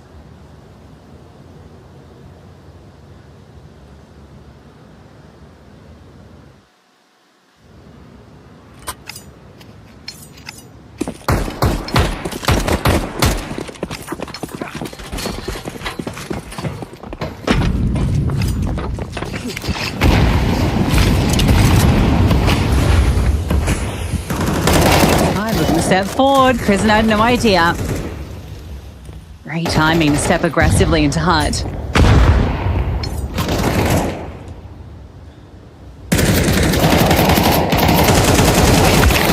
Oh, what? I thought he was dead. Is that Brolin is? Okay, well, X5 provides a nice start to the round.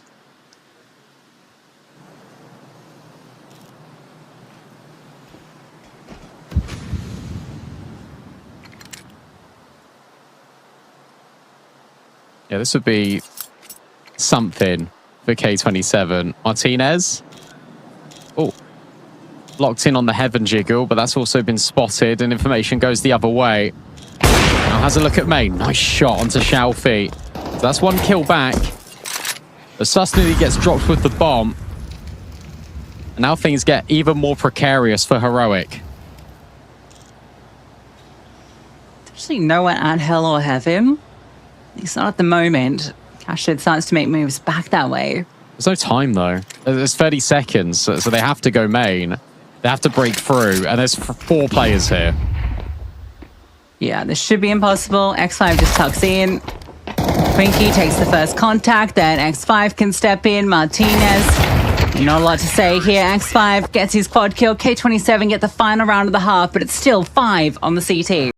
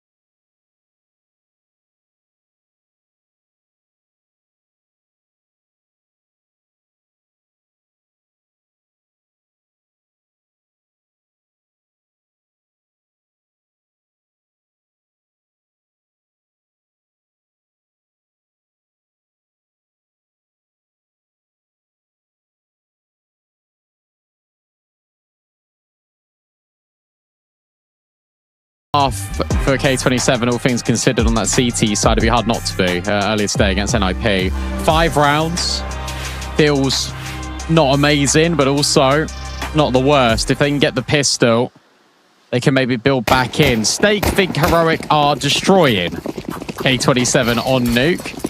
And that isn't really that far-fetched. The T side has been where all of the struggles have been historically for K27. Sus shooting, Nilo jumping. And tell you what, Nilo is doing brilliantly with the dualies. He's found a third. Krisen now steps in to try and deal even more damage. But as he backs off, that's where Brolin steps in. He rotates down just to cover. And Krisen's well bailed. He's gone all the way to Secret. So actually, there's a fair bit more room here than K27 maybe anticipate. So one avenue they can go is up through Heaven. They're up through main, maybe they could catch Martinez off. because he isn't actively looking this way. It's going to come down to a timing as to whether they peek in and remove his head before he can look back the other way. There you go. The spot comes in. Martinez not giving that fight. Knows that he just needs to stay alive. Bomb plant should be allowed here. But it's still a player advantage in the retake, and cash lead is low. And Krisen and Brolin are already over in main. So I like this out of cash lead. He's going to be the ones trying to take the contact. They're going to invite the pressure on from Heroic, and they're going to say, okay, take the fight onto us. X5 actually swings. So now he's even less HP. Cash lead only able to find one, and the dual Berettas up close are deadly. Heroic will get the pistol. Undeserved too after Nilo's hold. Everyone's sort of pissed around. It was run by K27 earlier.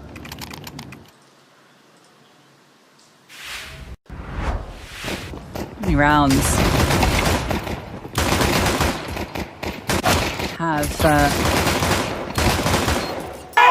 even posted on the T side.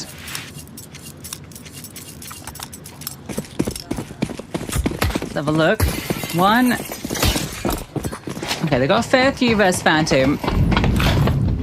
They've got 1 in 2 NIP games. 1 T round. It's not good. Force fight in. Nilo finds Queen Key.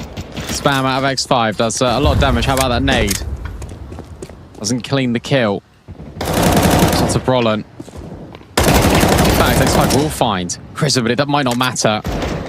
Brolin able to get that double. Xiaofi overwhelmed, and Heroic survived the force by scare.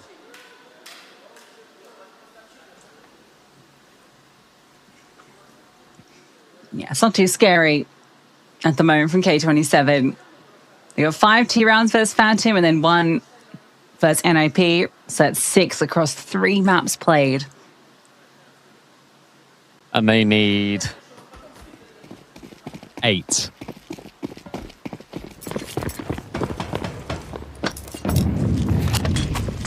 The numbers don't look good. No, they don't.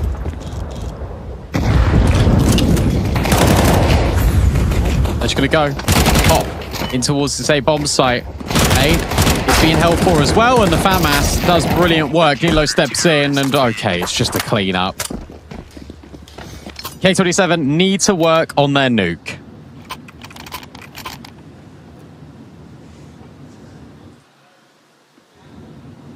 Yeah, very much a weak point in the pool. To be fair, we've never really had to see their Anubis. So it is a bit of a top-heavy map pool from them. At least they get the 4 maps that they're really good at in the best of 5 here. It's just they don't get them till afternoon.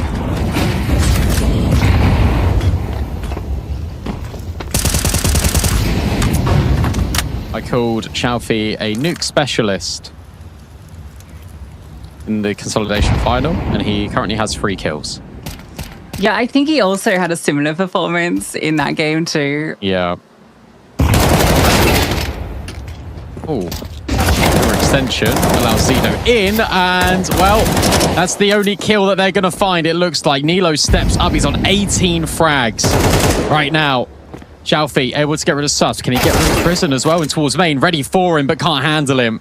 Cashlid now left alone in a 1v3. And it feels like Heroic are going to step in the right direction here in this best of 5.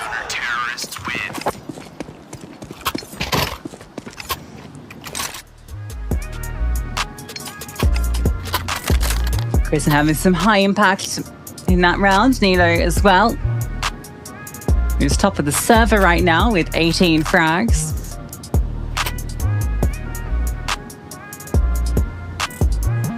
K27 use another timeout. Yeah, you feel like you kind of got to force this. Yeah, you do. Or at least have some decent threat in it.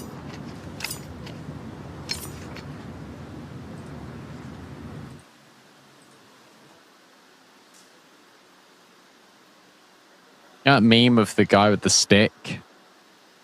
It's like, come on, do something. K27. Just not doing anything on Nuke.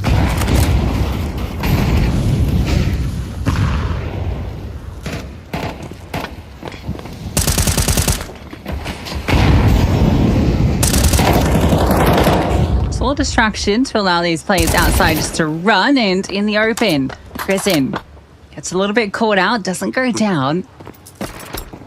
I feel like Nilo doesn't get caught here. Maybe he does. Oh, great shot from X5. The hero AK doing some serious work. Can't quite catch Nilo, who gets into the mini ramp, but surely he's just run upon. And he holds well. Makes it 2, can't make it 3, or can he? X5 begins to approach. USP comes out. X5 wins the duel, but he needs to win 3 more. 2 players pushing down from Secret behind him. Ramp out of the question. How does he put this one together? He can't plant. That's the horrible thing about this, is that he simply just cannot plant, because as soon as he does, they're just going to swing on him. So he needs to try and isolate a kill, but Heroic are playing this very well. Here we go, straight into the setup. Brilliant from Crizzen and Sasp. And Heroic. That did look a little bit scary for a moment, but Nilo, of course, gets a double. Nearly a triple. Martinez passes his test on ramp. And Heroic are providing a shutout here on this CT side.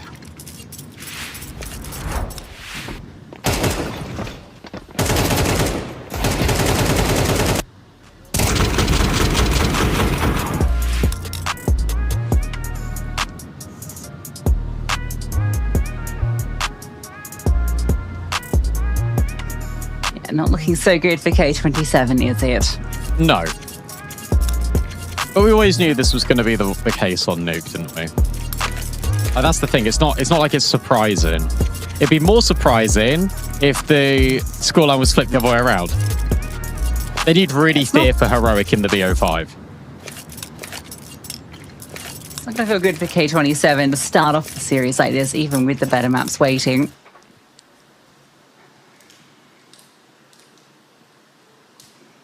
No, it also isn't... win the best of 5? Okay, yeah. I think that makes sense given what the scoreline is right now. I was just going to say very quickly, Lucy, like also what is concerning here, and yes, it is Nuke, but X5 is on 16 kills as the in-game leader. No one else, like the superstars, they aren't really delivering. This is quick, out of A, straight into Sus, who's able to find one. Good off angle from Brolin, but cleared instantly by Quinky. There we go. There's one of the stars showing up when needed. And Martinez, surely, just saves. Yeah, if that kill goes differently outside, it might have been a chance into the round. Martinez, get your gun out. No. Shelfie removes him. K27 get their first T round here.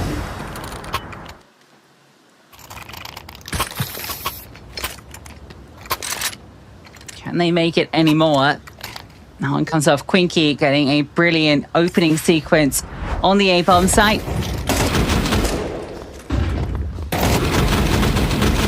Just instantly magnetized to the faces.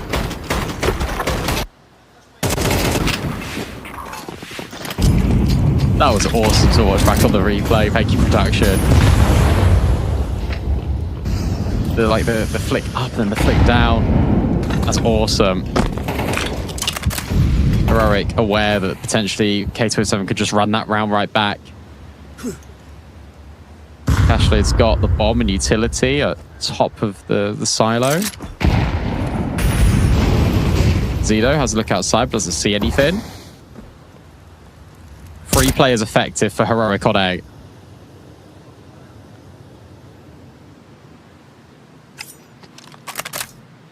Yeah, what's the intent here? They're going to wrap main over the top. Throw some smokes. Yeah, Zido drops and it's fairly loud. This should be calmed and should be aware of it. But Zido wins his fight, ready for the next Zido. Oh! Saw the sequence from Quinky. Wanted to do one better, but it's not done yet. Martinez and Nilo still lie in wait. And Shelfie's low. Martinez, can he remove him? Worried about this main push.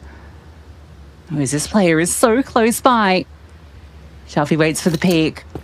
Martinez not giving it till the USP comes out and he can't quite get the connection. Back-to-back brilliant openers from different K27 players onto A. That's what I was saying as well, right? Like, look, you just need some of your individuals sometimes. And the fact that X5 was top fragging was concerning. But now we've got one out of Quinky. Now we've got this out of Zeno. Blockbuster multi-kills. To give K27 a little bit of inspiration that they are still well within their rights to belong here in this grand final.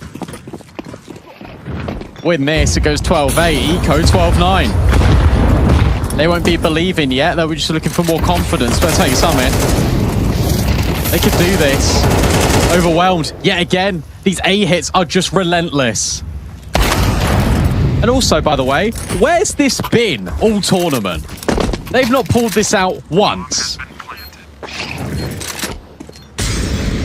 Saving it until elimination. Well, map loss is on the line. Okay. K27. We're listening. Two-stage weapons. But money is gone for the rest of Heroic. Some fights still here on Nuke. These are really inspiring rounds as well. It almost feels like at the same time they've just gone, screw it, we're just going to go away every round.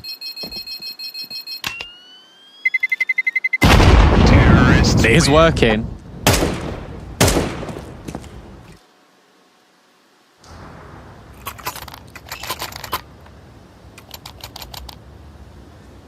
Free on the spin for K27.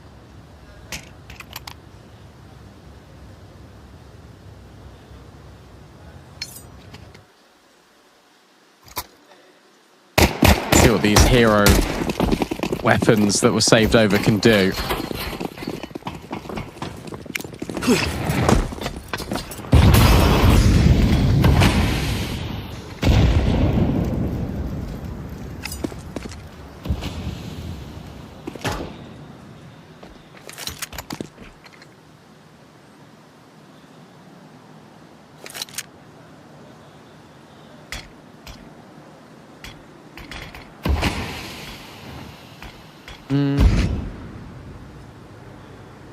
Is Martinez going to come up heaven? Okay.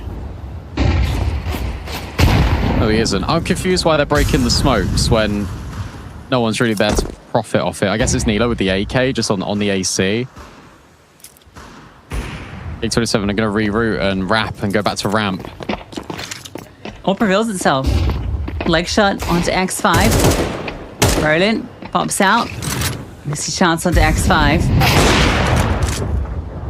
Another headshot comes in. Ashley's just going to leave. Sus. Next up to the chopping block. And K27 removed all of the pieces that weren't a threat, but unfortunately, the AWP and rifle not in position, and now you've lost the AWP.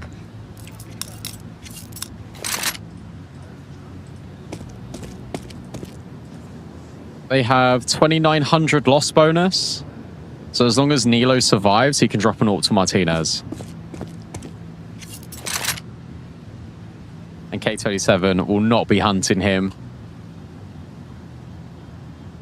Crazy that Cashlid is on a lurk outside, holding the secret cross. Also, the bomb's planted on B. I guess he can get away with it when it's a 2v4. Wiki will die. And Heroic can get all the guns out. This is suddenly a 3-round game.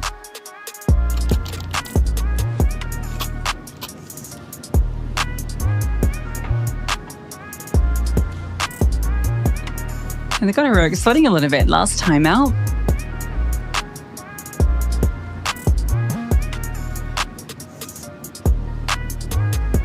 Three more rounds required.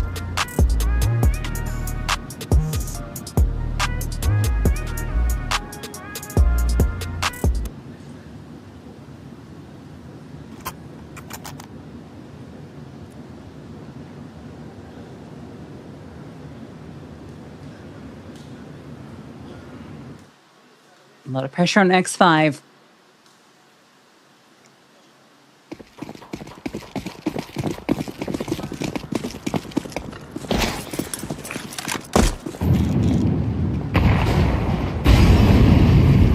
Can he call 3 more perfect rounds?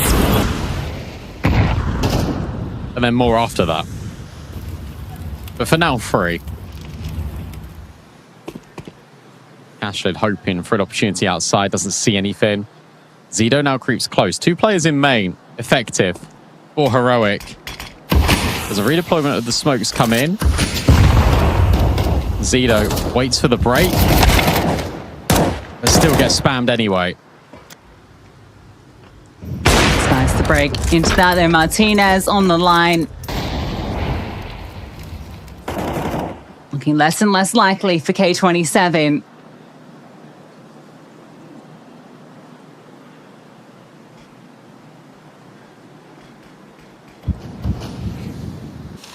No fight being given to Cashlid.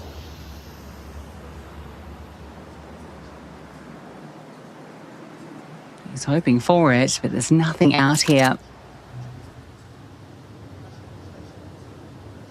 Eli pushes lobby. He might get spotted. Yeah, he does. They can smash of him.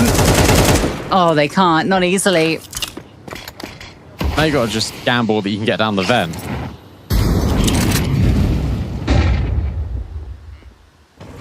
Which, okay, no one was holding for it. But Martinez is already providing the appropriate cover. Break on the smoke. Easy enough for Martinez. Heroic will close it. It does take them a minute. But they are able to get the job done. Business as normal on Nuke for K27. A struggle on the T side. They brought out some really fun ones towards the end when it came to the fast A plays. Good rounds out of Quinky and Zido to make the scoreline a little bit more cosmetic, but it was only ever really going one way, wasn't it? Heroic take a 1-0 lead here in our best of 5 grand final. Yeah, Nuke always expected to be Heroic's go-to and guaranteed in this veto. So they get to start 1 up. Great showing from Nilo.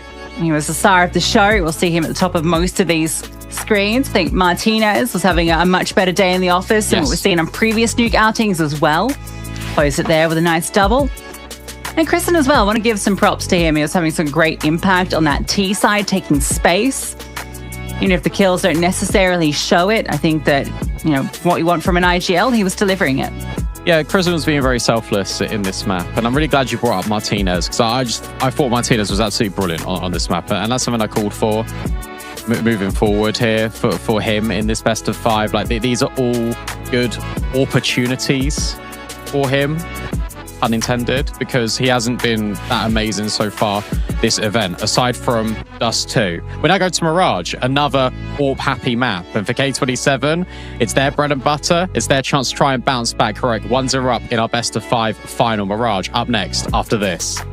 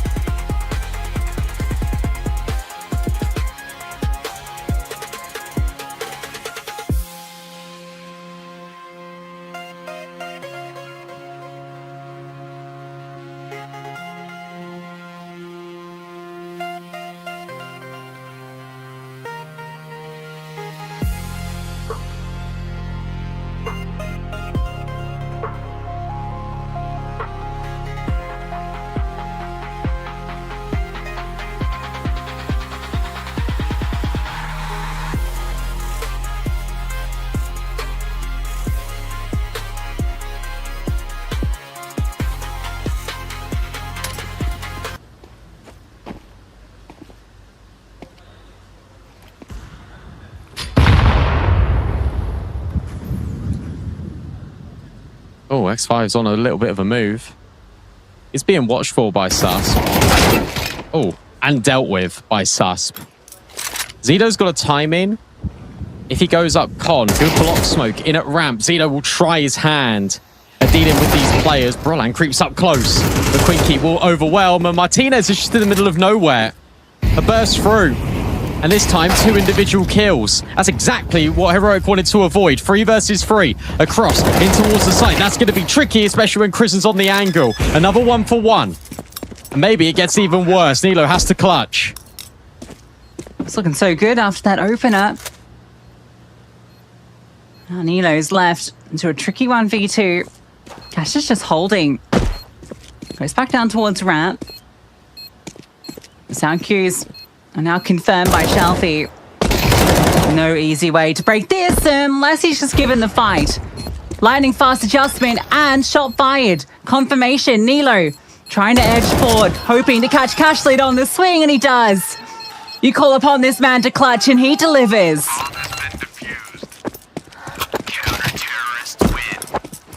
Absolutely awesome from Nilo. The fact that he gets given that fight.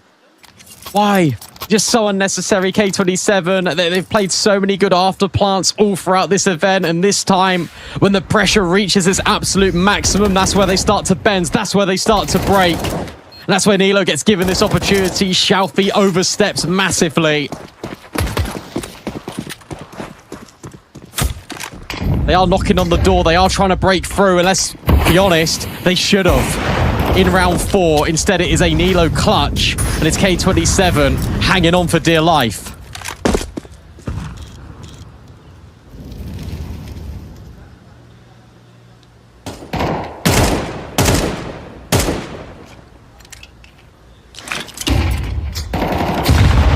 GL's clash horns for a moment. An exchange of utility. X5 scales out and... What? Oh my god. Come on. That's just not fair. It's okay though. It's the rest of Heroic are chiming in. Oh, poor Nilo.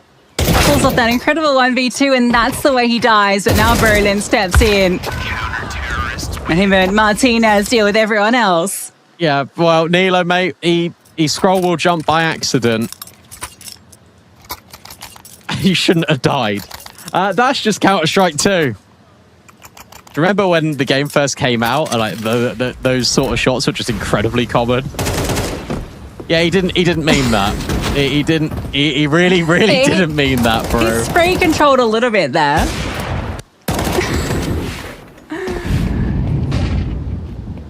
That's ridiculous. Everyone is playing so well for Heroic right now. Everyone's dialed in. Roller's playing incredible. Martinez is now hitting his shots. We've had all these clutches. Big flurk out of Krisen. But that's going to leave A slightly undefended. Yeah, so Chappie made a little jump, trying to fake it out. But I think Krisen's now read it. Oh, what a shot. Krisen deals with the leg. Yeah, it's only Brolin here, so actual scaling into CT. Zito gets an AWP. Okay. Player advantage, and it looks pretty good as the smoke fades. Looking for the fight. Cashlead given the AWP. Play you want with it. But he wants to fight. Can't quite find it. That looked very close to the mark. Second time of asking, and Krisin responds with a quick kill. X5, his turn. It's Tech 9 for him. But quick headshot. Can he do it? Finds an AK on the ground. Nilo manages to overwhelm him. You can see that one coming together. But it's still a flawless sheet for Heroic. Oh, they are getting so close, K27. So very close. But look at the difference between Heroic and NIP. And you know, you've got to compare the two of them. Just because we saw Mirage in the consolidation final with K27. They were down. But in rounds like those, they'd win. They'd be able to hold on to. Look at the way the Heroic are retaking this. Everyone grouped together. Everyone in a little pack. And they're making sure that they are tradable. That's the most important thing to do here against K27. Make sure that you are tradable and you're going to find that success. What are Heroic doing? Finding that success every single damn round.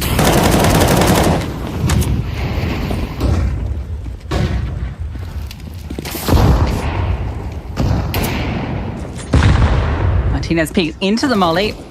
Just try and catch them off. Doesn't get his kill. Sees a player.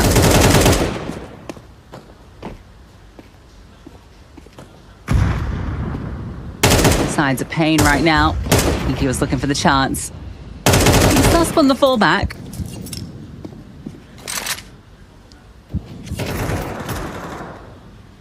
But it's Kristen that finds the opener.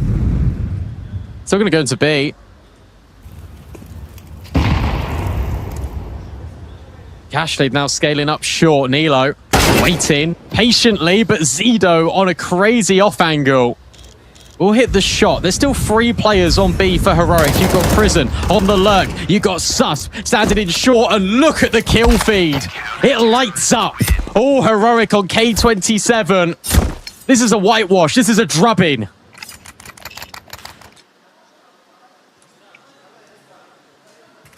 You can't even blame K27 for that one, right? Because you get this opener from short and you think, all right, we can do for this B split. There's only going to be a single defender here.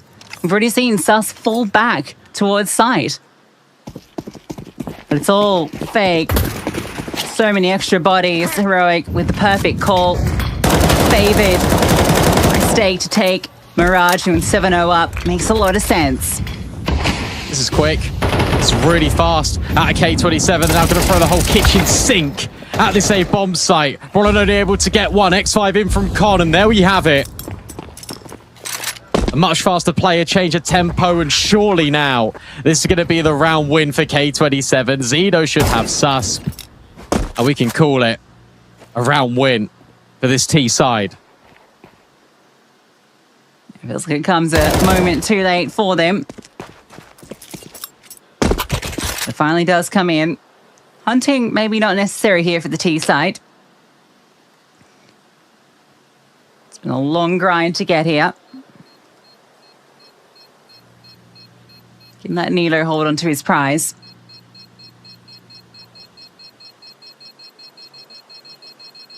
Maybe they won't. Shelfie drops into sight. Alright, well, let's take out Nilo. So no AK. Still money not a problem at all after 7 in a row.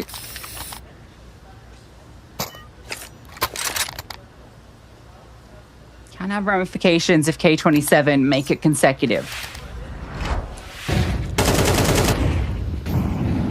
This is K27 just saying, all right, we've had enough now. Love the acceleration in towards mid, and the fact that they don't stop after getting tagged either, that they just commit to the idea. Heroic outpour at mid. X5 saw one in towards short, but he isn't ready for Krisen. Look at this new reaction out of Heroic. It's suffocating. Good trade. Really important trade out of Brolin.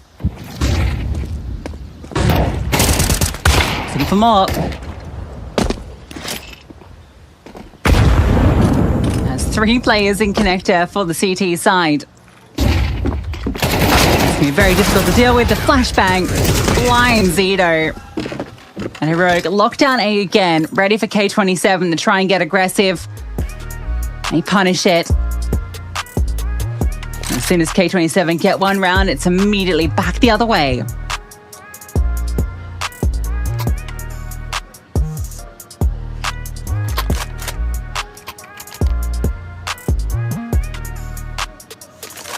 That's hard. That's hard to contend with as well if you're K27. I love that out of Heroic. It's just so proactive. Just to immediately bang.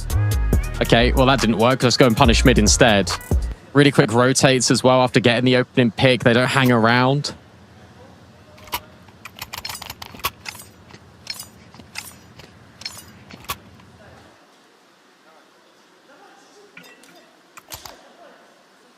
X5's only on a deagle. Cashler's got that AWP.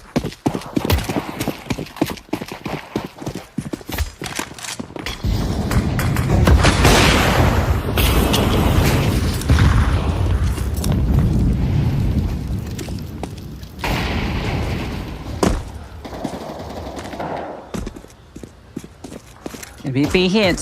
Sus gets wind of it. Fancy smoke deployed. Has support from short. That's ripped away from him.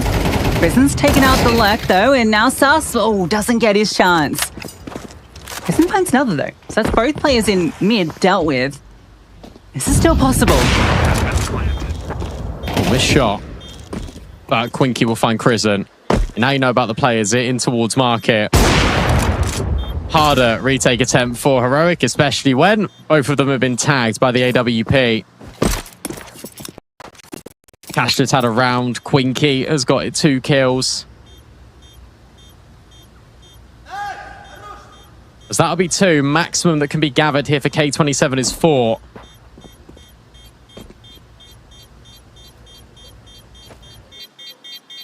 They go back to what works. Just really quick, punchy plays into bomb sites.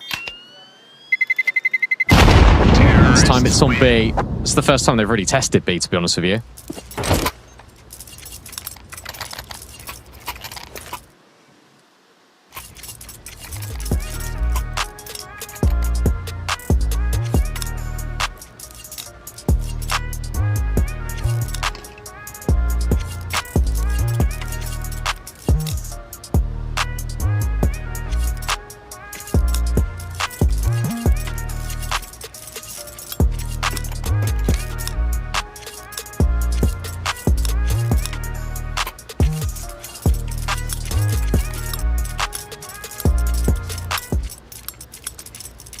The concern with the Mirage pick, right? It feels like there was other options. They could have taken this, given that they have to play it anyway.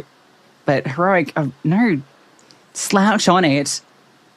Feels like that Ancient Cash could have been a better punish, especially when you know Nuke is kicking off this best of 5.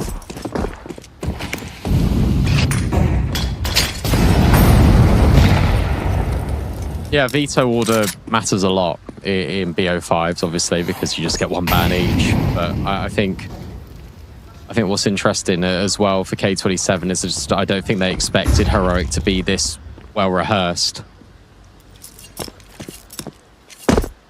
Martinez falls off the angle. Sus been up close. This has to be cleared and considered by Quinky. Oh, that smoke has completely upset Susp's position. That's completely ruined it. Yeah, I think that shouldn't have gone that deep.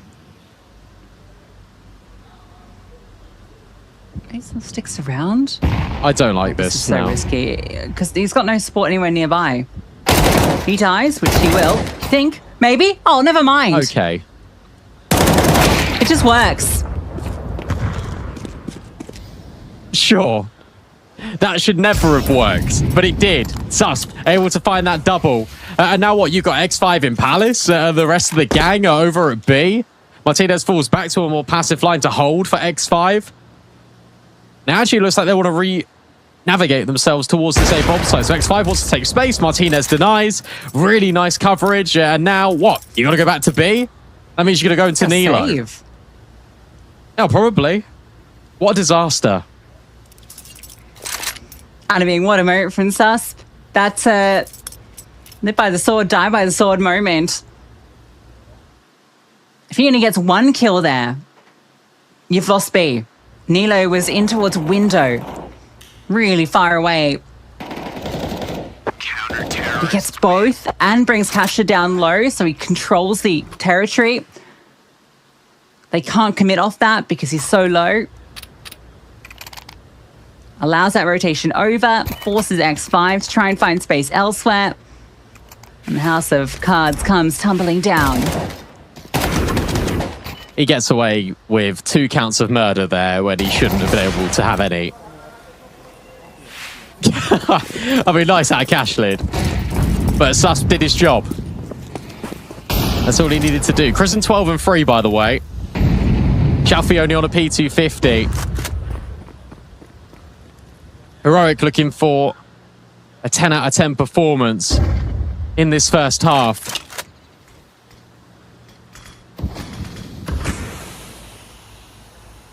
All this game planning about putting Quinky in a box. Might not need to do it on the T side. X5 has a little bit of a lurk. Susp has still found Zido, though, in the meanwhile. He's hungry for more. Look at the leash on everybody right now. Chris must have some decent arm strength to keep all of these young talents at bay. But he's muzzled them. Heroic running over K27.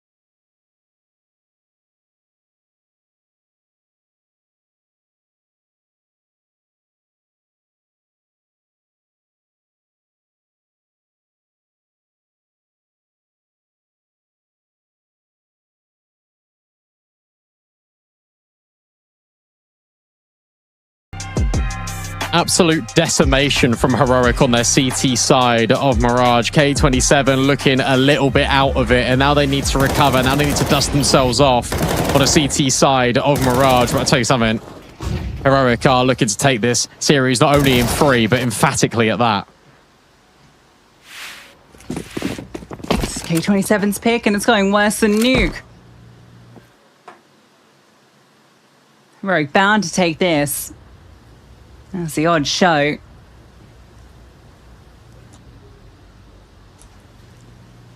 First round's been good for Heroic so far.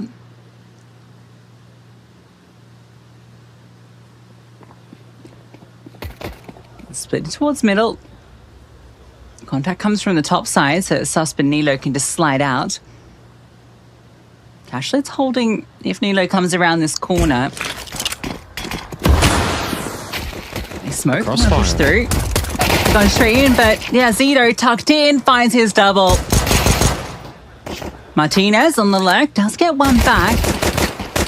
And a lot of damage done on the players here. Brolin gets a follow through. Can he make it 2? Looked so close for it. Look at Martinez. It's on to Martinez, it feels.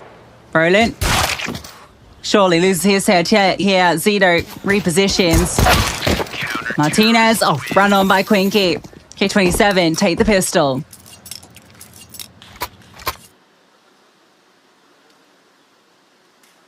Really nice crossfire in up con from K27.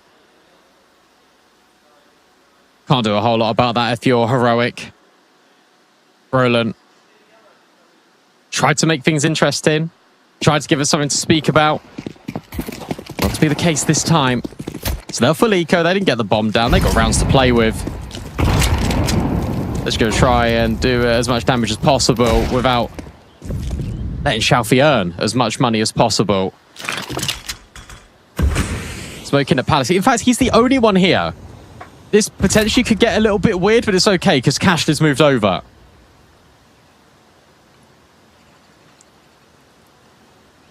Standing up a default. He's not afraid. Yeah, why not? Falls off. As that smoke's about to fade, doesn't want to get sideswiped. Cashler does see a little bit of something. Now the MP9 and M4 can feast. That's clean house by the A defenders. Yeah, as you'd expect, right? Just 5 Glocks, no armor, no nothing. It's always going to be that clean up. So there's the pistol. There's a conversion. There's a PC we're trying to give away here at State Ranked. And now we get to see the gun round. Now we get to see what Heroic have been working on. Now we get to see what that prep Ilazu was hinting at when he spoke to Ted. This would be an extraordinary comeback if K27 were able to do it. And Cashler will find Martinez. That's a great start. And lightning fast. It's an earlier AWP than maybe you're anticipating. But the response comes instantly from Krizin. 17 kills deep. He takes both out in middle. They're hanging around way too long there in mid. Like, I understand why, because Zito's sort of stuck and the short player's swinging in to help, but Zito's so wide, he can get out in towards Con there, then the short player really oversteps. That's disastrous, but the read currently feels pretty good. They've gambled over towards this B bomb site. Heroic about to walk into it, but wait, they don't need to. Look at this from Brolin. He's out. He's clearing it. He's saying, guys, A, completely clear. You do not need to go into B. You can move back. You can come this way. Incendiary dropped. Oh, Xiaofi. Timing's really good. But he doesn't get a kill. Over. And now Nilo's tucked into the corner. Xiaofi's going to cook and in fact has to fall back. The swing comes from Nilo. Can't quite make it 2. That's Cashler confirmed. X5 on his little push through underpass though. Has managed to catch one, but looks like Heroic have threaded the needle. Yeah, and that's all because of Brolin. He just walks out Palace, he clears it. I love the fact that they wait. They're just trying to see, firstly, if K27 overextend, and secondly, whether they've ever rotated. It's very common in stacks like this when you're in the player disadvantage that CTs will gamble on one side of the map. If you go B, great. We'll have you. If you go A, or we'll just try and save what we've got or try and catch you as you leave. Unfortunately for Shalfie, that is definitely a spray he'd like to completely forget about. It was on camera forever, though. Cashlid will at least hold on to the AWP, but that is Heroic bringing the guns out and going back to winning ways. Terrorists win.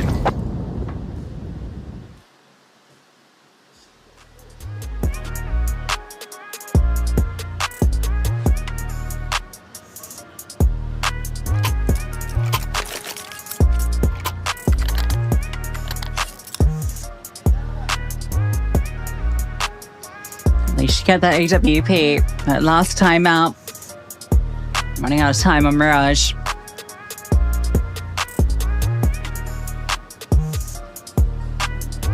Shelfie has a lot of input into this next round. At least into the way this is playing.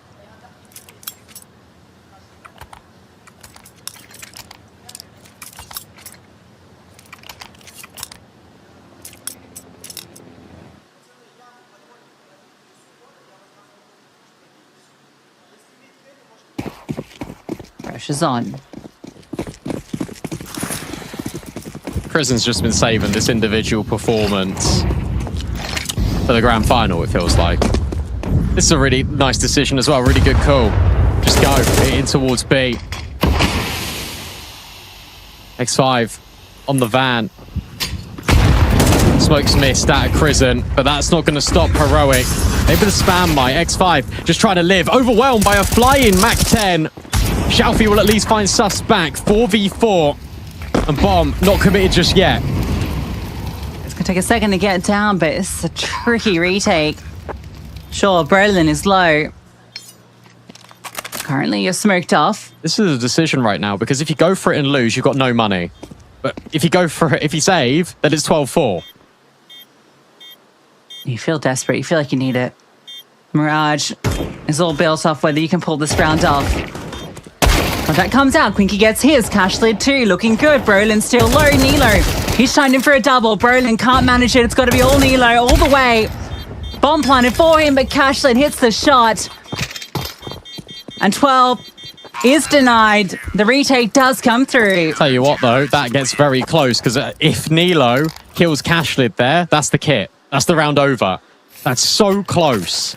Out of Heroic in the 2v4. In fact, the Nilo v4. It was a good call. It was good entries. The K27 made that decision. They were going to stick to it. Brilliant catches out of Shalfie and Quinky. That'll do nicely, say K27.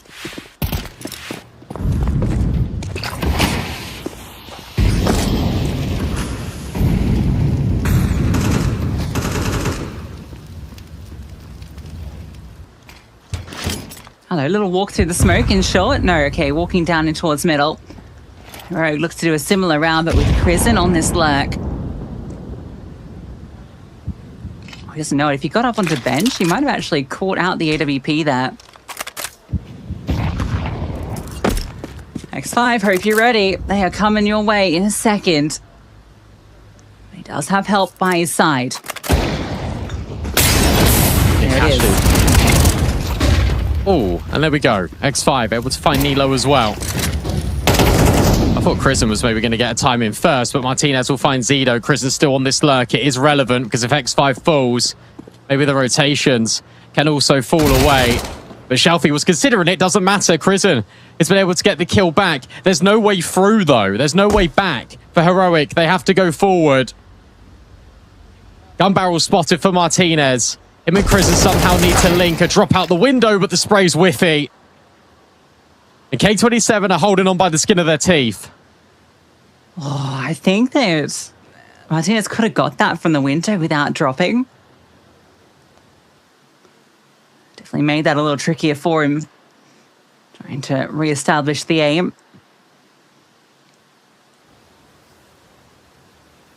You could see the way that round was coming together, but X5 doesn't falter. Both him and Cashlid over on B, getting 4 kills. Most of those for X5. Might the way the previous round tasted.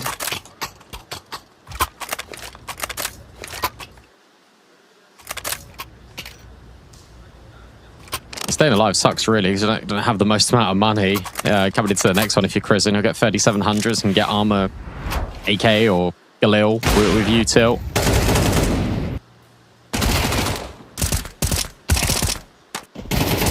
There's a chance there. Martinez knows it. So now you put a lot on your in-game leader. But to be fair, he's been brilliant. And whilst he gets dinked, you still find the opening pick. And now you pass it over to Susp. You try his hand.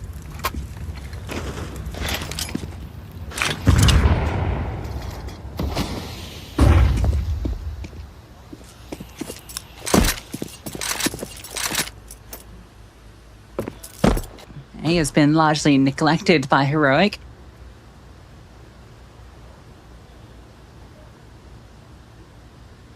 At least in these last few rounds. Wait to see if K27 get inquisitive. They don't, so now Heroic can start to make steps forward.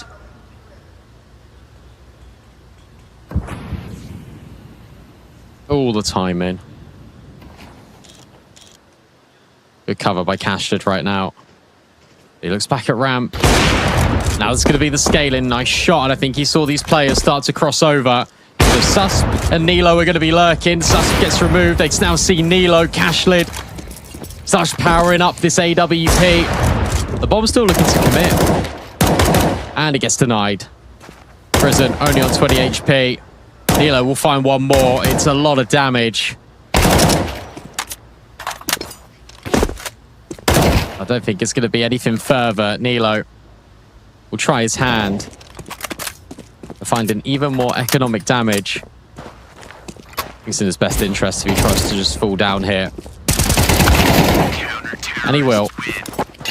So K27. They've stopped map point again. And now making the scoreline look a little bit competitive like they were doing on Nuke.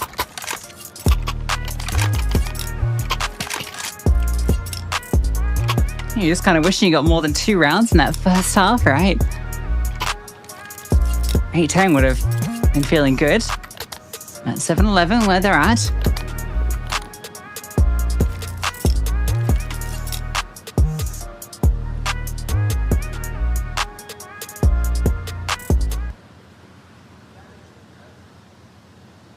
Well, for Martinez, double AWP for K27. So X5, we've seen him with this before.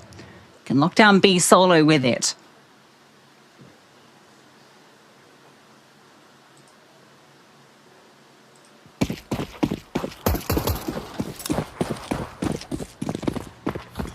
Remember, this was a 10-2 half. Heroic, only 1 round so far on this T side. I think Martinez was spotted by Xiaofu. He's speaking quite a lot. Susp waiting, expecting a push, gets it out of Zido. You don't really want to swing because the AWP's there as well. Nilo goes straight into it and Susp was fully blinded by his teammate's flash. Yeah, they wanted to swing in tandem there, didn't work out. Oh, smoked, okay. But Crizin, oh, he only gets the 1. Brolin activate. Timing doesn't look good. CT is coming back to clear him. Okay, maybe the timing's fine. Uh-oh. If you can hit a sequence like that.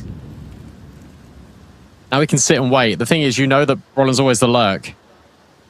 Quinky just trying to stand his ground. X5 moves over. He can hold a deep line. He can hold the cross. Quinky might even just try and find Susp. Smoke to cover. Someone's got to look at CT. Susp going to plant safe. Quinky doesn't dare move. But the spam, oh, really good, but no kill. Felt like he should have been rewarded with one. Roland's now got an opportunity. Flashbang, brilliant, but it affects everyone. Susp will still get Quinky in the meanwhile. It's all up to X5. Look at the reposition out of Susp as well in towards ramp. He's such low HP. There is a kit, there is a smoke. But there's also Brolan at default. The bomb's planted open, so it's going to be tricky to try and get this defuse. They're just wasting so much time, Heroic. Brolan looks to be the hero. X5 round the corner, but where on earth's he gone? He's just disappeared. But actually, he's hiding in plain sight, dancing around default. It's Brolin's experience, and it's Heroic with 12 rounds. What a round from Brolin. Phenomenal. Brings that one back solely by himself. A superb double from Palace on that lurk. Looked like the timing was completely against him. Two players staring towards him.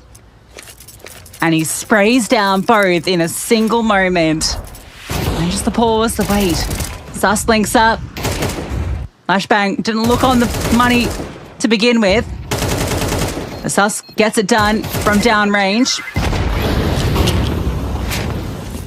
And there's that 12.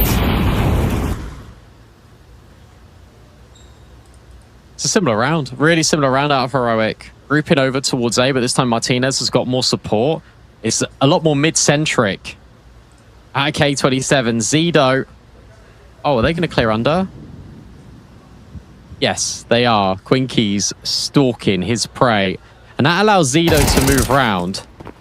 And because now Sus thinks Quinky's the only one that's pushed, he's got a really good lurk timing, but also so does Krisen. Uh-oh. Nice shot from Cashlid. X5, you might not be expecting him to walk out of this smoke. Is he going to, though? Decides against it. Krisen waiting for Quinky. He's teasing this move forward. Zido's still in Palace. X5 eventually gets found. And yeah, you've still got this Palace player. 3-on-3. Zido comes back and he's not seeing anything. He didn't see the head. Krisen's head was protruding right there.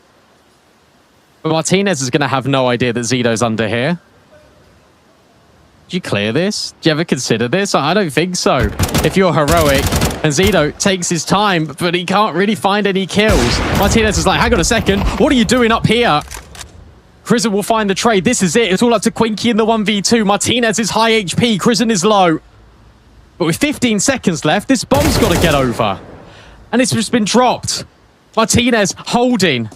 Does he ever try and take the shot? He creeps in close. It's a wide swing out of Quinky. Headshot connects and K27 stay alive. Oh, Quinky, what a round. Gets that opener over on B and then is so patient on when he pushes Con. Comes in at the final moments, gets the 1v2 and the swing at the end.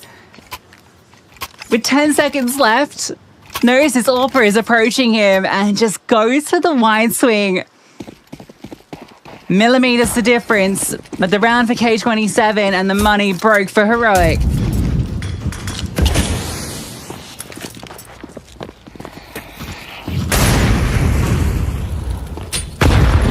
This game's still got life in it. Oh, this game's still got life in it. Big burst on B. X5 will definitely see a couple. Go for the fight is dangerous. But he still wins it anyway, and then he repeats with his knife. X5, you are flirting with death, but Quinky is here, ready to potentially be the bailout. Nice shots out of Quinky. He's really stabilized his scoreline too. Krisen's always good for one, but that's all it will be. Does K27 make this a 3-round game? Krisen 24 kills deep. He's almost 10 above the next player in the server.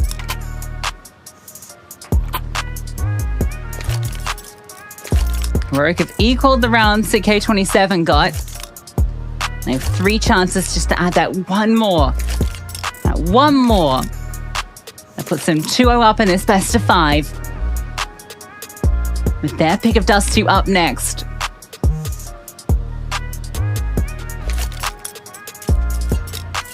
Two MAC-10s are purchased. They did not need to be. And Galil 2, is the design here based around pace or is it based around future rounds? A third MAC-10 has hit the Heroic thigh.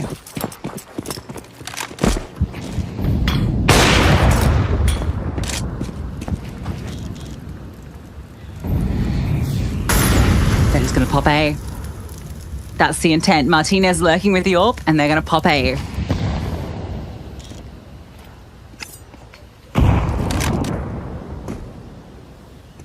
Shalfie's in such a prime spot. There's 3 players here as well.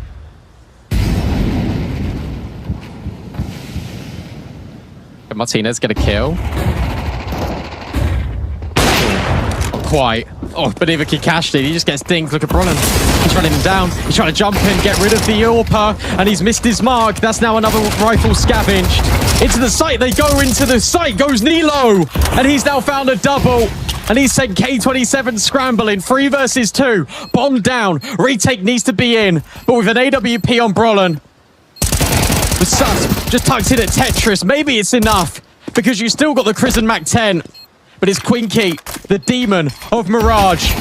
And these players both one bullet away from death. It's the jump up and the shutdown on this A-bomb site. K27 somehow still stay afloat. Absurdity from Quinky. We mentioned how good he is on this map.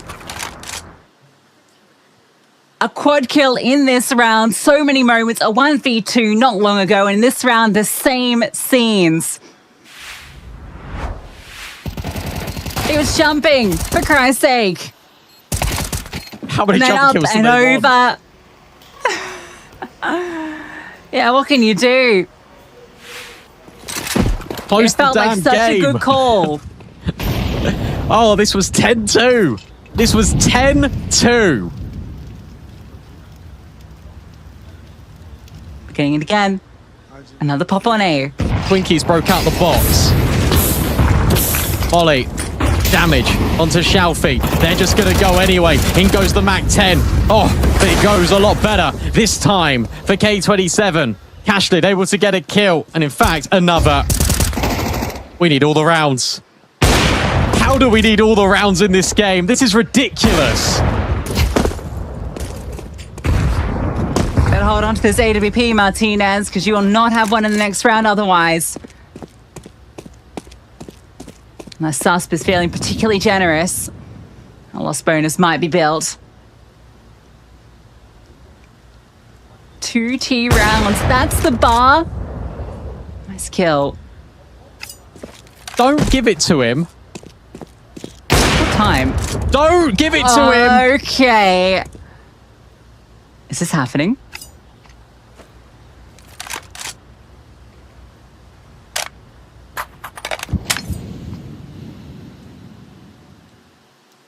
"30 seconds. Smoke in towards Rat. Martinez. Made the right call to go Palace. Eyes will be on him. Can he catch this timing onto Quinky? Oh, he scopes in. Surely sounded, and I think Martinez decided holding onto the AWP. That's the better outcome in this round. No need to throw it away. Counter-terrorists win.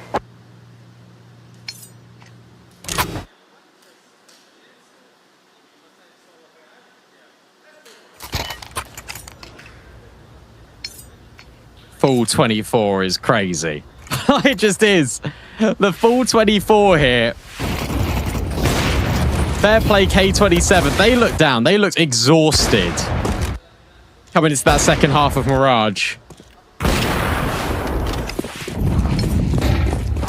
But now they're on the cusp of putting this in OT. Equally, it'll be heartbreaking if they come all this way and then lose 13-11. You feel you've done the hard work. A 10-2.5. Can Heroic close it here? They might just go through the smoke. Yeah, Crizzen. I know his game. X5's timing is, oh, not amazing. And there goes Crizzen. He'll find the opening kill. Shalfie drops the utility. You still got a player in at Sandwich and Zido. And that is a lot of damage onto Crizzen.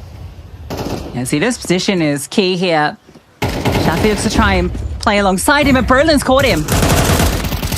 5-on-3. Shalfie gets one back, but Crizzen up and over, and it might just end here. But Quinky still stands. The spoiler removed, and Cashlid into a 1-on-4. It's heartbreak for K27. 2 rounds at the half. They bring it to the final round of regulation. Just that last round required to reset the standings. And they can't get it over the line. That's agonizing. That is so agonizing for K27. You got to really give them a lot of applause and a lot of praise here in this map, because they looked like a complete shell of themselves in that first half. They come out swinging, they win some crazy rounds. Quinky does brilliantly, so too does Cashlid. And for Heroic, it's just a big sigh of relief, and that is a map that you should have completed absolutely ages ago. That is a map that you should have closed when you were 10-2 up. It should have been 13-2. Sure, you lose a pistol, fine, 13-5 at a bare minimum. Krizen has over 100 ADR. Him and Sufs have got 8 opening kills, and yet it nearly wasn't enough. Yeah, Chris on the top of every single one of these, almost 10 kills above the next player in the server. He was leading his team by example and pulled them over the line. So many critical kills coming through. An unbelievable map of Counter-Strike, but Heroic are now 2-0 up in this, and Dust 2 is now coming up next. That is their choice. Can Heroic do this in 3? We'll find out after this.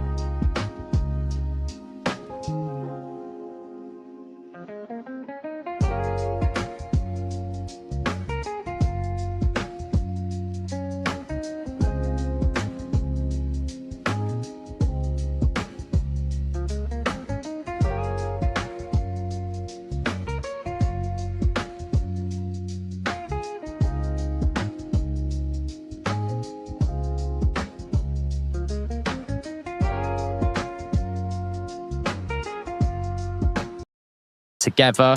Trading felt really good when they were able to get into the site. That was the big issue, getting in towards those sites. K27 made it tricky, and I know they're going to make it tricky on Dust 2. They're going to be here, there, and everywhere, poking and prodding, trying to work those opening picks. It should be a similar game plan for Heroic on Mirage. Sorry, on Dust 2 like it was on Mirage. Just because K27, they love a fight. They love to take the fight to you. We will bring the fight right here, right now, as we come back to battle in our third map of our best of 5 grand final. Heroic, 1 map away. If they win Dust 2, they win the whole thing. Let's see if they can do it. Good spawns to go towards B, so they're going to head straight in that direction. I'm looking at Zito, not just in this round. It will be important, but in this map. We've had Quinky, we've had Cashlid have their moments. But Zito, who has been phenomenal for them in so many of their series, that we're looking to find that resurgence here. A great position to play off Quinky. Going for the contact, damage done, and actually didn't take much back in response. Zito tucked in, gets his kill, looking for more, and does just about manage it. Running out of bullets, the kills come through, and it's even. 2 on 2.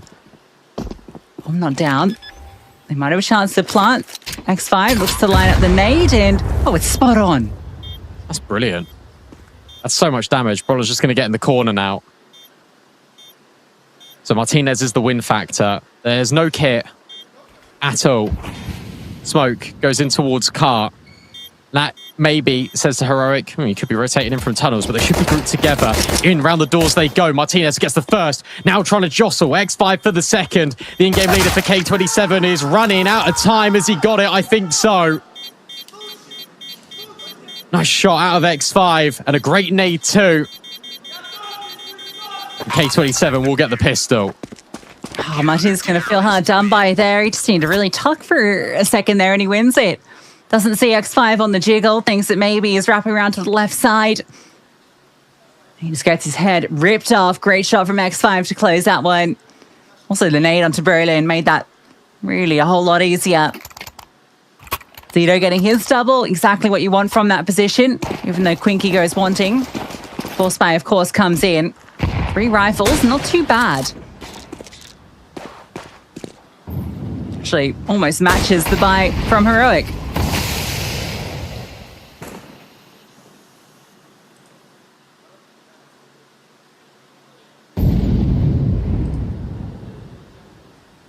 He's starting B pretty consistently.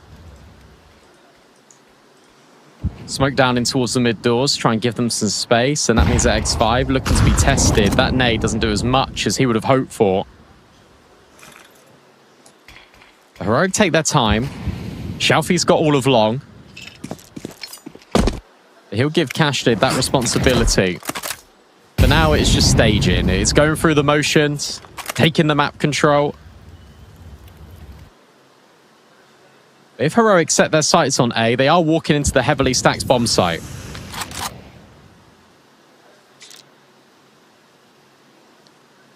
It does seem like it's the intent.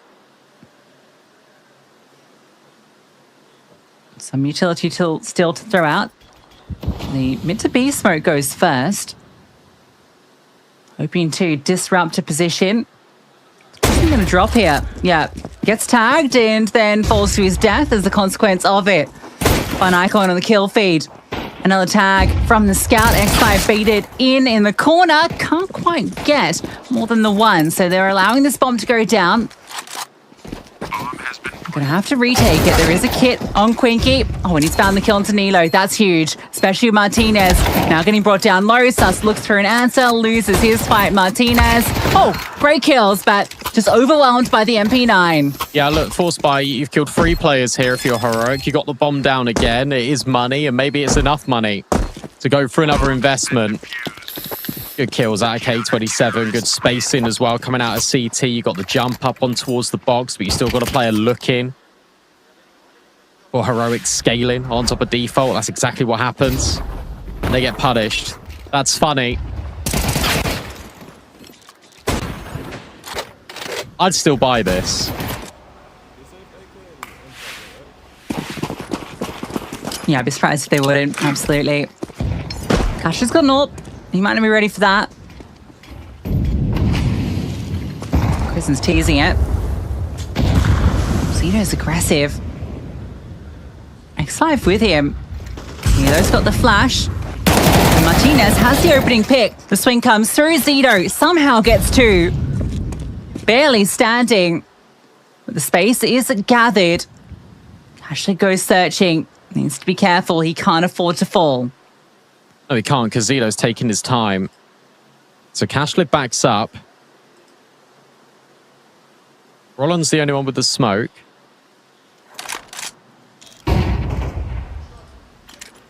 Flash forward by K27. Still only Cashlet here. Up goes the smoke. And he deploys a defensive one to act as a little bit of a buffer.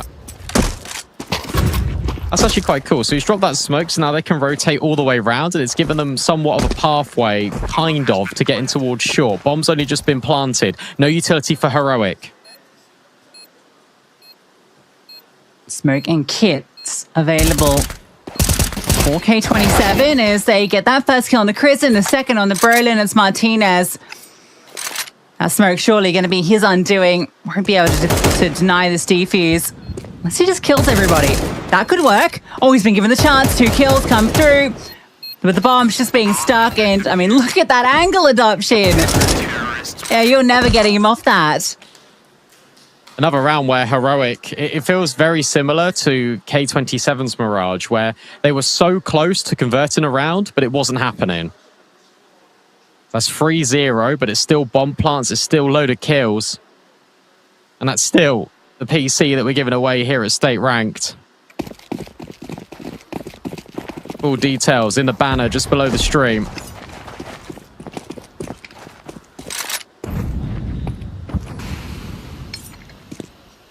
As my voice breaks for a second time this week. K27's money might be broken as well if they lose this. Heroic just battering at the door. Zito getting that double is a real big difference maker there as well. Can't believe he manages it.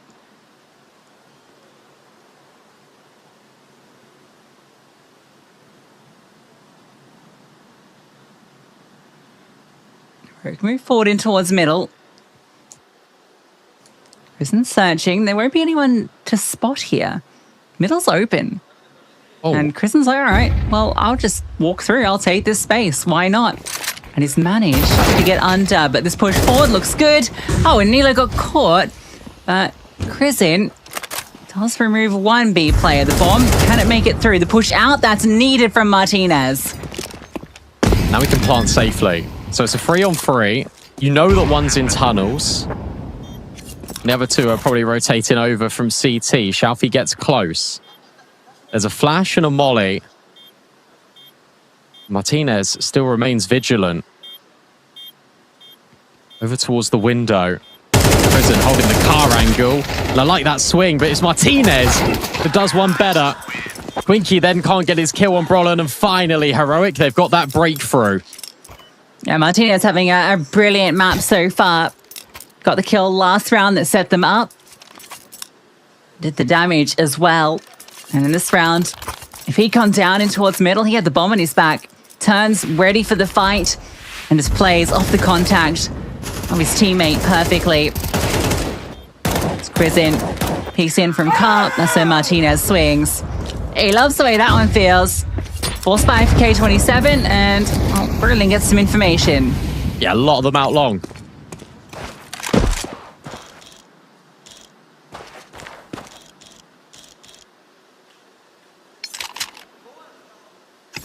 Very quick from Heroic in this one as well. Straight into short.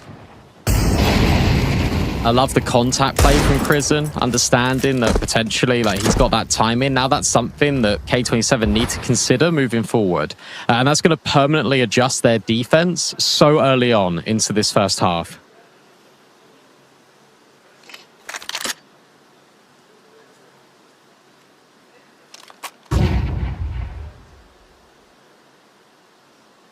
Short's a good call in this sort of round. You take a lot of long-range duels.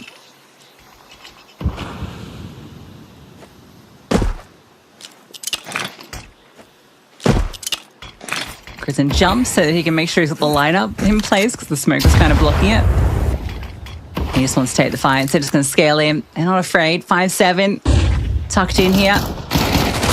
Deagle as well. All the pistols in play. Finding them's the trick. Good kill from Cashlid. Still Shelfie on site. He's being baited, but can't capitalize. But Zito can. How's he managed that then? And then Nilo gets caught. Martinez 1-on-2 now after getting that burst. Who's a player is in pursuit, but time's such a problem for him. Charging forward, getting pursued, gets the kill. Martinez, is he going to do it? 99 damage inflicted and 100 with that final bullet. Zito with the 5-7 eviscerates Heroic. That's sloppy. That really is sloppy for Heroic. They've got all the utility there. They're lined up the smoke, sure, but there's no flashbang to help their scaling. They've got a molly they deploy so late. They deploy the molly on the contact of these players. If you just put the molly in towards ramp, Zito can't do any of that. Instead, they just feel like they can walk in and grab the fight. That's not going to happen. Zito does brilliantly.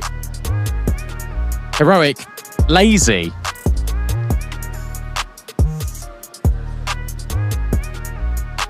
All that hard work, all that knocking at the door, all those bomb plants undone by 5-7s. And now you're right back to where you started. In fact, you're even worse off. Take nothing away from Zito, but that feels silly from Heroic.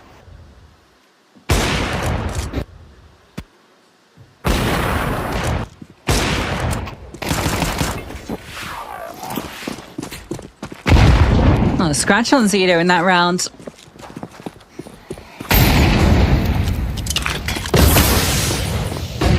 Burst out from long. Shelfie is here and needs the flash. Oh, how does Cashley get dinged there? I don't know. Oh, okay, bye. Bye, Brolin. See you next round, mate. Shelfie's just owned you through the smoke with an MP9. Buy in again for Heroic. Redeployment over towards this B bomb site. Quinky. Oh, now gets info. We'll drop the smoke forward. More players rotating in. Quinky will swing off the contact. It's Prison that deals with X5. It's Zito, of course it is. Over the top to find Susp. With Prison and Nilo low, this is now tricky for Heroic. Quinky just pushes through, pressing the advantage. Shelfie, maybe to do the same. Although Kristen goes the other way. Hold up. Hold up. You can't go around this corner yet, Martinez. Not yet. Wait for Kristen to cook. He needs to work out there's a second player. Oh, unfortunately, there's the second player. And now, Kristen, opportunity to ply his trade is lost. If only Martinez could have bested the short player. This could have been a real round. That's such a frustrating one for Heroic, but it's really awesome from K27 because all they do is they use the players on lower tier weaponry to push and search for info. You've got the repush out of Quinky initially, then he goes back through the smoke again in towards lower. You got the timing obviously between Shelfie and Prison, but it just doesn't work out for Heroic whatsoever. They've got to be on Tech 9s, they've got to save. And this is the first time we've seen K27 have a dominant lead to start off a map.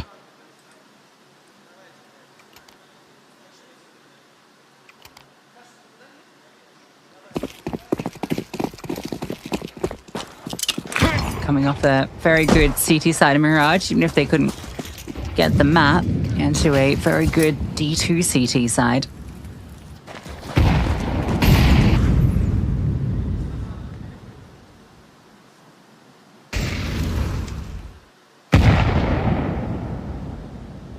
Kristen's hero AK. Saved over, looks to do some work. It has been found with a bit of space before. Heroic can try this half buy to split onto it. Big kill. And now you go. Prison knows he's got the time in. Just to sprint up. Just to sprint into the middle. And the car player dead. Oh, Krisen's AK's doing everything. The Tech 9 has now found Quinky. Heroic out of absolutely nothing. Overwhelmed B. Well, Kristen doesn't get to be the hero of the round previous, but this round he does. Both those kills were brilliant.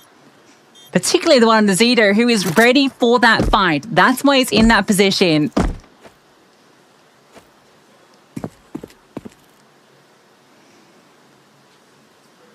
But Kristen rips his head off. Rest of the team can then explode. And where we get that second round, they feel like they earned a while ago. And Sus can even go and get an M4.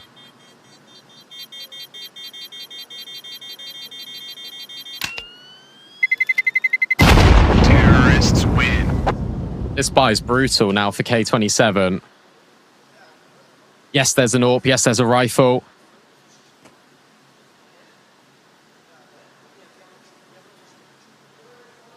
I suppose they've won with worse. This is a really important round for Heroic to stabilize this first half.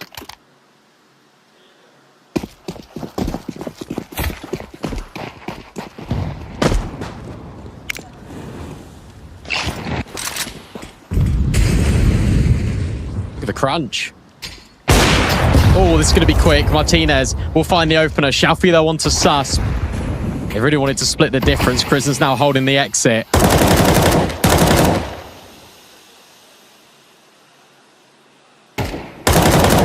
Oh, this is weird.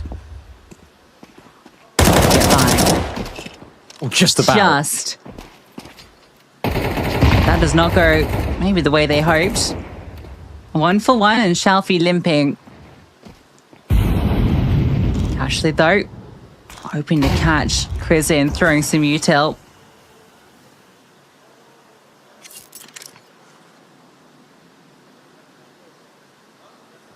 Doesn't look like they're committing to this.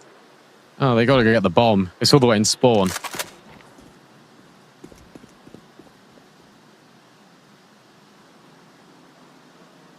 The good news is that they've completely left the AWP over on B. Like, you have to anchor here. X5. Timing looks okay for him. Although he's going to fall back. Prison might catch him. In fact, everyone might catch him. I've lied. This timing really isn't good at all. He's got to look back. He has to look back at long, and he will. Right at the perfect moment. Tucks in the corner. Are they going to be expecting him? Yes, of course. Rollin is. Shalfie caught as well by the Krisen lurk. And Heroic, as long as they get by, which they do, they're going to plant. Cashlin and Zito to save. And Heroic make it a 2-round game. They've got to hold on to what they've got here. Shelby at least has some extra money. A well-worked round. A really good call.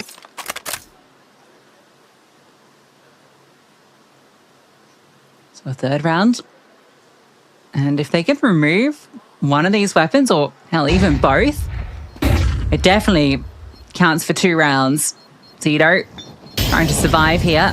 They got the money to try and take these guns in. There goes the AWP, and the rifle gone as well. That's massive. That is absolutely massive out of Heroic. Yes, they blundered early in this first half, but think about the rounds that they lost as well, right? It was pistol, bomb down, still a lot of kills. Second buy, bomb down, 4 players die. They've always been keeping the purse strings tight on K27. Then came that economic slip up. Then came that Zito masterclass with the 5-7. But since then, Heroic have just been pushing and pushing and pushing. Maybe I should say pulling, because they're winning this tug of war.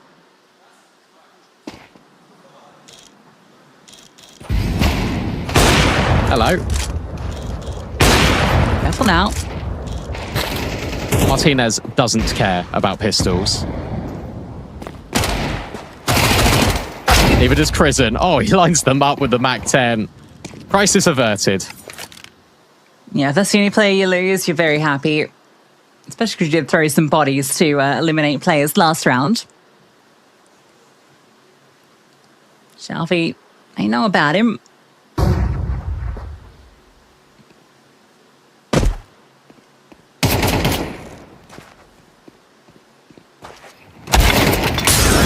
Yeah, all eyes on it. Martinez, top of the board, 16 kills in. So on a 4.0 KD at the moment. And that's not even on CT. And that's where he'll be dictating a lot of the pressure and the aggression. He's been lights out on Dust too. It's been really fun to watch Martinez on this map. And Mirage, to be fair, he was very good on that map too. He's finding it easy. And why would I blame him if he's 16-4? That's another opening pick. As Heroic look to take mid quite quickly, as they have done in previous. X5's here. Is it going to be a flash? Oh, no. That's disastrous. You get a nice opening pick. You think you've got the space, and then you don't clear that close angle. You don't flash through. You got to clear it. Like, and Heroic, you don't trade. Heroic, you got to clear it.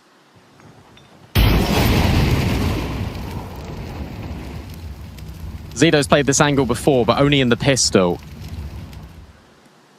X5 drops in towards the site. Rollon is on a little bit of an adventure. Oh, Martinez saw another player. The AWP's on A. Zito will find Nilo. He actually forced out of position by Nilo's molly. Couldn't win the fight. Might have been nicer to make that molly thrown by Martinez. And the two of them could have done it together. And now what? Just pure contact on towards A? That means getting by Shalfie and then getting by the AWP Cashlid.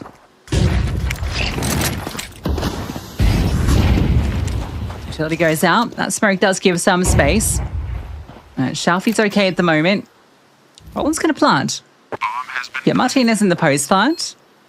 Two players are low. There's no kit either.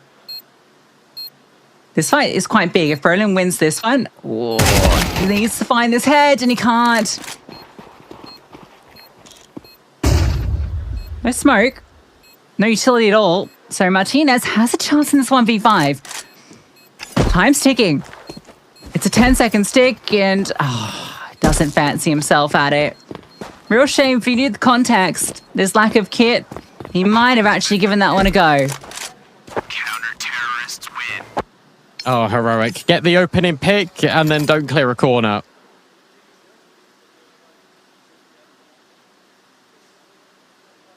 You understand why they've done that, though, because it is 2 rounds in this first half already that they've been able to find all of that space in mid. That's the kill out of Martinez. I can't even see Quinky on the screen. But yeah, look, I understand. Chris has leading the charge as well. Chris has been able to get all that space for free. It does look silly, but in context, it makes sense. Big flashes. Oh, an even bigger headshot. Suspect is still looking to take all this space. Break on the smoke, a triple swing, and he's still standing.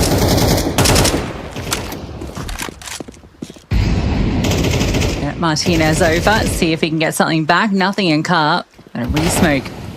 Blocks off Martinez's vision. They're actually all just going to group up here. These AWPers might come to blows. Actually holding a bit more of a passive line.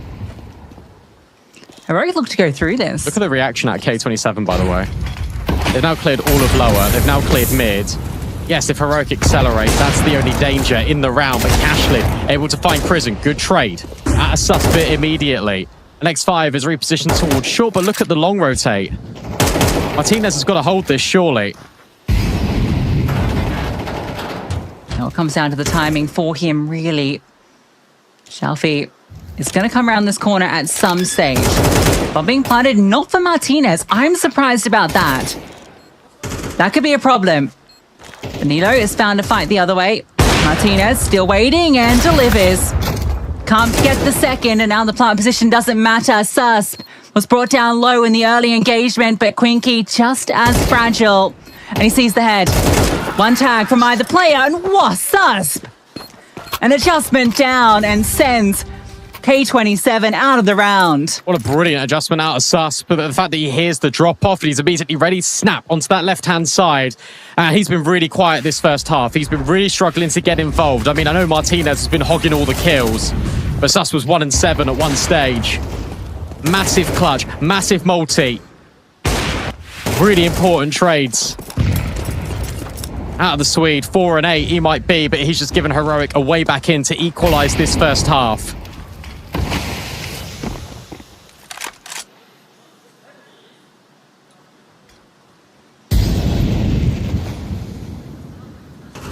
We're 5-1 down. Flash forward, Zito spotted. Sus win that one out. Exchange of mollies. Zito cooking. Force forward. Oh, just burns out.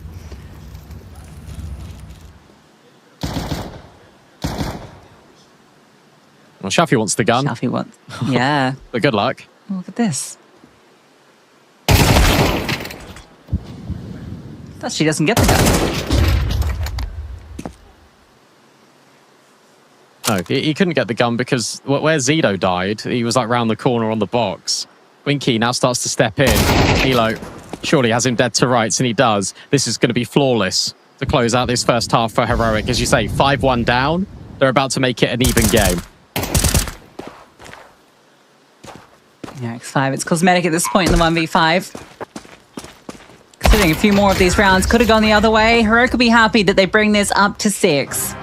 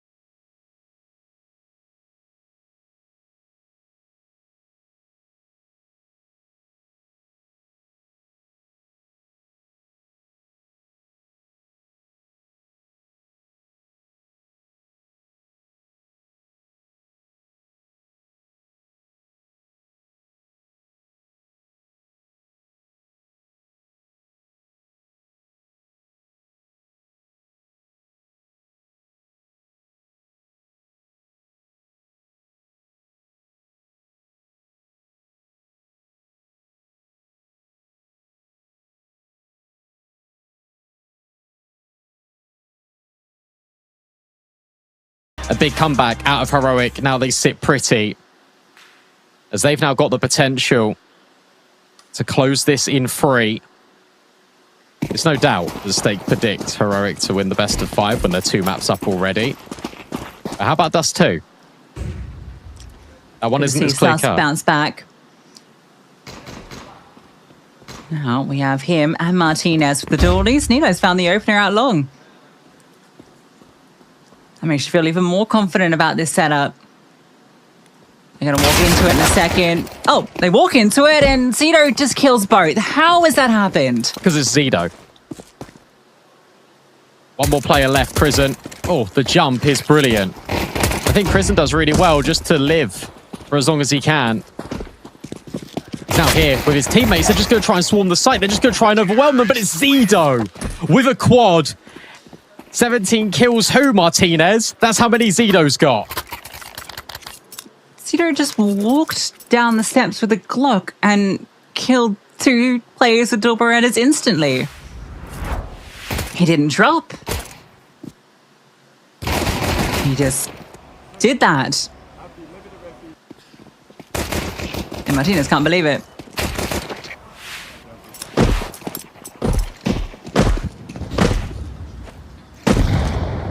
That's craziness. Okay, so we've got 2 giants going up against each other here. Martinez the Orb versus Zito the Rifler. He's got an AK immediately. Force buy in for Heroic. In K27, I thought they were going to give them a taste of their own medicine through the mid doors. X5 still considering it. Flashbang, brilliant. Onto Martinez.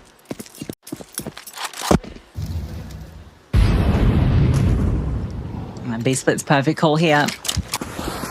Sustin Martinez is going to have a hard time dealing with this, and I don't know if they can. Reinforcements are so far away. This would be an exceptional hold if they can walk out alive. And Sustin's gotten 1. That's all he's allowed. That's the round. And that'll be a save. Really good call out of X5. As you say, split on B, perfect in that situation. Heroic just can't do an awful lot. Rotations are really far away, and you're relying on Martinez and Sus to hold and get at least a multi. Only finding one is about the average outcome. So K27 will go back to back.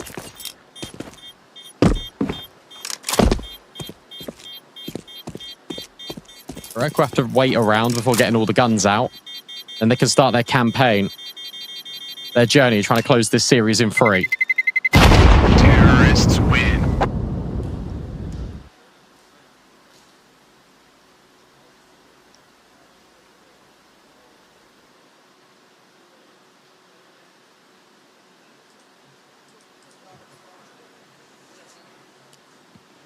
Still chances to get tickets to win the PC.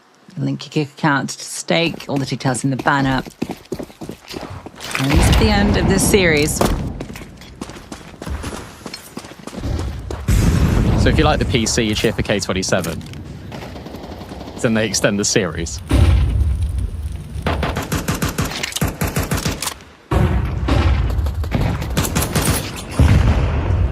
Short stack. Molly's good. Forces Heroic away. A lovely counter flash, though. That stops a tiny bit of scaling. Roland not able to connect with his Deagle just yet. Susp is completely alone at B. He's going to go there, though. I'm not so sure. This looks like short. Again, there's not really much here anyway. It's just Berlin. The players are in CT. He fires off a shot. There's a flank up from middle, and Quizen gets caught on that. Martinez goes down. Berlin being encroached upon. Does actually get his kill, but goes down. Nilo, anything more from him? No. Some players end up a little bit worse for wear, but K27 now make it a 3-round lead.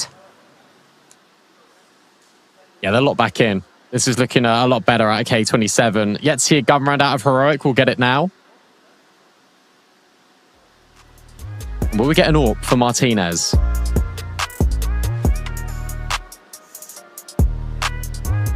Heroic will take another timeout. Martinez will have an AWP. Cashid has one too.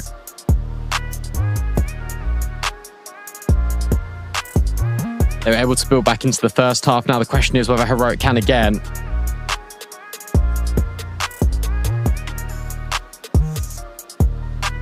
Or are we destined for cash? An extension in this best of 5.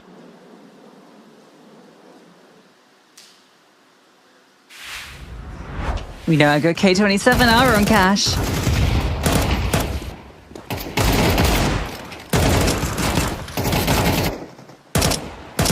Terrorists win.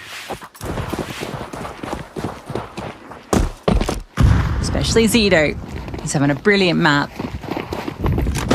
Martinez is up. It's available. Cashlid with his own.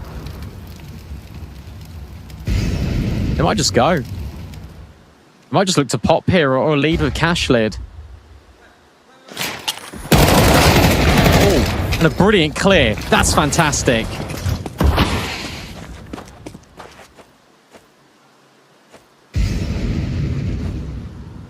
Round over. Brilliant change of pace again out of X5.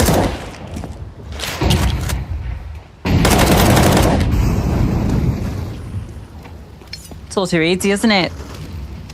You start to just walk up. You see Nilo is planning to drop that incendiary, but as soon as the contact gets spotted, I think he just swings wide, makes it so hard for Sus to get anything done. Actually never gets off the line.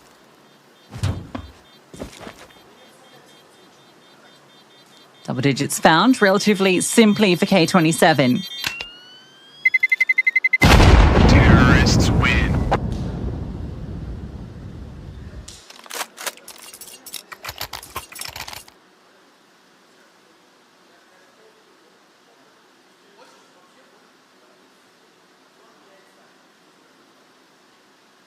I love that change of pace. That's exactly what they needed. Like another confident call as well, which is inspiring here for K27.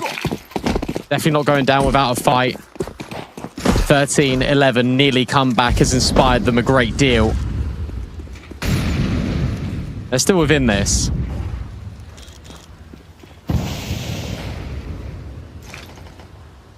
Can Heroic muster up the strength to complete back-to-back comebacks in the same map? Break on the smoke. Leg onto Cashlin.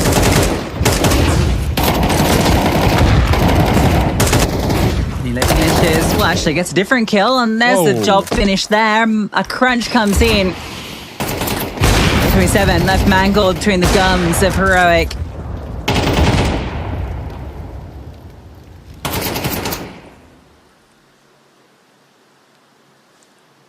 A CT round looking to be lined up.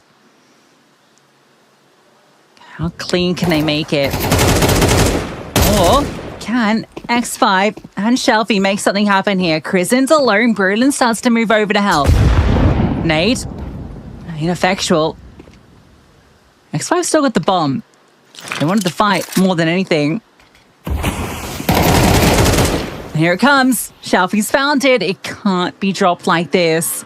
These are isolated kills. Oh, that's the bomb dropped. And that should be round over now, especially with the HP of Shelfie. Nice shot.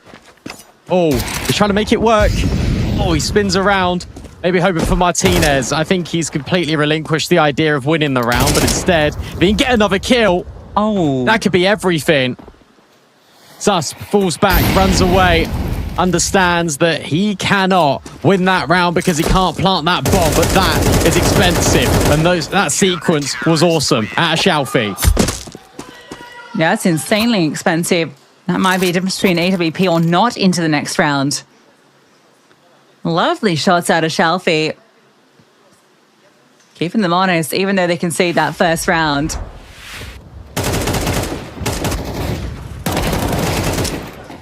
Good crunch. But very frightening as this round started to go on.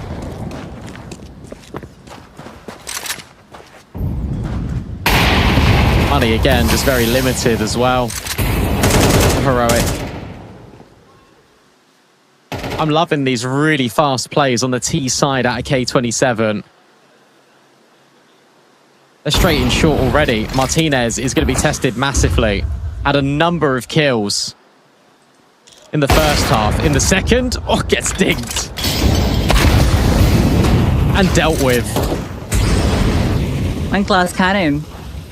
That's always going to be such a difficult position to play from with the utility. But, Kristen almost makes it two. Not out of the woods yet. RK27. Hilo slowly makes his way up. And he finds Zito. That's the low HP player. Looking for the second. Can't quite best Quinky, who then takes out Brolin down long range. Now it is enough. Sus can't get involved.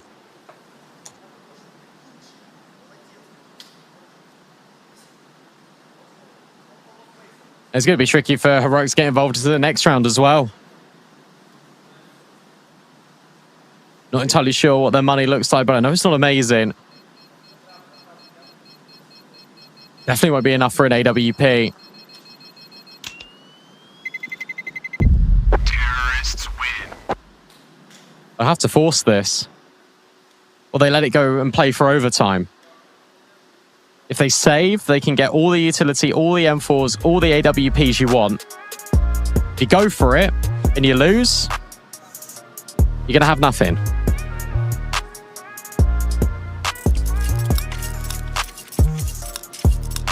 I really wouldn't mind like MP9s in this. I know that sounds pretty ridiculous, but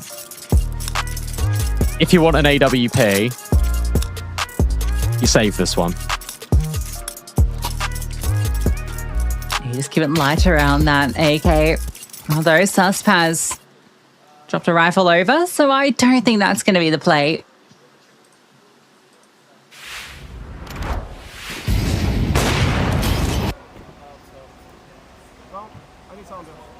Martinez has lost 40 ADR since we last spoke about it. Was on 130, and now he's only on 90.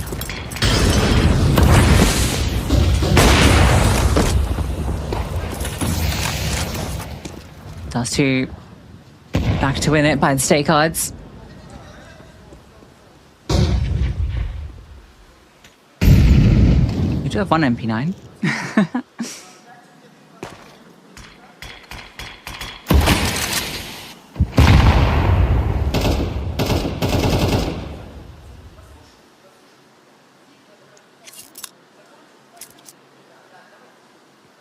I haven't really seen too much mid-round aggression from Heroic. Saw a push through long with a pistol. That was it. Reason being is because K27 haven't been given them the opportunity to. I think they learnt from Mirage. Anti-flash for Brolin. Doesn't get cleared. He's able to find a double. No scope out at Cashlid will provide the trade. But that's a step in the right direction for Heroic. It's more than you could hope for from an MP9 in that position. They go dry. Also lurking mid, so there's opportunities here. Quinky moves forward, but Martinez takes Cashlid's head off. Quinky comes through for the crunch. They gotta get the so bomb. low. Yeah, the bomb's out towards long. That is a serious problem, especially as the clock ticks and especially as Nilo pushes through. Quinky can get the kills. Martinez is far away, so even if he finds this one in CT, which he won't, the round wasn't happening. Heroic braved the storm for one more. Well done from Brolin. Really well handled. The fact he gets a double there after a jump in X5 goes through the doorway. That's a low buy round that they were winning all the time against NIP. In fact, they were winning it with even less. Sharp shots from Martinez on the scout. Couldn't do it with the AWP, but can do it with the lesser sniper. Now he'll be given one. Tech 9s only for K27. Barring any huge calamities, this is going to be a 2-round game again.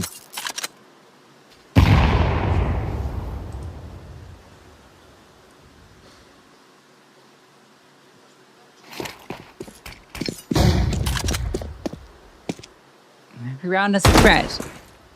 And K27 at the moment.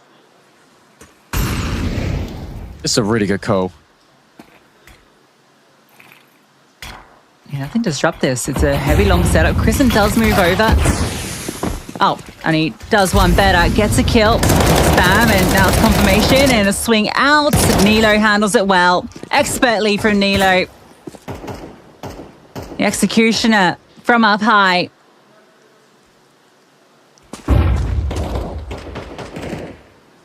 So will be that 2-round game as X5 repositions, hoping to catch somebody off. And it's important for Heroic. Keep this one as clean as they can. Stuff should confirm it. And he does. Great round out of Nilo. Gets a little bit scary. Chrisen drops down. He provides the cover. That gives the space for Nilo. We'll just take that swing. We'll confirm all these kills. This final one. Instantaneous on Quinky. Cashin will have an AWP. That's Galil's. Galil's only for K27. X5's the only one with an AK. I'm starting to get a little bit nervous.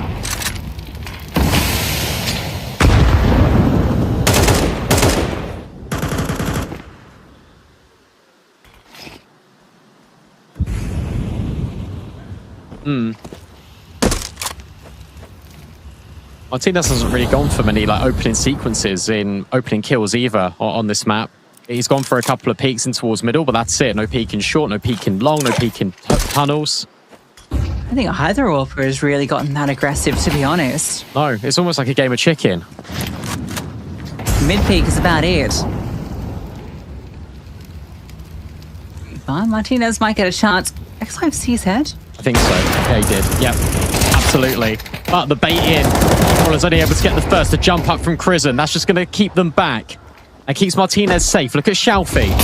He now drops utility. Martinez under pressure, but Krisen is the bailout. And that allows Martinez to only focus on short. Flashbang forward, brilliant. A drop down in towards CT, covered by Nilo. And Heroic, they really are up against the ropes every single moment in this Dust 2, and yet they find an outlet. They get it through Nilo, Krisen, Martinez. Every single player delivering important moments. Quinky dealt with again by Nilo. It's clean from Heroic. Expert from them. Brolin gets his in the base setup. Martinez, he has to fall back, and for the T side, they think, okay, we've gotten Brolin, the AWP is kind of scrabbling, we can try and pursue, and that's where Krisen steps out to provide further output. I like that, as Nilo's now rotated over, he can fill those shoes as the player in towards CT, so Krisen goes back to focus on Shalfie, who has announced his presence with some util. Every avenue covered. Heroic keep it under control, 3 in a row. In a great position to tie it up now. 4 in the last 5. They were 10-6 down. 10-6 down, and now it's 11-10. And yeah, look at the buy. It's terrible. Yet again, Heroic just needs to convert against this anti-eco.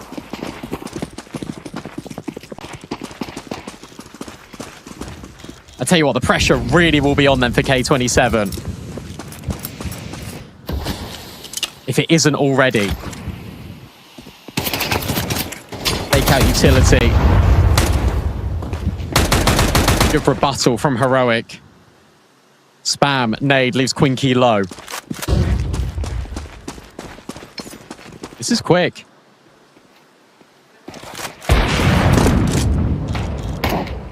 Good for Martinez. 22 kills. Takes out the top fragger on the other side.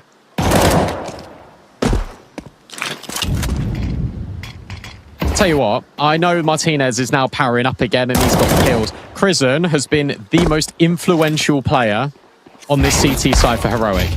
Oh, Martinez gets caught. They're in. They're trying to get there. Krisen can't allow his life to be forfeit and he'll still get rid of Quinky. So what's the USP? Wants to fight. Overwhelming. He's cashed it, but he's now the only one left. Fake out on this bomb, but Nilo will handle him. Crisis averted. Heroic, a tied game.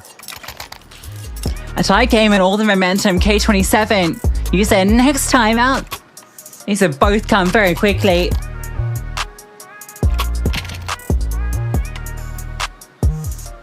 They're running out of answers. What's the way through? Heroic are putting up a brick wall, and it's not just a single player. It's a team effort chiming in to keep K27 at bay. What's your idea now? Because you've gone very quickly if you're K27. You've now, over the last few rounds, have gone really slowly, tried to get the mistakes out of Heroic. The only mistakes being made is your executes. No AWP for Cashlid. Martinez completely uncontested. Nightmare fuel for K27. They had the map right in the palm of their hand, and Heroic are so close to snatching the trophy.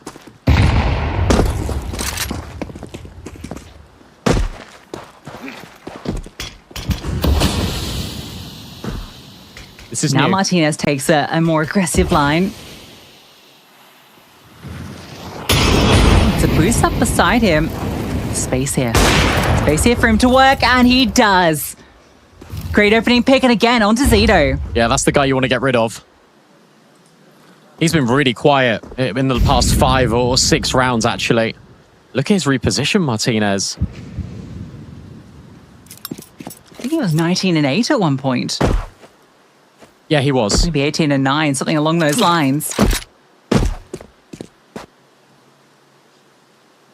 And here we go. Now we're getting the Heroic re-clears. This is exactly what they were doing on Mirage. They leave Brolin in at long. Martinez is still holding the angle. Krisen starts to work. Shorts the gap. No one's holding it. That's a well-timed smoke in towards middle. Flash from the T side. Does that tell you too much? Surprise, Krisen's focused on mid here. 30 seconds. Now the utility comes out. Martinez knows that he's to be called upon. Drops his incendiary, doesn't do the job, but Kristen does. Just spams out X5. So now it's a 3-on-5 to get in. Time. Trying to play around the smokes, trying to find something. 15 seconds. Shalfie gets the kill on Brolin, but there's Martinez. That's it. And there's a molly. Can't plant. There's no way in for Quinky. Heroic, they've managed to do it. They have found themselves on series point. Out of absolutely nowhere. Out of absolutely nowhere. 30 seconds left. K27, they drop all that utility. Counter incendiaries from Martinez. X5 tries to dive down in towards CT. Another molly, another incendiary. Kristen just on the edge of the smokes. It's a sharp shot out of Martinez. It's a time denial mission for Heroic. And maybe it's going to be the ultimate undoing. It's fast, out long, it's sharp, out of Brolan. And now for Martinez, he scopes in, he waits. K27, they're committed. It feels like he's waiting for a flashbang to come over before he really gets on this line. Utility is dire for the T side. Oh, I think Martinez has missed his mark. No, he hasn't! He's found it, then some. A collateral. And a K27 kebab. Speared through the heart. As it's now in their throats. Kashlit and Shalfie in the 2-on-4.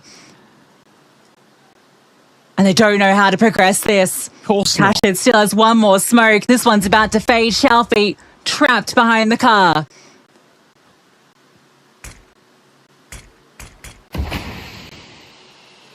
And it all falls silent just for a moment. But the silence is just deafening for K27. They need to find a kill. They need to find a way in. And Heroic, they're giving them nothing. Still got to get the bomb over. Shalfie now reveals, okay, I've crossed towards ramp.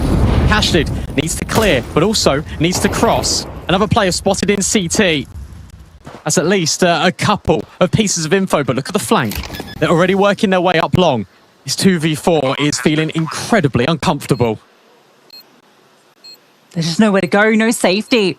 Now the long players come. Shalfie moves through the one avenue, currently protected. Might have a free kill here. No, nothing's free. Kristen takes 2 and Heroic has done it. They've taken down K27 3-0 and they are your champions. It's unbelievable from Heroic because think about the way that they've operated through this tournament. Think about all the changes that they've gone through as well. Change of the coach, change of the assistant coach, change in the rifler, change in the AWP. K27 put up such a valiant fight. They come here with Shalfie, instability in the 5th player position, their 2nd ever international LAN, and they go all the way to the grand final. Heroic dominate on Nuke, dominate a half of Mirage, come back twice on Dust 2. They were going through the full ringer here. It's unbelievable for K27. Heartbreak, but for Heroic, what a moment, what a statement for them. High fives are in. What a moment for these guys, because they have just been absolutely phenomenal. I mean, what a trial by fire for this roster. Thrown in at the deep end, and they are showing all sorts of potential. They point at the trophy. Prison says to the coach, you should walk over and scoop it up.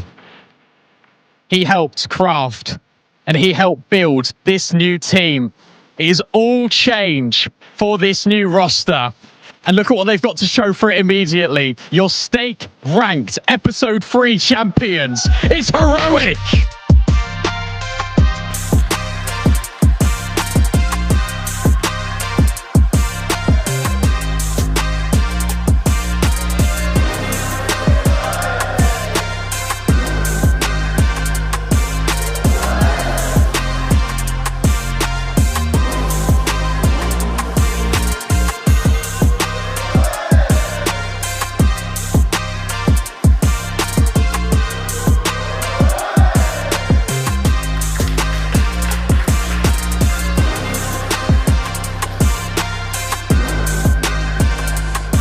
Ladies and gentlemen, Heroic are your stake ranked episode 3 champions. Now we're gonna do what we love doing every single time when we've got something like this. I'm gonna go through every single one of you, so no one is safe from giving me a couple of words. We're gonna start it off with the man himself, Susp. Now, I have a very specific question for you. Obviously, you're going to be happy with lifting the trophy. You have been such an integral part of space taking for this team. And things have changed for you over the different iterations of heroic players coming in, going out. This event, you've been excellent. Are these the roles? Is this really finally the comfort ground for you on this 5-man lineup with the coaching staff? Yeah, I mean, I'm a very aggressive player and I love taking space and fighting. So for sure, it's a very comfortable position for me. I love it. All right, and first impressions of playing with the new guys, with the new coach, the new assistant coach? I mean, we only had a week. I think everyone is doing really good with what we have. I think we're feeling each other really well, so it's very happy to start off with the win as well. All right, thank you very much. Chris, I'm gonna come to you next. The reason you are the in-game leader of this team. Now, Heroic went through a couple of very tough months ever since you joined, right? You never had a permanent oper, you had to go with youngster. Now you've changed basically everything around you, the coach, the assistant coach that you're working with. You've got Brolin working with you. Does it finally feel like you're getting your real shot at building something with this team now with that trophy as well and these people around you? I mean, yeah, of course, without being disrespectful to anyone, I feel like, yes, this is a more fitted team, so to say. We roles fit, and that's, of course, going to do a lot. I think everyone has been putting in an enormous amount of work with the short time that we had. And I mean, I think throughout this event, the mindset has just been fantastic from everyone. I think especially Dotto, Jonas, has been doing a great job. And I mean, yeah, just thank you to all of them and thanks to all the fans out there. Thank you very much. I'm moving to the big man now. Ex-coach of the academy, now of the main team. I think that's one of the biggest successes maybe that you could have had straight after being promoted to the main team. So talk to me a little bit about, maybe because you're the coach and you're supposed to be the negative one, some of the things that you feel like you could even do better with this lineup, some of the things that you think you could work on, and in general, what are the main positives and things that you want to focus on going into the future with this group? To be honest, I think we can improve everything. Like I tweeted yesterday, we have a lot of aim, we have positioning, everything we can improve. We're just getting started, you know. So there's a lot of work to do there. And what was the last part of the question? I forgot. You know, what are you the happiest about when it comes down to this group of players? Because obviously you guys came in and you played some very good Counter-Strike. You didn't drop a series on the way throughout the event. So what are the things that you're the happiest about and proudest with the players? It has to be the mentality. I think everybody is just enjoying each other's company a lot right now. It shows on the server as well when we do these comebacks. This Dust 2 comeback, we had a saying that protect the vibe. So in the last time out I took, we talked about just protecting the vibe, you know. So because that's what you need sometimes. You need to have a good vibe so you can actually win some rounds. Bad vibe doesn't help. You know, that kind of stuff. Thank you very much. Congrats once again. We have to move forward, and now this is one of my favorite parts of this all. It is Mr. Martinez. Now, I have a very straightforward question for you. You had to really spend 2 years on 9Z to realize that you had to be on an English-speaking team to win a trophy finally. Bro, it's a rough question, bro. No, I'm just kidding. I'm just kidding. How does it feel to finally come into an international team, lift the trophy straight away? How comfortable do you feel on the team already, and do you feel like this is just the beginning, and how far do you think you can go with these guys? Yeah, I think for me it's the beginning, as we talked about yesterday. For me it's I don't know how to say, it's like hard at the beginning because yeah, first international team, but the feeling is like fucking insane. I like a lot to play with these guys, as I said yesterday the same, but yeah, it is what it is. I'm really happy to be here, and yeah, really good experience for me. Thank you very much. Moving over to the man himself, Brolin. Now, you arrived from Mouse literally a week ago, right? This is a new team, a new environment.